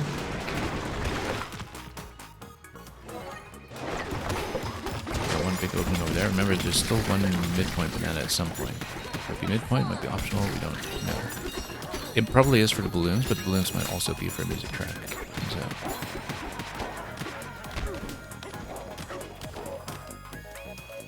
Oh, midpoint, okay. Oh, that's simple enough. Halfway through Harmony only? Oh, halfway already, that's simple. We took a lot of hits along the way, but... And we might have to do it again for balloons. But other than that... Yeah, the fact that we only caught one balloon so far slightly concerns me. I feel like maybe... something might have been missing already, but... But I certainly didn't see anything on the way down, so let's keep going.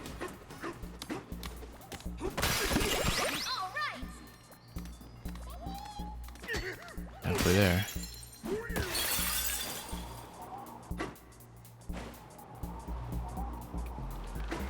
Okay, glowstones. Oh yeah, this is just another sort of glowstone puzzle segment.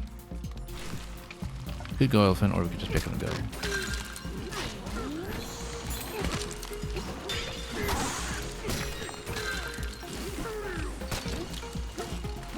We'll light up the shade clouds a bit.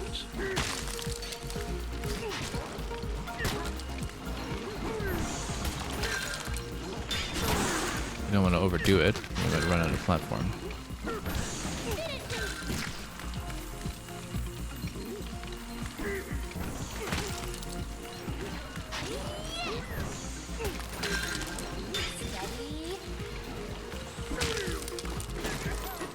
Oh, no, missed it. Of course, you light it up and it disappears. Yeah, a bit of a risk at this point that we just run out of platform, but I think then you just back up to the next one if that's the case. Maybe you just run a surface area. What you do... Oh, nope. Got knocked down, okay. I was trying to jump backwards to the previous one. We're back to the beginning? I bet we are, which would be great because that's what we want. We want a marathon, so let's do it right this time. So yeah, let's not push forward when we need to bomb. However, we do need to bomb a lot better here, otherwise we... Oh, we can also just find a hole to fall through. You don't absolutely need to bomb if you don't have it. Or you don't know how to aim.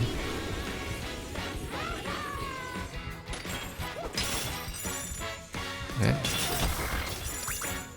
We do have the first balloon already obtained, so...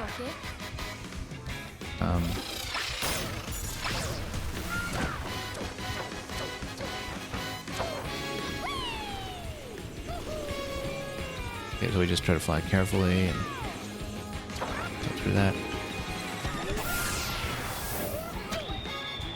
Okay, you actually can just do this by accuracy. Missing the gold there is not good. Do have plenty of uptime here though, but you do need to block a little bit. That was very sloppy.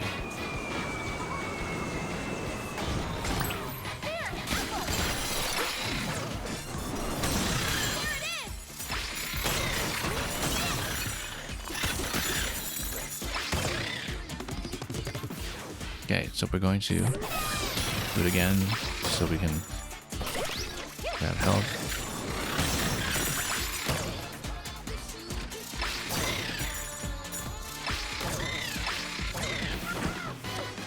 We'll do it this way. Let me try to be a little more accurate about not dying here this time.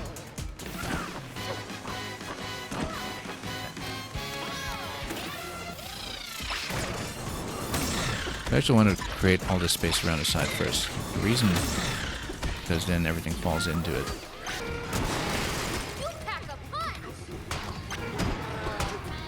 On the way down.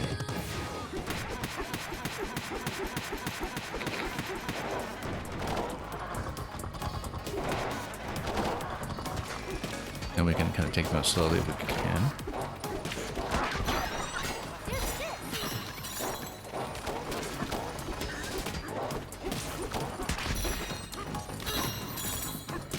I mean, we're at the halfway point. That makes it feel pretty short relative to a lot of finales in the past, so.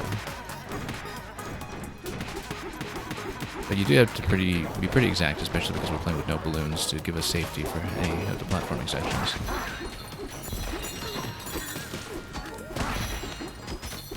And no juice either. Just going at it pure. So we should actually inspect to see if we miss balloons at some point, but we're not allowed to go to any of the spawn points on the side anyway, so I don't think we're missing something. It does seem odd that you'd reach halfway point only having one balloon, but I guess that's how it goes. Now let's let these roll.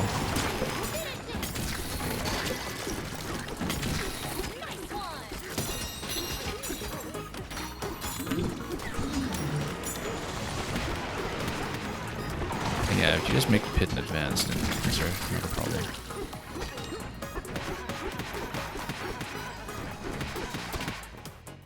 So I'm going to try to lower this further if we can. Nope, that's as low as it goes.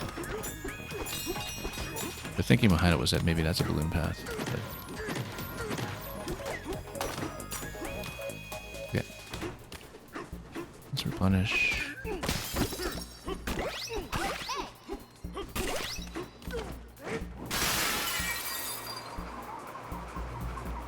Here's a thought. We go elephant, and we pick up as much glowstone as we can in advance. And then we ride the next platform.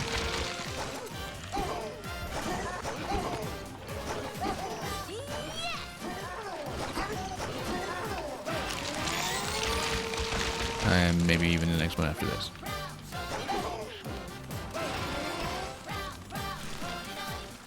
Oh, they respawn, so we can't stall for that long.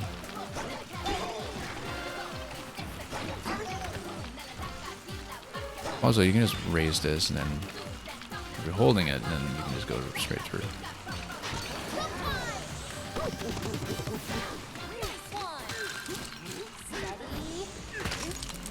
Now, it doesn't mean that we don't currently have enough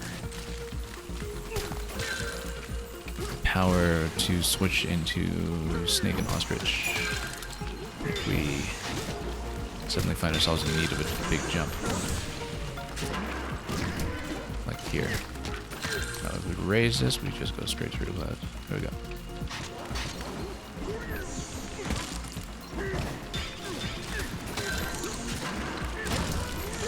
We can also just fight them in melee if you have a shard. Because when they're close, you can get them into that one. Oh, that was close. That was way too close. You know, to glue the whole thing there. Oh, except we had to turn off the light for this stuff. Unless we just go through. I haven't seen balloons in a while. That kind of concerns me. Oh, we haven't seen balloons in so long. I feel like we must have missed one. We did miss one. It was right before this section. Ooh, that's going to be difficult to get to.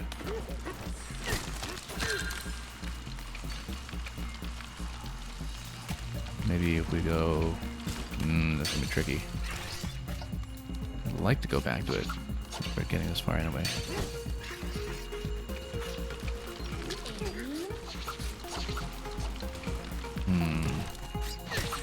Well, we beat this up. We can get rid of some of this stuff. Let's get it out of the way for a moment. Then we can build up some power. take the lights. Come on, take the lights. There we go.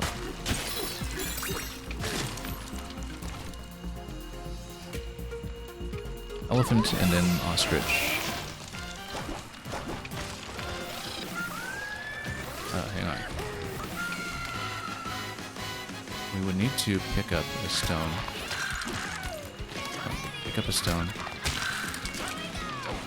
And come through here. Then we go snake. And we will lose at this point. We'll at least have the banana key. There we go. Very stylish.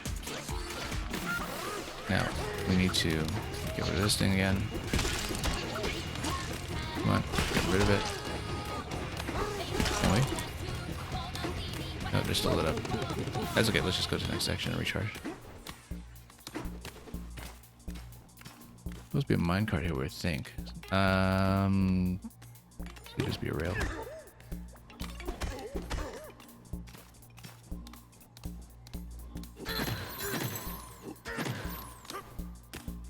I mean, we have to move it in place, but in order to do that, we need enough of a chunk.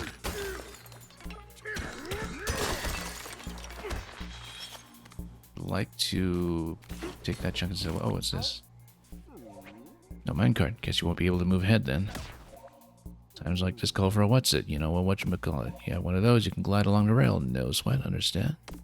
No, we know that. We need a material that's hard enough, that's all. Stone will do. Concrete would be better if we want to grab it. Which is why I'm trying to break a shard off of this. Looks like it's a rail ride. It better be a rail ride. It is not a rail ride. Hang on. A zipline ride. It's not a zipline ride. Okay, I guess we're at the beginning of the level. We've totally misread that. I was thinking, why don't you just take zipline onto the minecart track, but nope. We can just slide on top of it by sliding on top of it. I guess it's a rail ride using... Oh, and that's balloon 3, so we missed balloon 2. That's okay, that constrains our possible position for it, so... Let's dive. Maybe once we remember to switch in the ostrich first.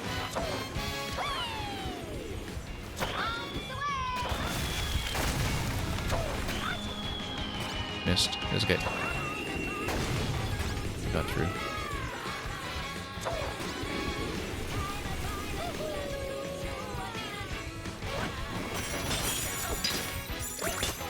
Okay. Then let's go snake to do the initial run through here. Just to ease up on some of the flight. If we can. Ooh, that did not ease up. Okay. There we are.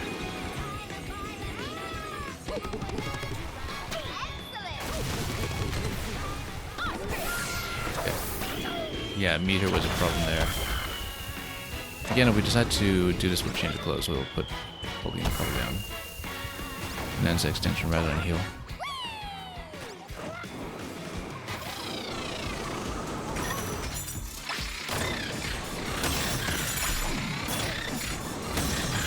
A little bit of gold here.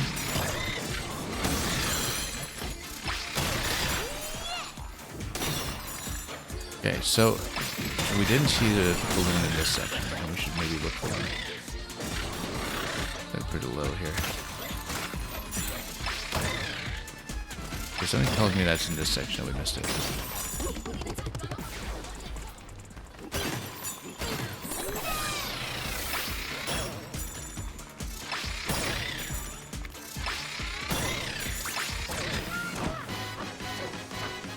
Okay, let's look around. Yeah, balloon's here, actually.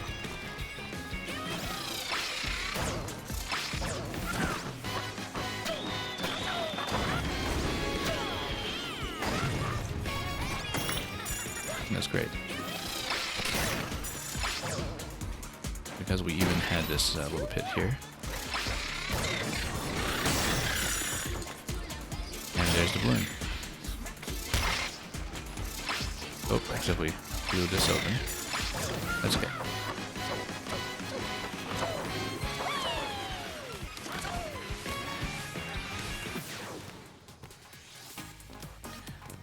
Okay, at this point,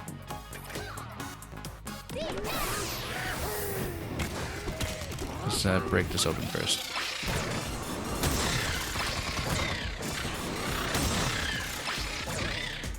Anyway, first 3 balloons accounted for. That's significant.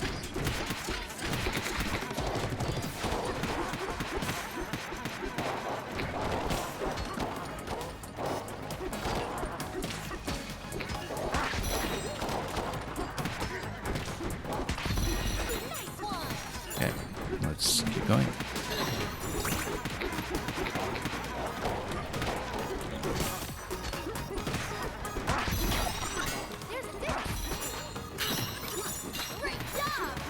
We might farm up quite a few discs off of this section anyway, so...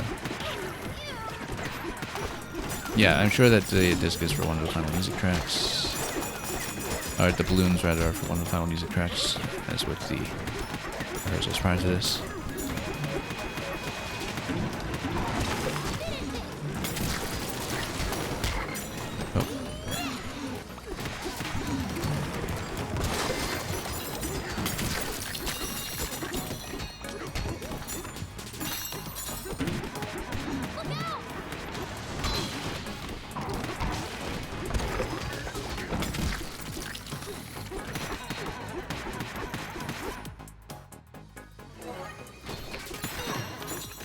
And yeah, we know that this section gives us right to replenishment, so we're okay.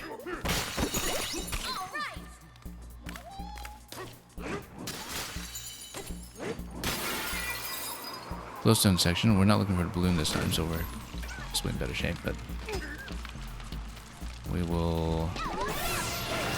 Oh, the elephant anyway.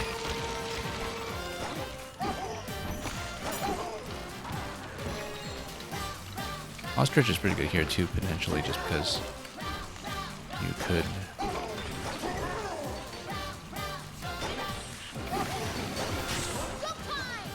You know, actually float between platforms if you're having trouble.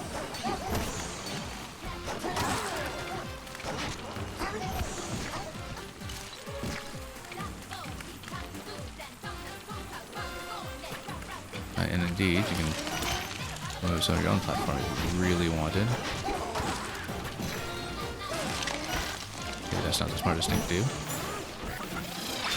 Oh, I was trying to jump over here. Okay. Oh, not enough power now for anything. I'll just try to not to let them stomp everything and make too many holes. Yeah, this section is easier than how I'm showing it. We actually don't want to... Oh, we actually have to... Yeah, no, we should take this stuff out first, except now we don't have a light. Whoops. Okay, we'll get one here. Not this. Get this out of the way first. Then we whack it. Okay. Okay, so I guess we need a surf. What I'm guessing. That seems really dangerous for a surf.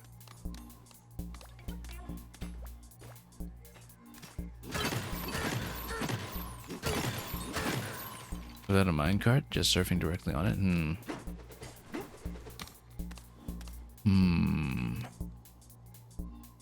I think it has to be, though.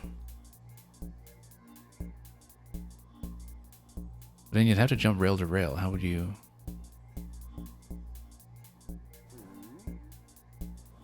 No, I think we have to do it. Let's see.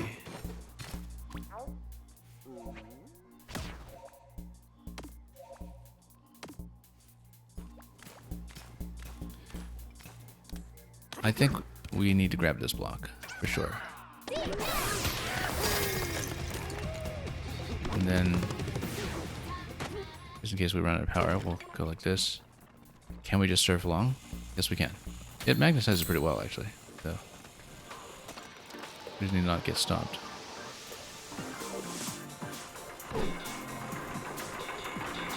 Okay, this is not too bad. Gotta watch out for Balloon, of course. Balloon is in the track. Oh, but we don't want to chunk jump because... Oh, no. Yeah. We accidentally picked that up. Now we have to redo it. Okay, that's fine. I think we do have to jump over the barrel cannon. Well, we need some kind of route to the balloon. Balloon seems a bit high. Maybe we skip barrel cannon and that's what gets us to the balloon, but I'm not exactly sure. My control with the shield surface is really quite poor, so... Yeah.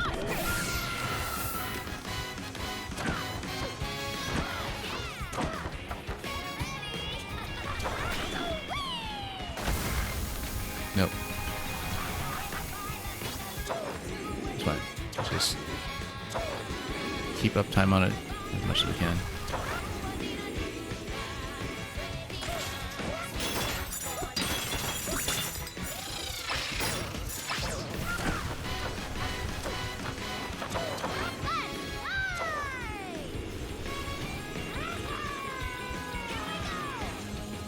Bit of a tight fit, but we got it.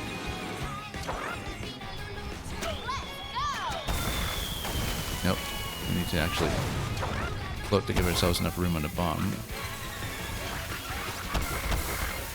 The bomb just not going where I need. Yeah, hang on. Too much momentum on that bomb. So, that's okay.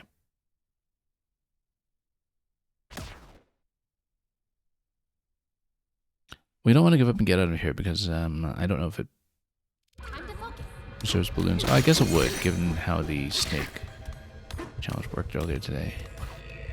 In case we want to do a gear change with this, but...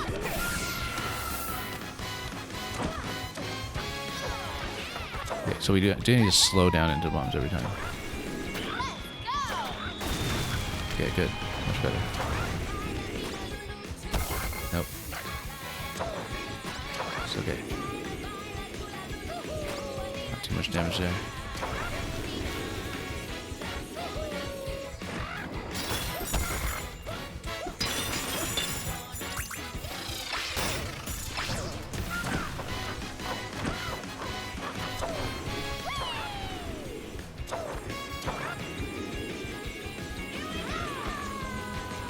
Okay. We actually do want to go for the rest stop because... Oh. Busted right through it.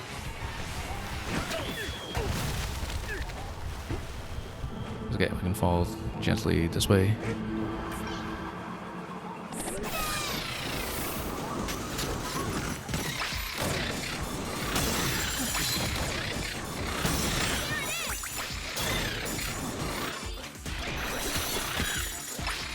We have the balloon in this section now, so we'll just go back. Come on. An easy way, I was about to say. Come on. There we go. Yeah, this spot is kind of a safe location. Tear the chunk. Oh, I guess we need to tear a chunk this way. That is a safe spot, so easy to get over this way, and then we try to get in through here to take some of this out. No, we should definitely take it out once. Makes everything easier here.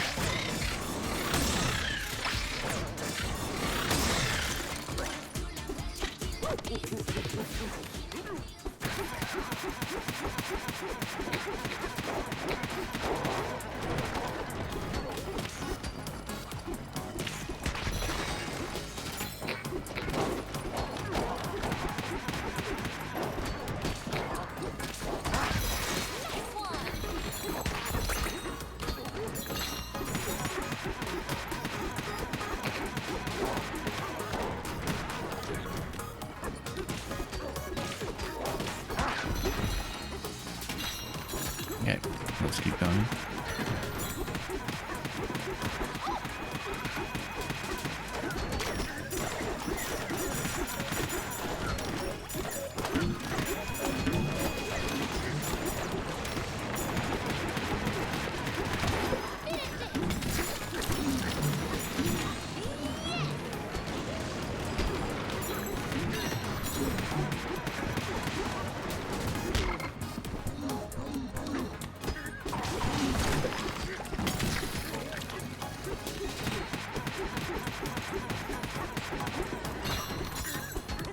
thinking later with Balloon 4 that maybe in the shield surf we have to get into snake form. I'm not exactly sure. We just don't have a very good intuition for shield surfing mechanics. And that's been a repeated problem. So for example, you know, well, I don't want to demonstrate it here, but let's go down and I'll see if there's a good place to show that. Also, if they jump, you can just whack them. It's easier to do it that way. Not let them stop too much. Just hold a block instead of chucking everything, because then you don't expend things quite as quickly.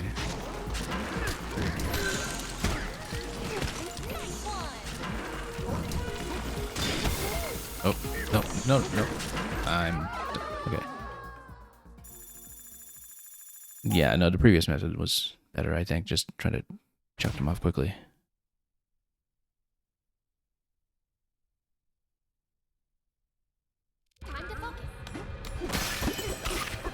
We really need to clean up the flight here. Also, energy now instead.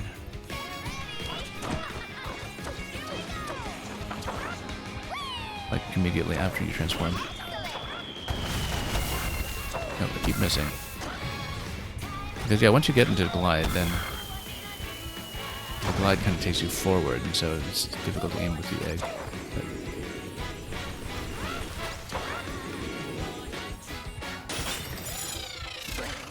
But well, because then you can just do a full recharge here. And then we don't have to have as many uptime issues with Ostrich in the next segment.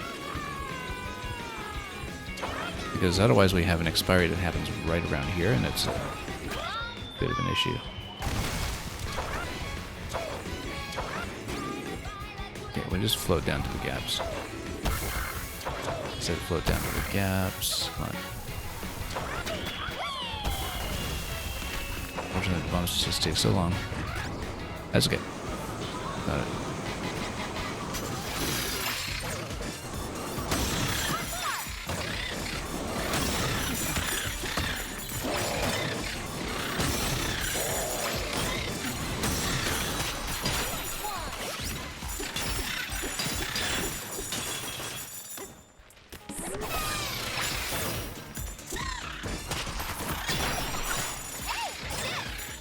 Disc. There we go, 92 out of 110. Yeah, we should be able to avoid the rest easily.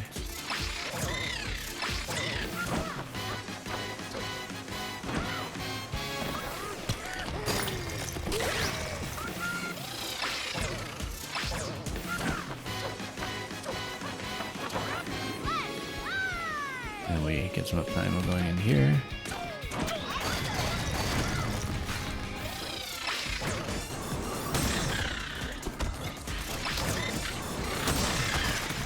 All this first.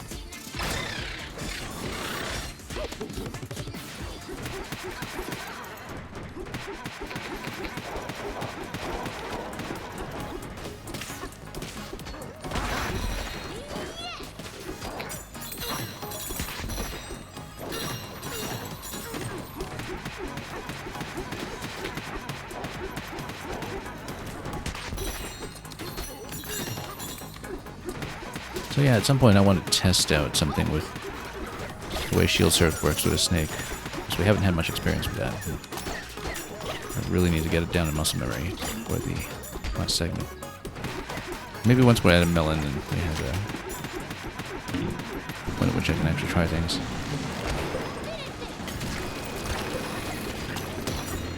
Because that will be relevant to whatever it is we can do for Balloon 4. Now, the thing I'm looking for is whether you can do the snake charge jump in a shield surf without dropping the shield, because we do not want to drop it under any circumstances during the rail ride.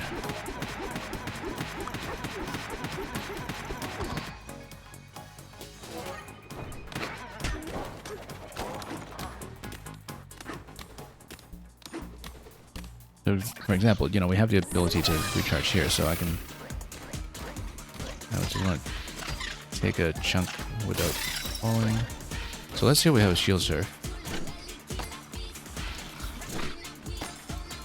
Okay.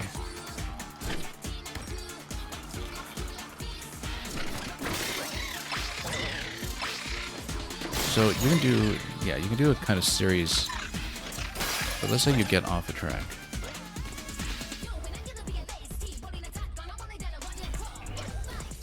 I'm beginning to see that what we actually want to do for the shield surf segment is possibly elephant. Because you get an elephant, you can pull out a new track even if you jump off of an existing one. Because otherwise if you get into a shield surf... Oh, we disappeared everything here, okay. We'll have to think about that.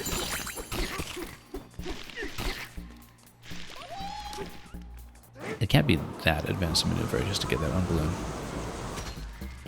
We shouldn't assume anything.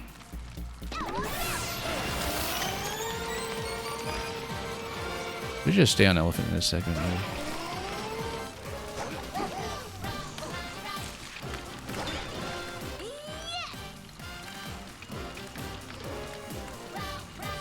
And we don't want to pull out too much. We want to save ammunition.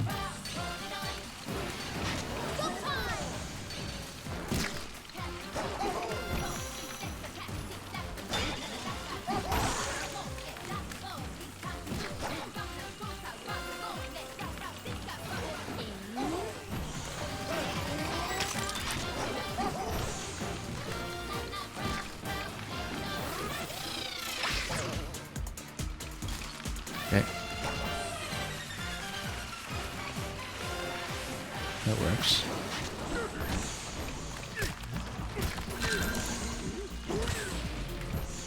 We've got lots of chunks available at this point to do the rest. So yeah, I like that sort of preparatory strategy with the elephant. I think it works. Now here, we drop this first, then we take out this stuff. So we don't have to deal with it. Then we grab another glowstone and then we light this up.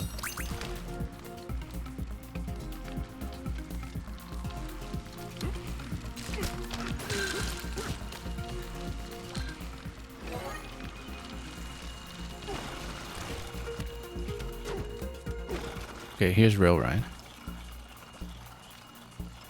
So here's the thing. We want concrete. Notice that if you hit the barrel cannon, it goes to the island that is to the right. That seems to drop you... Okay, no. Here's how you do the balloon. You do the balloon by skipping over the barrel cannon. If you skip over the barrel cannon, then the rail continues all the way around. It nabs the balloon, it drops you back down. Then you hit the barrel cannon, then you go over to the hole. So as long as you skip the barrel cannon, this is easy.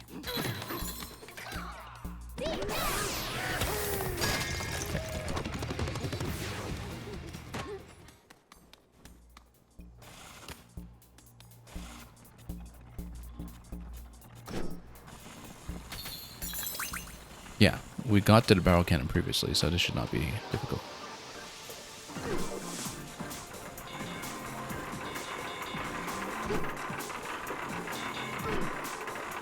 It's funny because with the sideways rails here, this still feels so much like... Whoa, how come we went backwards? Okay. This still feels very much like classic UKC.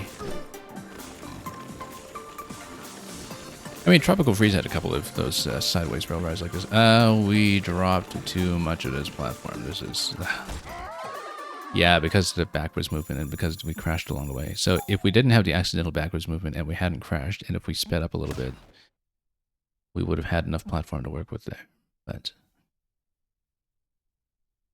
Let's get going. Yeah, we shouldn't do it with stone. We definitely need to do it concrete, I would say. But we definitely need a bit of speed. And maybe we get...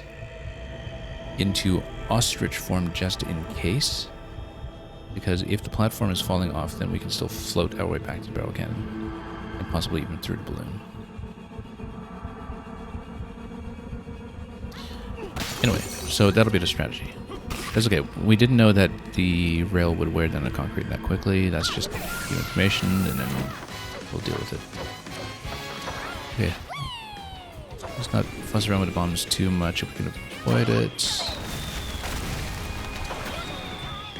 Okay, good, good, good. Finally clean. Clean as we've done it.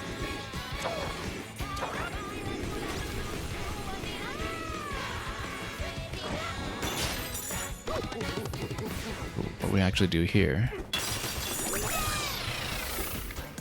Okay.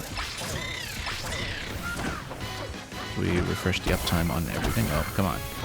Good to see it.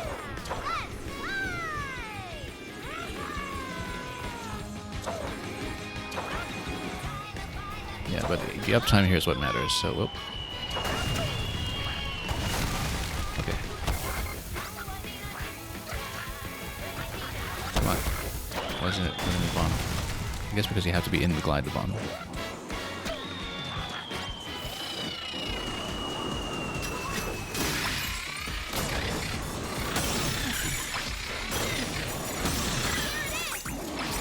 Sometimes we get a disc off of this, so might as well fight them.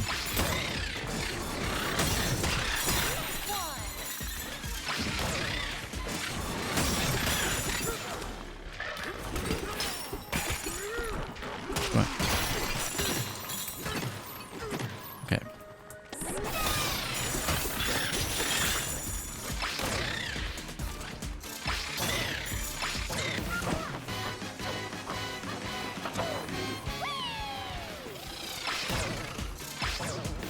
We don't care too much about the health there. We're usually fine coming out of the segment.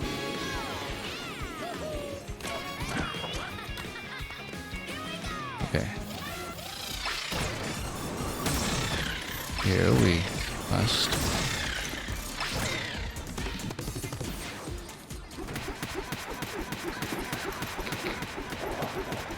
You know, I wonder if the slow time on a snake would actually prevent decay on your material riding on the rail. I don't think so. It's for movement and stuff like that. Like where you use it to cheat something with the durability. I don't think it would work that way. But...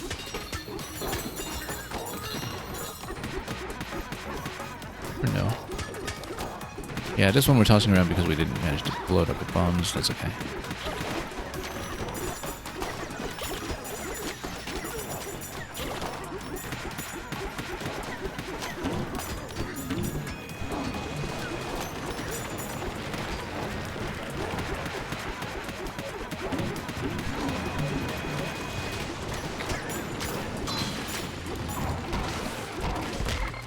Oops.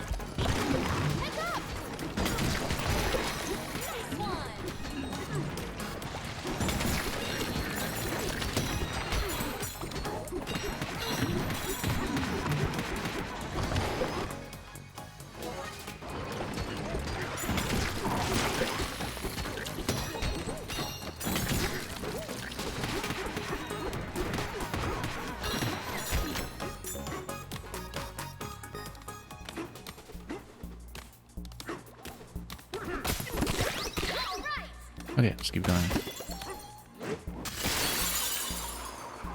Yeah, if this is halfway, it's really not that long a level. We just got the two major segments, it seems. So.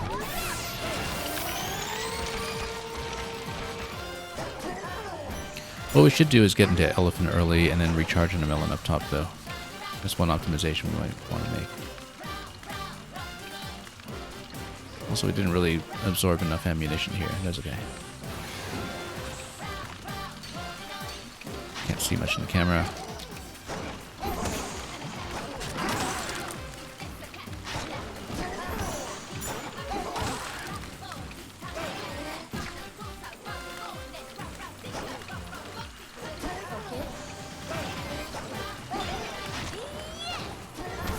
You see, what you lose in durability from you losing the elephant, you actually get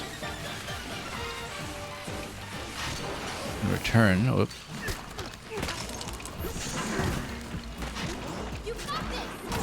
Yeah, we kind of messed up the elephant timing a bit there. This isn't nearly as bad as the elevator segment that was using this mechanic.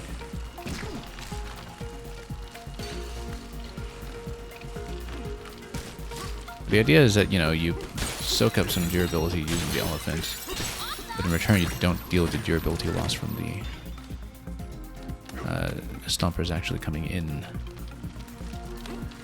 to the platform, because you just take them out in advance. Kind of wondered if the glowstone would be sturdier than concrete. I don't think so. We should check the sturdiness of it, though.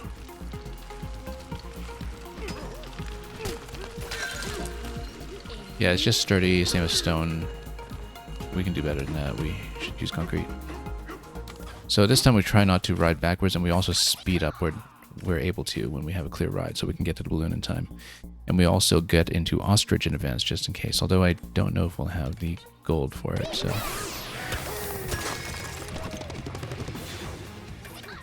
Oh, we will. Even just here. Okay. Now we can't actually paddle a little quickly in advance, so we just need to be clean about this. Oh yeah, we can. No, we can't speed up, so... Despite the prompt telling you that you can, so... We maintain position. Jump over this. And it's gonna wear it down, so we need to get into ostrich soon, I think. Great.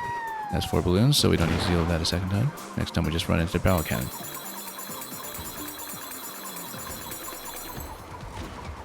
Oh, that's interesting that you get a refresh over there. Now, Donkey Kong barrels. This feels like a Snake speed control segment. But we will see.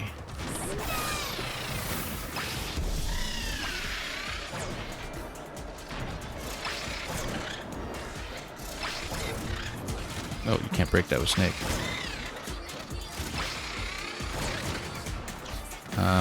Hang on. We do want to use this slow time, though. And then you climb up the wall. Yeah. Then you Kong Bananza. And you can outrun a little bit. You have to watch out for these barrels because, you know, it's DK, Donkey Kong, and... Come on. How come we're so slow here? Yeah, I guess we need slow time. For sure. Oh, there's the balloon. Let's take a moment to regroup. I feel like we might not be able to get that without Snake. But...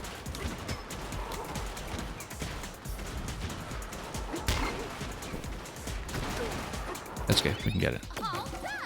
Then we don't need to deal with it a second time, even if we lose here. Yeah, Heart of Gold karaoke version. Interesting. So yeah, it just gets you the background track. Now we don't have enough gold for a zebra or anything, so we just need to roll along and quite merrily until we get some power here and here. So we see the elders now, which tells me... Well, we see all the elders actually, but this screams zebra to me. Oh, come on. We just dunked right there. Right in that spot. I didn't think about that we would fall off immediately. That's okay. We can skip all the balloons this time because we have them, so we have seen everything up to that segment, and with Snake in play, if we have enough uptime on it, then we should be good. I mean, we have juice as well if we are really stuck for power. So I feel confident we can do it. It's actually not that hard. Although we'll see how the water segment goes.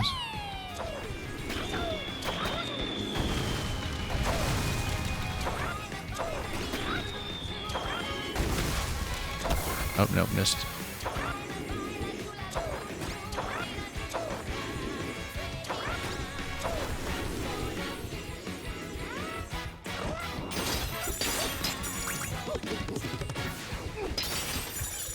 Oh, yeah, we actually did that a little too early. That's okay. I wanted to save a gold refresh at the end of that. Also, yeah, when these disappear because of proximity to the player camera, that's actually a little tough to fly through, but that's okay. We'll do it here.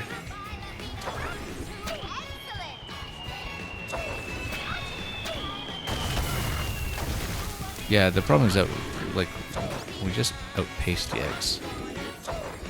The egg bomb doesn't do enough for me here. we go.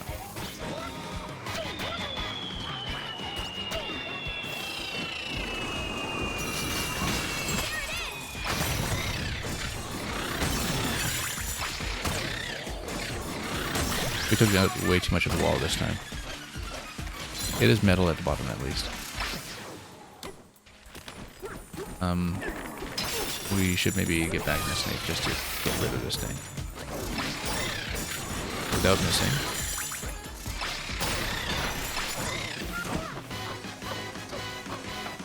This is a safe spot. So what I said, this is a safe spot.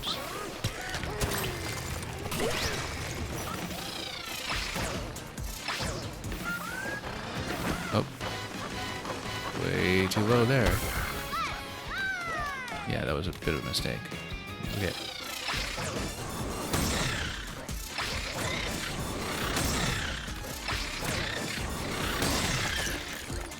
Okay.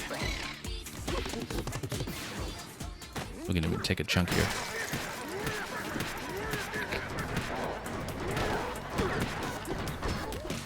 Not so much for a chunk, but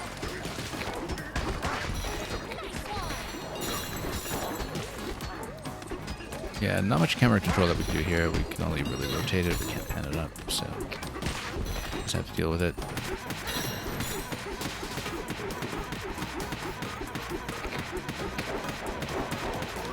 Again, we have more than enough currency to afterwards buy the rest of the music collection.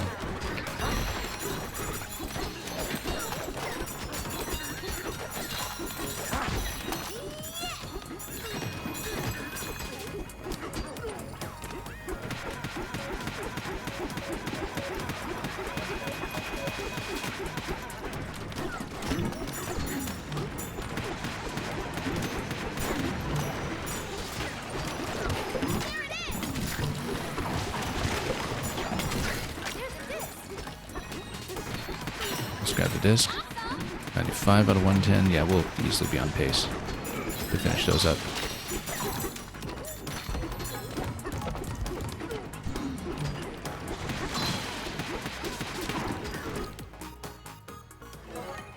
Let's just get out of here. Okay, glowstones next. Again, let's get into elephant first, then fill it powered, then go down.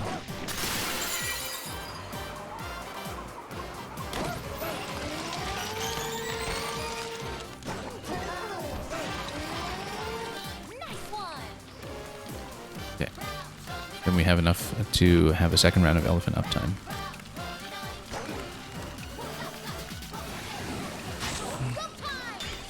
I'll always let that go.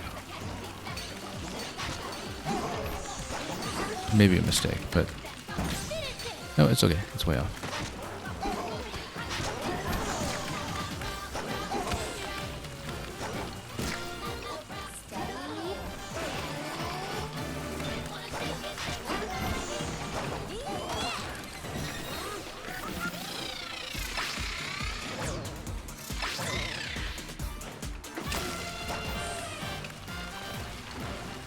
And again, we have tons of uptime on this.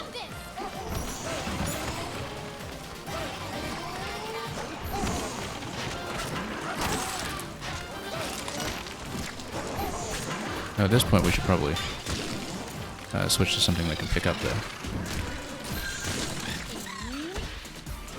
Nope. Okay, that's fine. That's fine. We'll just go for the next one here. That was close. That was a last-minute recovery there from losing that stone.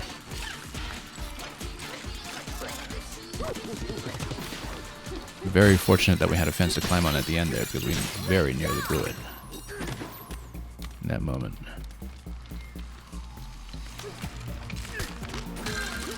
Yeah, the thing about elephant is you can't just pick up with your hands, which is the limitation. Okay, again, we don't need to get the balloon this time, so we just go barrel cannon. It should be nice and easy. Yeah, there's no speed control here, they're just jumping left and right.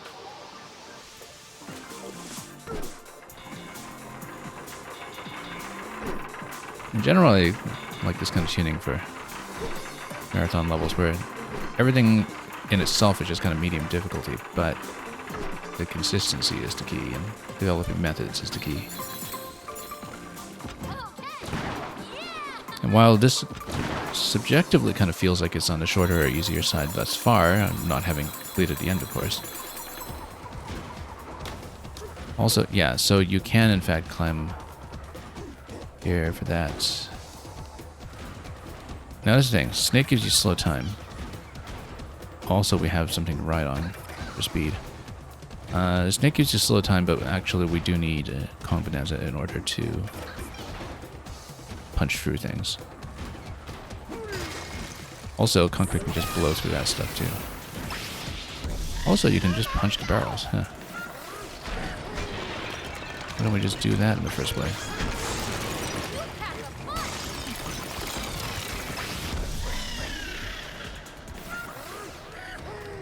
Yep.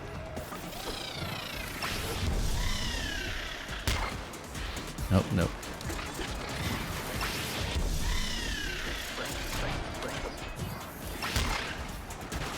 Okay.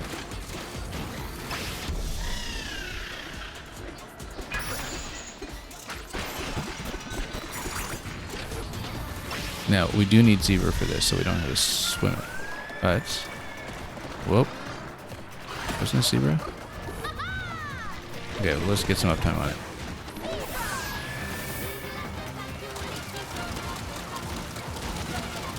Okay, we're kind of in the rhythm now.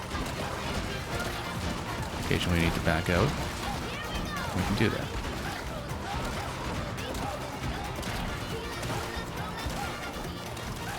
Minecart. We're still in zebra form, but I don't think it matters. Let's not accidentally drop out of this. Thank you. Oh, you're a super player. Of course, we'll finish on zebra music because that's appropriate. Incredible. Look at that. This was pretty short by the standards of the finale levels, but maybe it just feels that way because we have such a huge health buffer, and so, you know, we don't need to deal with quite as many retries as Mario does when he just starts with a mushroom. Anyway, you reached the goal. Let's screenshot this first. I said I wouldn't spend too much time on photo mode on stream, but we are in this one. Let me see if I can do this little celebratory dance here.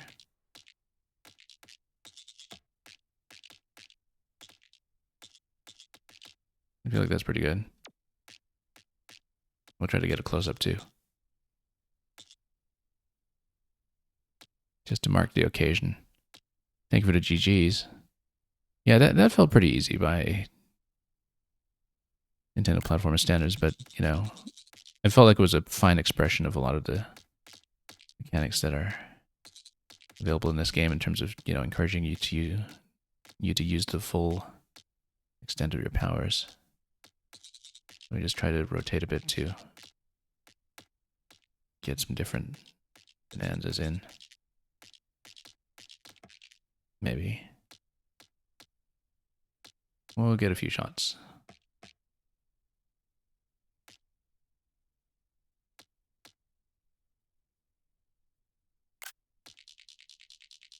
And then, yeah, maybe one on this side.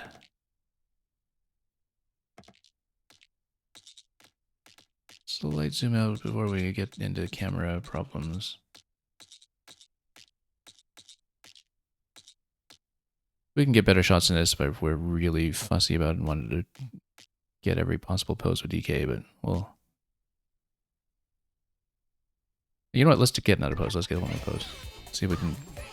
Because there are a couple of really good idle animations where you can dance and all that, and so we'll take a moment to absorb it and just, you know, enjoy it properly.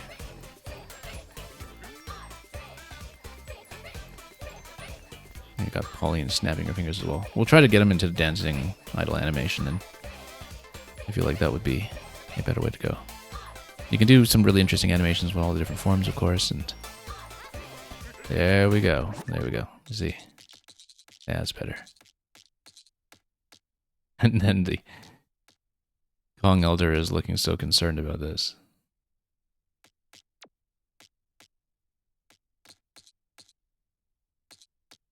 Let's get this shot here. We'll try to get another close-up that has a better view of Pauline, perhaps. As long as it makes the location clear, so our achievement is also clear.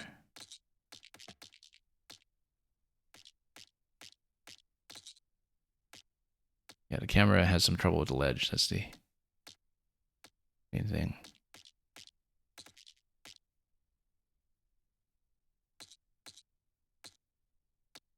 If we do something like this. Well, too bad I can't lower it just slightly. Let's check the 2/3, 1/3 rule here. Just to get things a little better composed. That looks okay, I guess. We'll have to take it. I feel like I can do better, but oh well. Anyway, it wasn't too difficult to earn this. Like I said, I'm probably just going to run a second file of this game just to do more with photo mode with nice fresh batch of bananas everywhere. So let's listen to what everybody else has to say. Oh, you have all the different discs. Let's not fall off the edge, of course. That would be a terrible way to do it. You reached the goal. Let's punch it. End of the harmonial.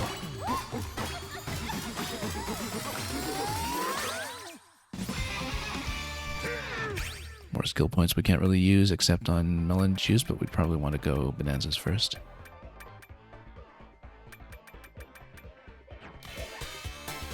Okay, now what do we do? You two really are the best. You sprang over your troubles like they were nothing. There's a melody inside you bright as the sun. So does Pauline get her song? Your performance was pitch perfect in every way. Fa-woo, my forecast says it's clear skies ahead for you. You took the leap and soared. Keep flapping your wings to your own rhythm and you'll fly to even greater heights. What a sweet treat to see you master your speed. You've got a tempo that's going to take you to the top, bruh. Oh, of all the scraps with fish from the depths, you two are in harmony like no other. We dig it. There's nothing left for you to do but move to the groove inside.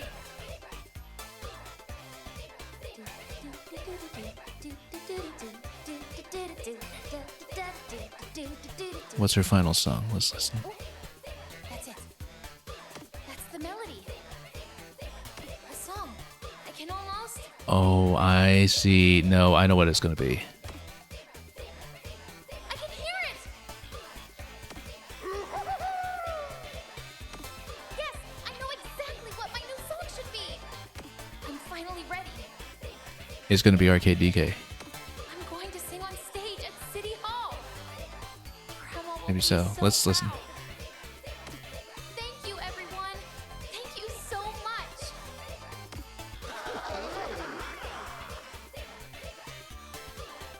And thank you, DK.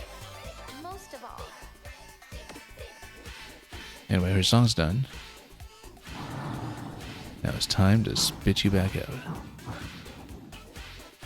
How the Harmonial devoured all of the elders is a question we'll leave open to interpretation.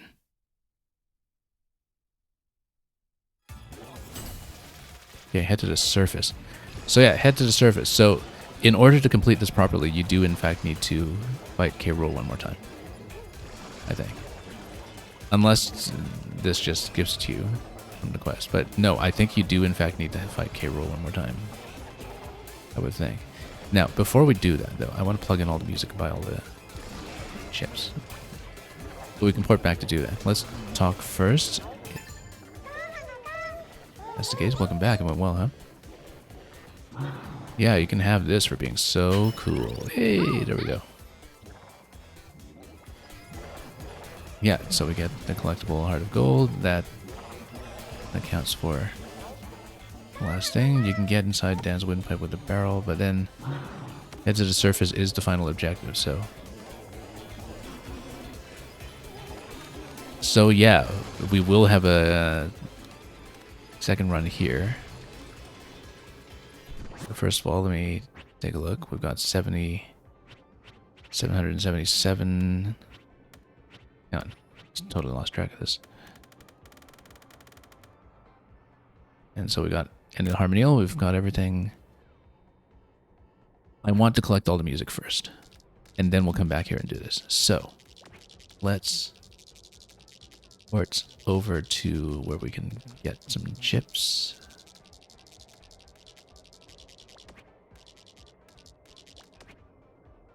And yeah, well, we can do it here. Because then we have the music player right next to us.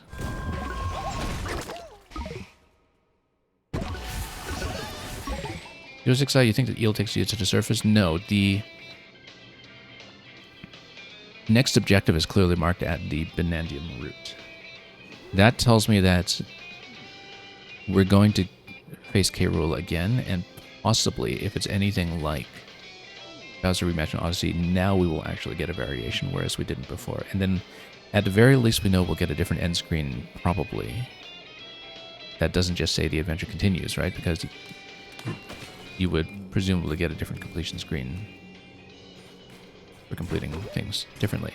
So, can I see this treasure chest? Hang on. Here we go. More treasure. Okay. Let's buy up the music first. I want to see what we have and what we don't.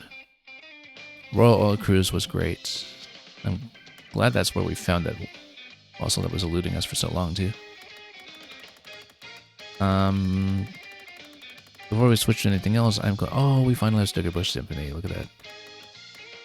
I'm gonna put Heart of Gold Karaoke. Look at that. We've got this Diva cover too.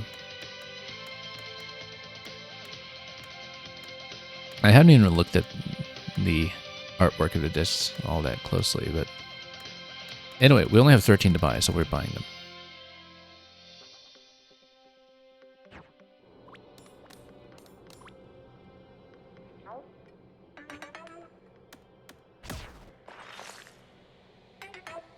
So, something else. So hopefully the price stays at 100, but even if it doesn't, I think we can probably afford it, unless it really escalates.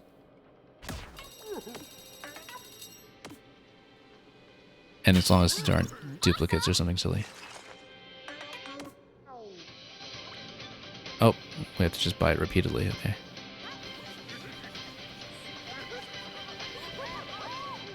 Oh wait, unless it does give you duplicates, which would not be great. Because I thought we had this already. So we're still at 97. So maybe it rolls for duplicates, which is not good at all. Let's try it once again. Yeah, because if it rolls for duplicates, then since we're nearly complete, this is actually a terrible way to get them. So for records, we would actually want to farm them off of enemies, which we actually have an easy way to do. It's through the Grumpy Kong challenge. So the question is, do we want to farm for discs and get 100% in that before we proceed? I think we kind of do.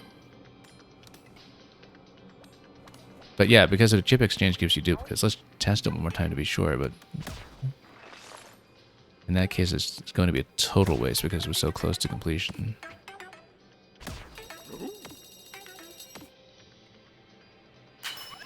No, that's a terrible idea then.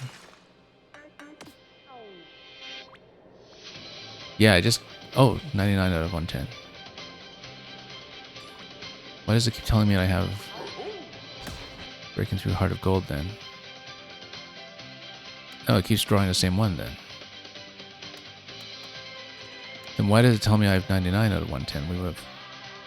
87... I don't get it. Because it incremented the count, but the music player shows me that I clearly don't have that. And Mario, so wouldn't I just need to choose the surface now as to not do a third King K fight? I don't know. We haven't looked at it yet. But so, okay, so here's the thing.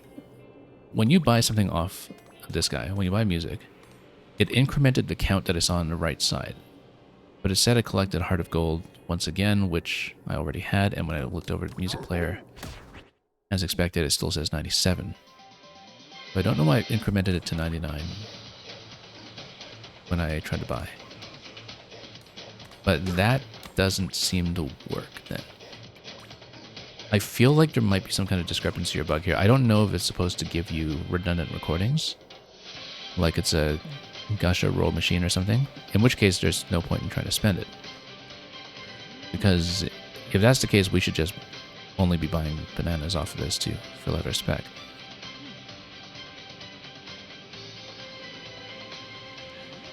So what this tells me is that we want to get into... Okay, here's how we're going to do it. We're going to get into Diva Clothes, we're going to get up to Grumpy Kong, and we're going to farm discs. And then we'll do the finale.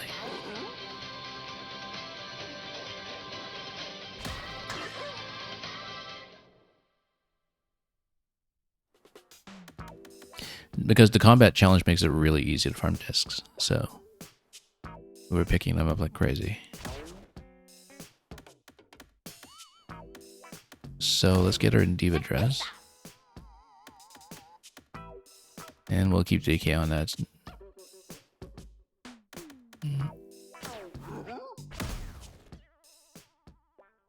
I'm going to see how quickly I can farm it, because unfortunately it seems like the banana chips are not the way to do it. We can try it off a chip vendor rather than concierge to see if it changes anything, but I doubt it.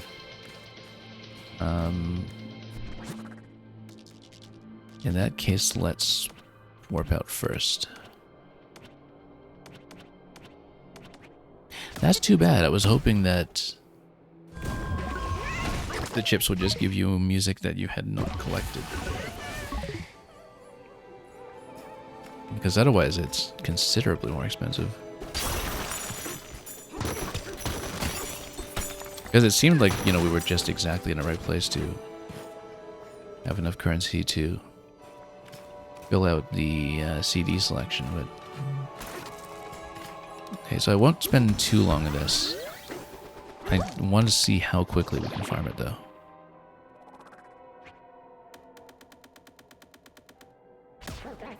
But we're not going to spend too long on it. If it seems like it's going to take too long, then we will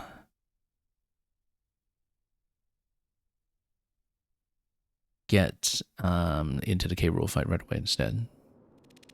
But I remember that when I did the Cranky Kong challenge originally, and mind you, we had many attempts on it lasting about an hour or so. We did farm about half the collection. We farmed about 60 discs just off of that alone. And now we have the Diva buff as well, which means that we should be able to fill in the remaining 13 quickly. Through just a few attempts, probably. And it doesn't even matter if we lose, right? Like, if we just need to farm the discs. Because the thing that works about this is that it has great enemy density. And... should we teleport there? let's just get up.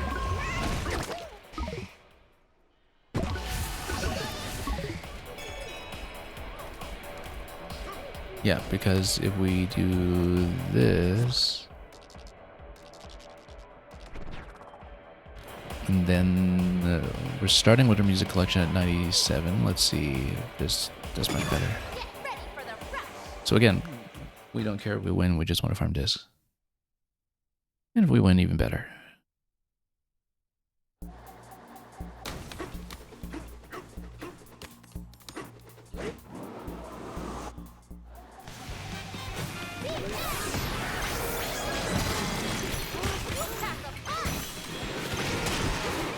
Yeah, because later on you get into rooms that have tons of enemies in them.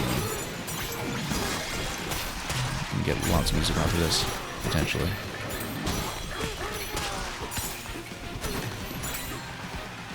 Oh, there we go. We didn't really get anything there. That's good.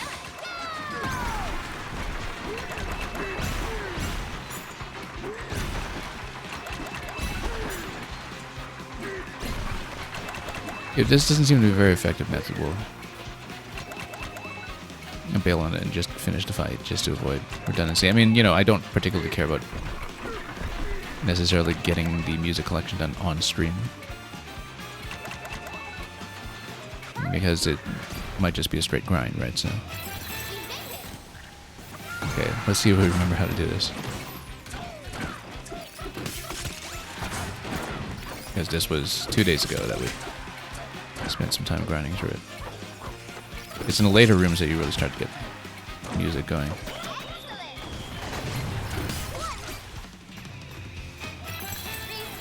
And then Zebra. Oh. A for ground pound, let's not forget. There's a disc, you see? Now it says I've collected 100, right? So why was the music player only showing me 97 earlier? Because now it's telling me I've got 101. So I wonder why it said that I collected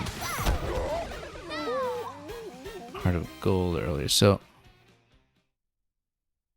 I want to go back to the music player and check, because like the count continued to increment from the 99 that we saw earlier. So I think something was bugged. Maybe. I certainly hope that my music is completable. But let's take a look at the music player, see what it says. So now it says 99. So something about the increment was broken when we obtained redundant music off of the chip vendor. The chip vendor incremented the count of collected music that you see pop up on the right side of the screen, but it didn't actually add to our collection. Let's try buying from the chip vendor one more time.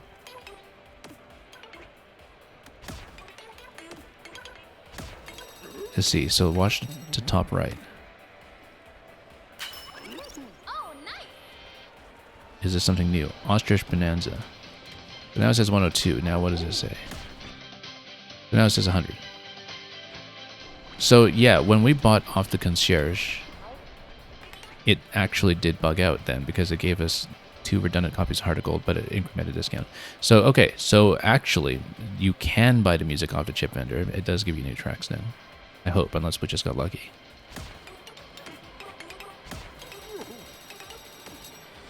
So let's see, because we'll check this one more time. Snake Bonanza. 101. So let's see if we're allowed to buy 9 more, because it might break the increment on the right side for all we know. So this gives you non-redundant music. The concierge did not.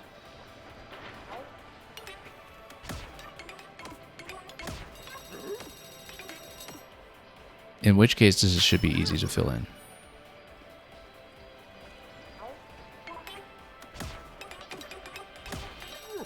Yeah, this makes a lot more sense.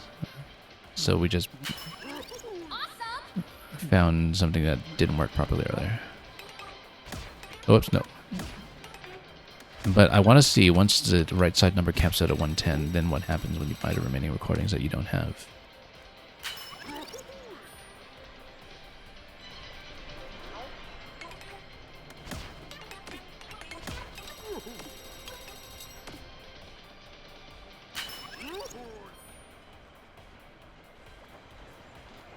Well, we'll find out very soon.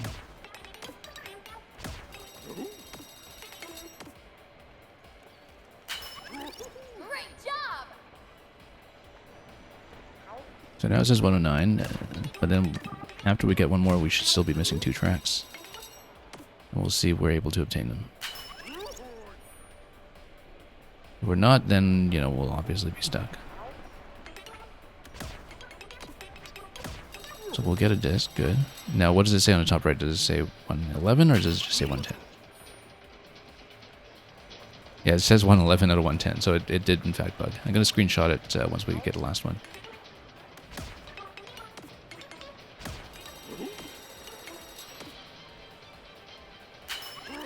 Oh, nice. Yeah. Okay, so music collection should be complete now, but it says 110 here, where it said 112 in the top corner before, because of the fact that when we bought tracks off of the concierge, it gave me 2 redundant tracks, 2 redundant copies of Breakthrough Heart of Gold, but incremented the count anyway, and so that's the bug. Definitely a bug, I would say. But we are at 110 for music, so that's complete. Now let's... Okay, so that's not a hassle, at least.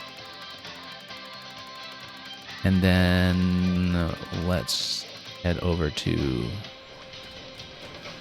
K-World, and let's rest up first.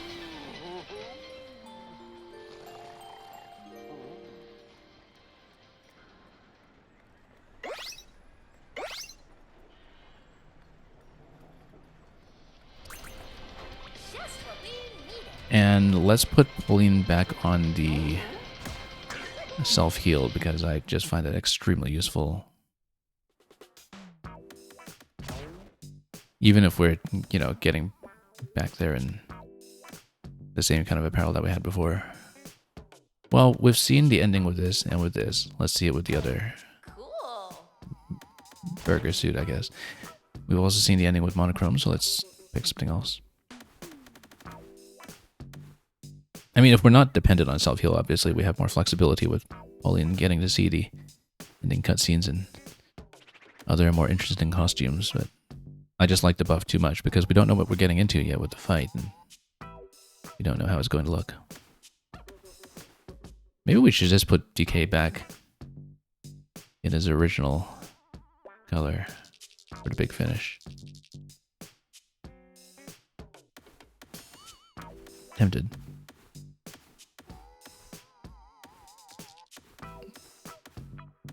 I really do love the gold, though. It's just that we've shown it off quite a bit already. We're doing banana. Perfect. Banana, of course. That's most appropriate. Now, do we want soggy cravat? We, again, don't know exactly what we're in for. But I think so. Because of the lava protection. And we'll keep everything else as is. Looking good. Alright, let's get back in to the end segment.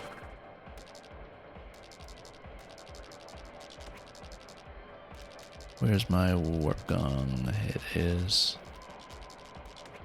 over here. Should we teleport?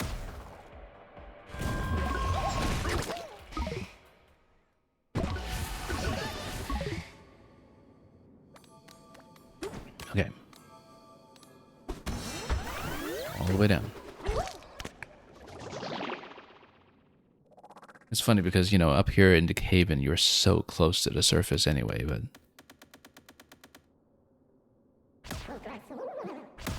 have to go down to go up, so...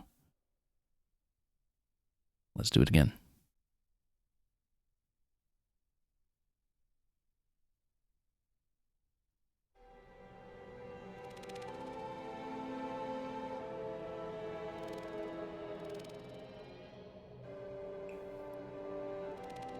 And we'll take down K. Rool a third time, and let's see if anything differs.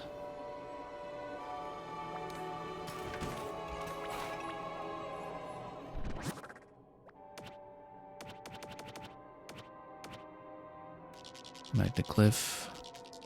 We get an additional warp point over here. Yes, we do. Should we teleport?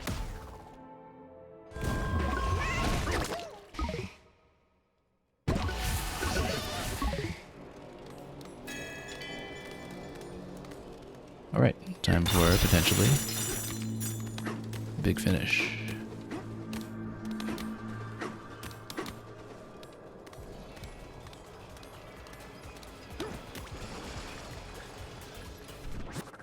Also, I guess maybe we should have spent remaining chips. I destroyed so much potato, mostly earlier today. I guess we should have considered spending remaining chips to buff up one of these powers, but I think we're okay. We'll just finish on that instead. Let's just do it.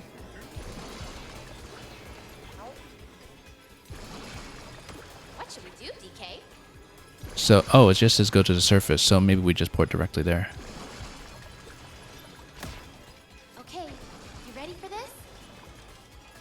So, well, let's see what happens. Does it go to the surface with a K. Rool fight, or does it just send us there? Let's find out. Does it follow the same sequence? Yeah, it follows the same sequence. It's also getting into the K. Rool fight. Maybe if you pick go to the surface, then it gives you a special finale version. I don't know if there's a difference. But this is clearly what we should have picked as the quest. Does it show me something quite different? Oh, okay. Right into the end credits. Okay, so yeah, no, we don't have an additional fight then. We just sail like this. Except it's a variation of the end credits. Look, we're going up this way. This strange world, it's so vast and deep. All these things, wild and new to see. On my own, far from home, I was scared alone. When your beat showed the way to me, we're breaking through down to the core. So yeah, the first time around we didn't talk over the song. Gave it a good listen. Inside the storm, I found the key. And this time we still won't talk over it too much, but in case it's difficult to hear. But you'll notice that this is inverted from the previous credit sequence, that you don't see DK diving away by himself, you see a kind of true end credits where they're ascending together. And so we'll see what happens when they reach the end.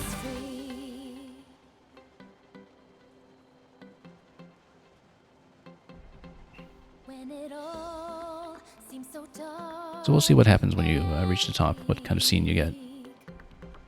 When the hole looks so cold and deep, I hold tight, leave it all, just let go. It occurs to me that you don't actually need to get everything in order to reach Great Harmonial, though. The precondition for that is actually 600 bananas. Not even 600 banana quest markers, but like 600 bananas total, including the bunches of multiples.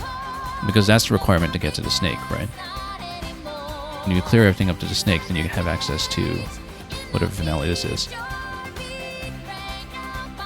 So maybe there's no separate acknowledgement of 777 yet, but we'll see. It's shouting the truth. Just sing with me. This melody will strike the chord that's gonna break us free.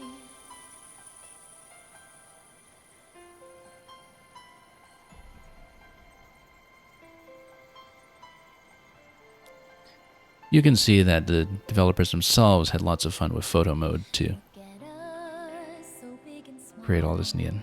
Two together through it all. Heart of gold, a wish come true. You and me, unbreakable. And of course, the reincorporation of the original DK melody is just absolute magic here. Just the cherry on top. The banana on top. Breaking through, right to the core. Lovely shot, look at that. No stopping us, not anymore. Kong Bananza taking on K. Rool like that. To city streets, your beat now mine. Our dreams are lost, unleashed. You and me, my hand in your hand. Our two voices entwined in a crescendo, spiraling up, rising forever.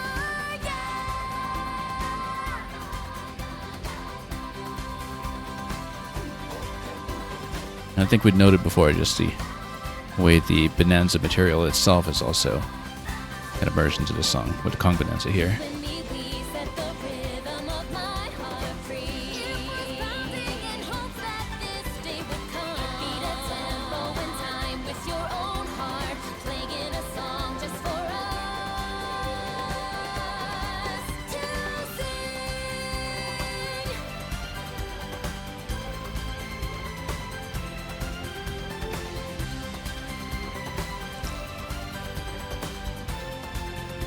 Alright, so now that we're heading back up to the top, what happens this time? Does the adventure still continue?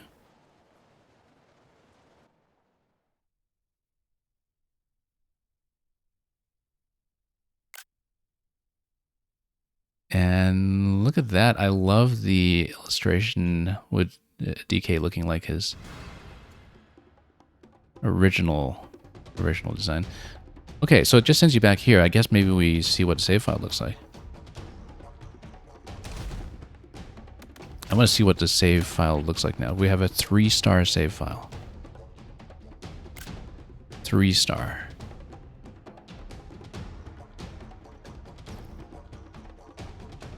Does it go beyond 3 stars? Is my question. Because if it does, we need to see about that. Like, because I am seriously wondering whether there is like an additional K. Rool rematch for a 4th star or something, because we didn't see one.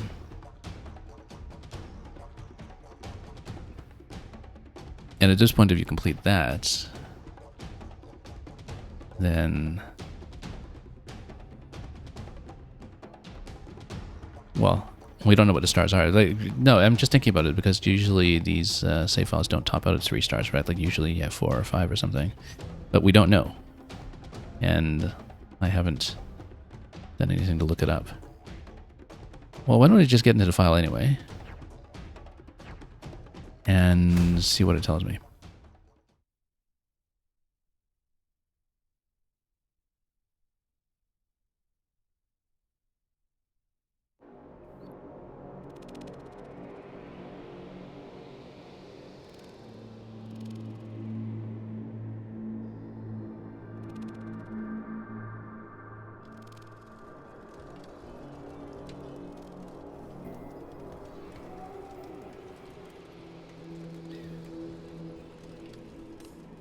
I actually just looked this up anyway because we needed to know.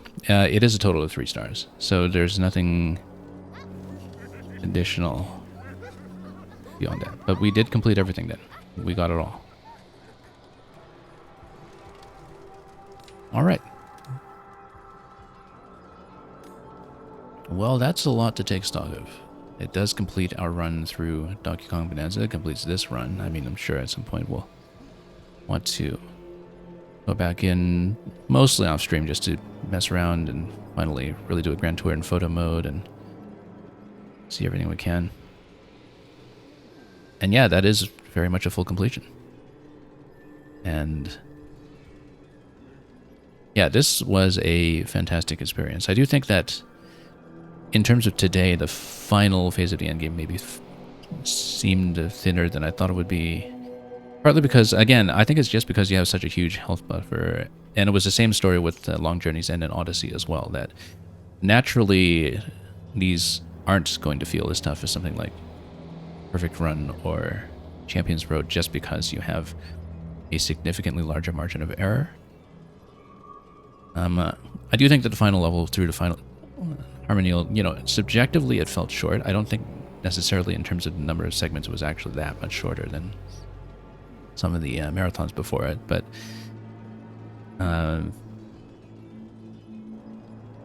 yeah, I think though that the post game taken on a whole though was really quite strong when it came to the variety that the different Bonanza rehearsals especially brought to the table, and just the way that they, you know, show off things about the game mechanics, not just the Bonanza powers, but the different elemental interactions that you don't really get a chance to play with deliberately in the main game. And I think those discoveries feed back into the flexibility of how you can take the game in later playthroughs. And so, perhaps the biggest compliment I can give Bonanza, which I've mentioned before, is that it is a game that really kind of reminded me, at its best, of what it was like to play through Mario Galaxy the first time, just in terms of how much the developers managed to squeeze out of the central mechanics, and just how much room for expression there was for both the level designers and ultimately the player. And so, yeah, I felt like, you know, maybe today we might have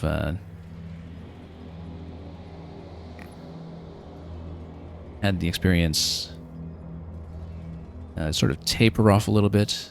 I mean, it's still a very satisfying final level, mind you. I'm not complaining about that. I'm just saying that, you know, all of a sudden it's over, and in some ways it feels like there's so much left to express about everything you can do in this game. But, you know, we've just been blitzing through it and seeing so much, and I think it will take me some time to really fully absorb what we've witnessed here, because I think this has been a very, very special title, and there is a reason that I came back here day after day since release.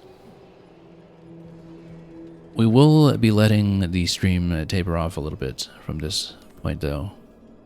In terms of slowing down a bit again, I am gone next week. I don't even know if I'll have much streaming time the remainder of this week.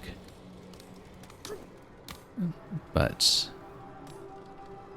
we're very happy with how that went. I think the best thing to do is we're going to end in the groove layer. We're going to transport there to the dance party. If I can find my warp gong. Should we teal up? And then we're going to pick some music for the central hall. And Mario, you read you may need to find or purchase additional bananas to complete the skill tree. Yeah, I'd have to grind that out. I would not be able to afford it. Because even if you go for the chips, at this point, let's see how many I need. Because it is true that this is the one and only thing that I have not completed. This needs 6 points, because this does not escalate from here. This needs 5 points. This needs 5 points. We currently have 3 points, so we actually are missing 3 points. We are missing 13 points. 13 by 5, that would be 65 bananas. We would need to pay for 65. They start costing like in the hundreds, right? In terms of the chip count. We definitely don't have enough. We would need to get Pauline into her, or DK into the chip grind necktie, and the best place to grind it, if I did want to grind it, would again be in the Grumpy Kong battle marathon, the set of 13 battles. That's how we got as many chips as we did in the first place. We doubled our count just in the course of playing that alone. So that, with the clothing buffs that you can get for the chips, would be the best way to do it. I doubt I'm actually going to do that on stream. I might do that anyway, but I doubt I'll do it on stream because I don't think that would be very interesting to grind through. We'll just have to see what happens and post a screenshot if it does give you a 4th star in a file or something. But yeah, that's true. That's the one and only thing that we did not actually absolutely finish. Oh, you know what? Hang on. We need to do something here.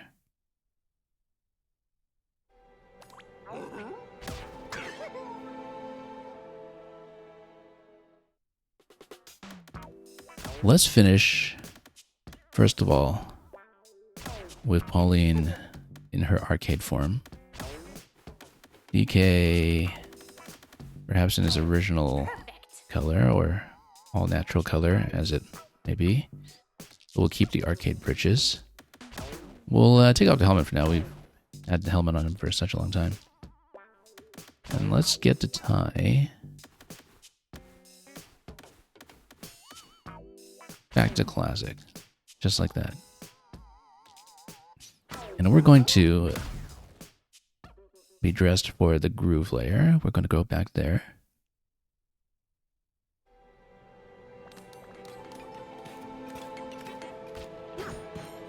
Where's my warp gong? Here.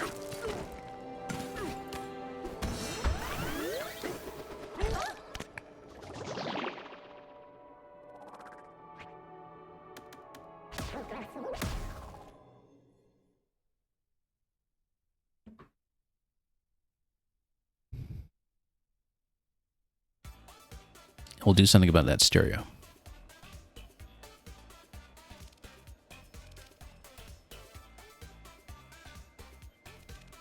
It does seem like it resets music every time you come back here, but you can always pick something different with the player.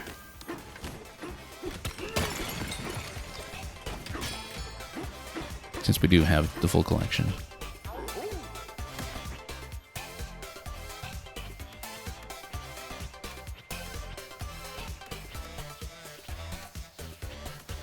Hang on. So yeah, we previously put the karaoke on for Breaking Through.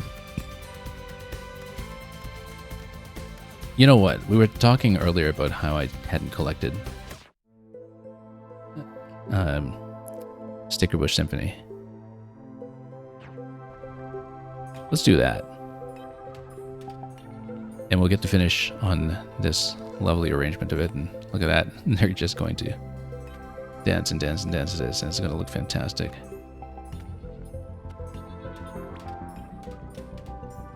So yeah. We're going to end on this note. Right here. Alright, thank you so much for joining me. This was an incredible experience. And I'll be thinking about it for some time to come. I'll have lots of things I want to go back into this game to do. And for the moment, though, I'll enjoy just being able to watch some other people unfettered as well and see just how much variety there is to where everybody is finding their own route through all of this. Thank you so much for joining me for however much of the experience you got to see yourself. Thank you for all the conversation along the way and also bearing with some of the parts when I was definitely just fumbling about and punching everything in sight. And we're going to pass you folks on somewhere else. Thanks for watching. And until we meet again for whatever it is I'll be doing next, have a wonderful week ahead of you. 2 weeks, I guess, if I don't see you until that time. And as always, fare thee well.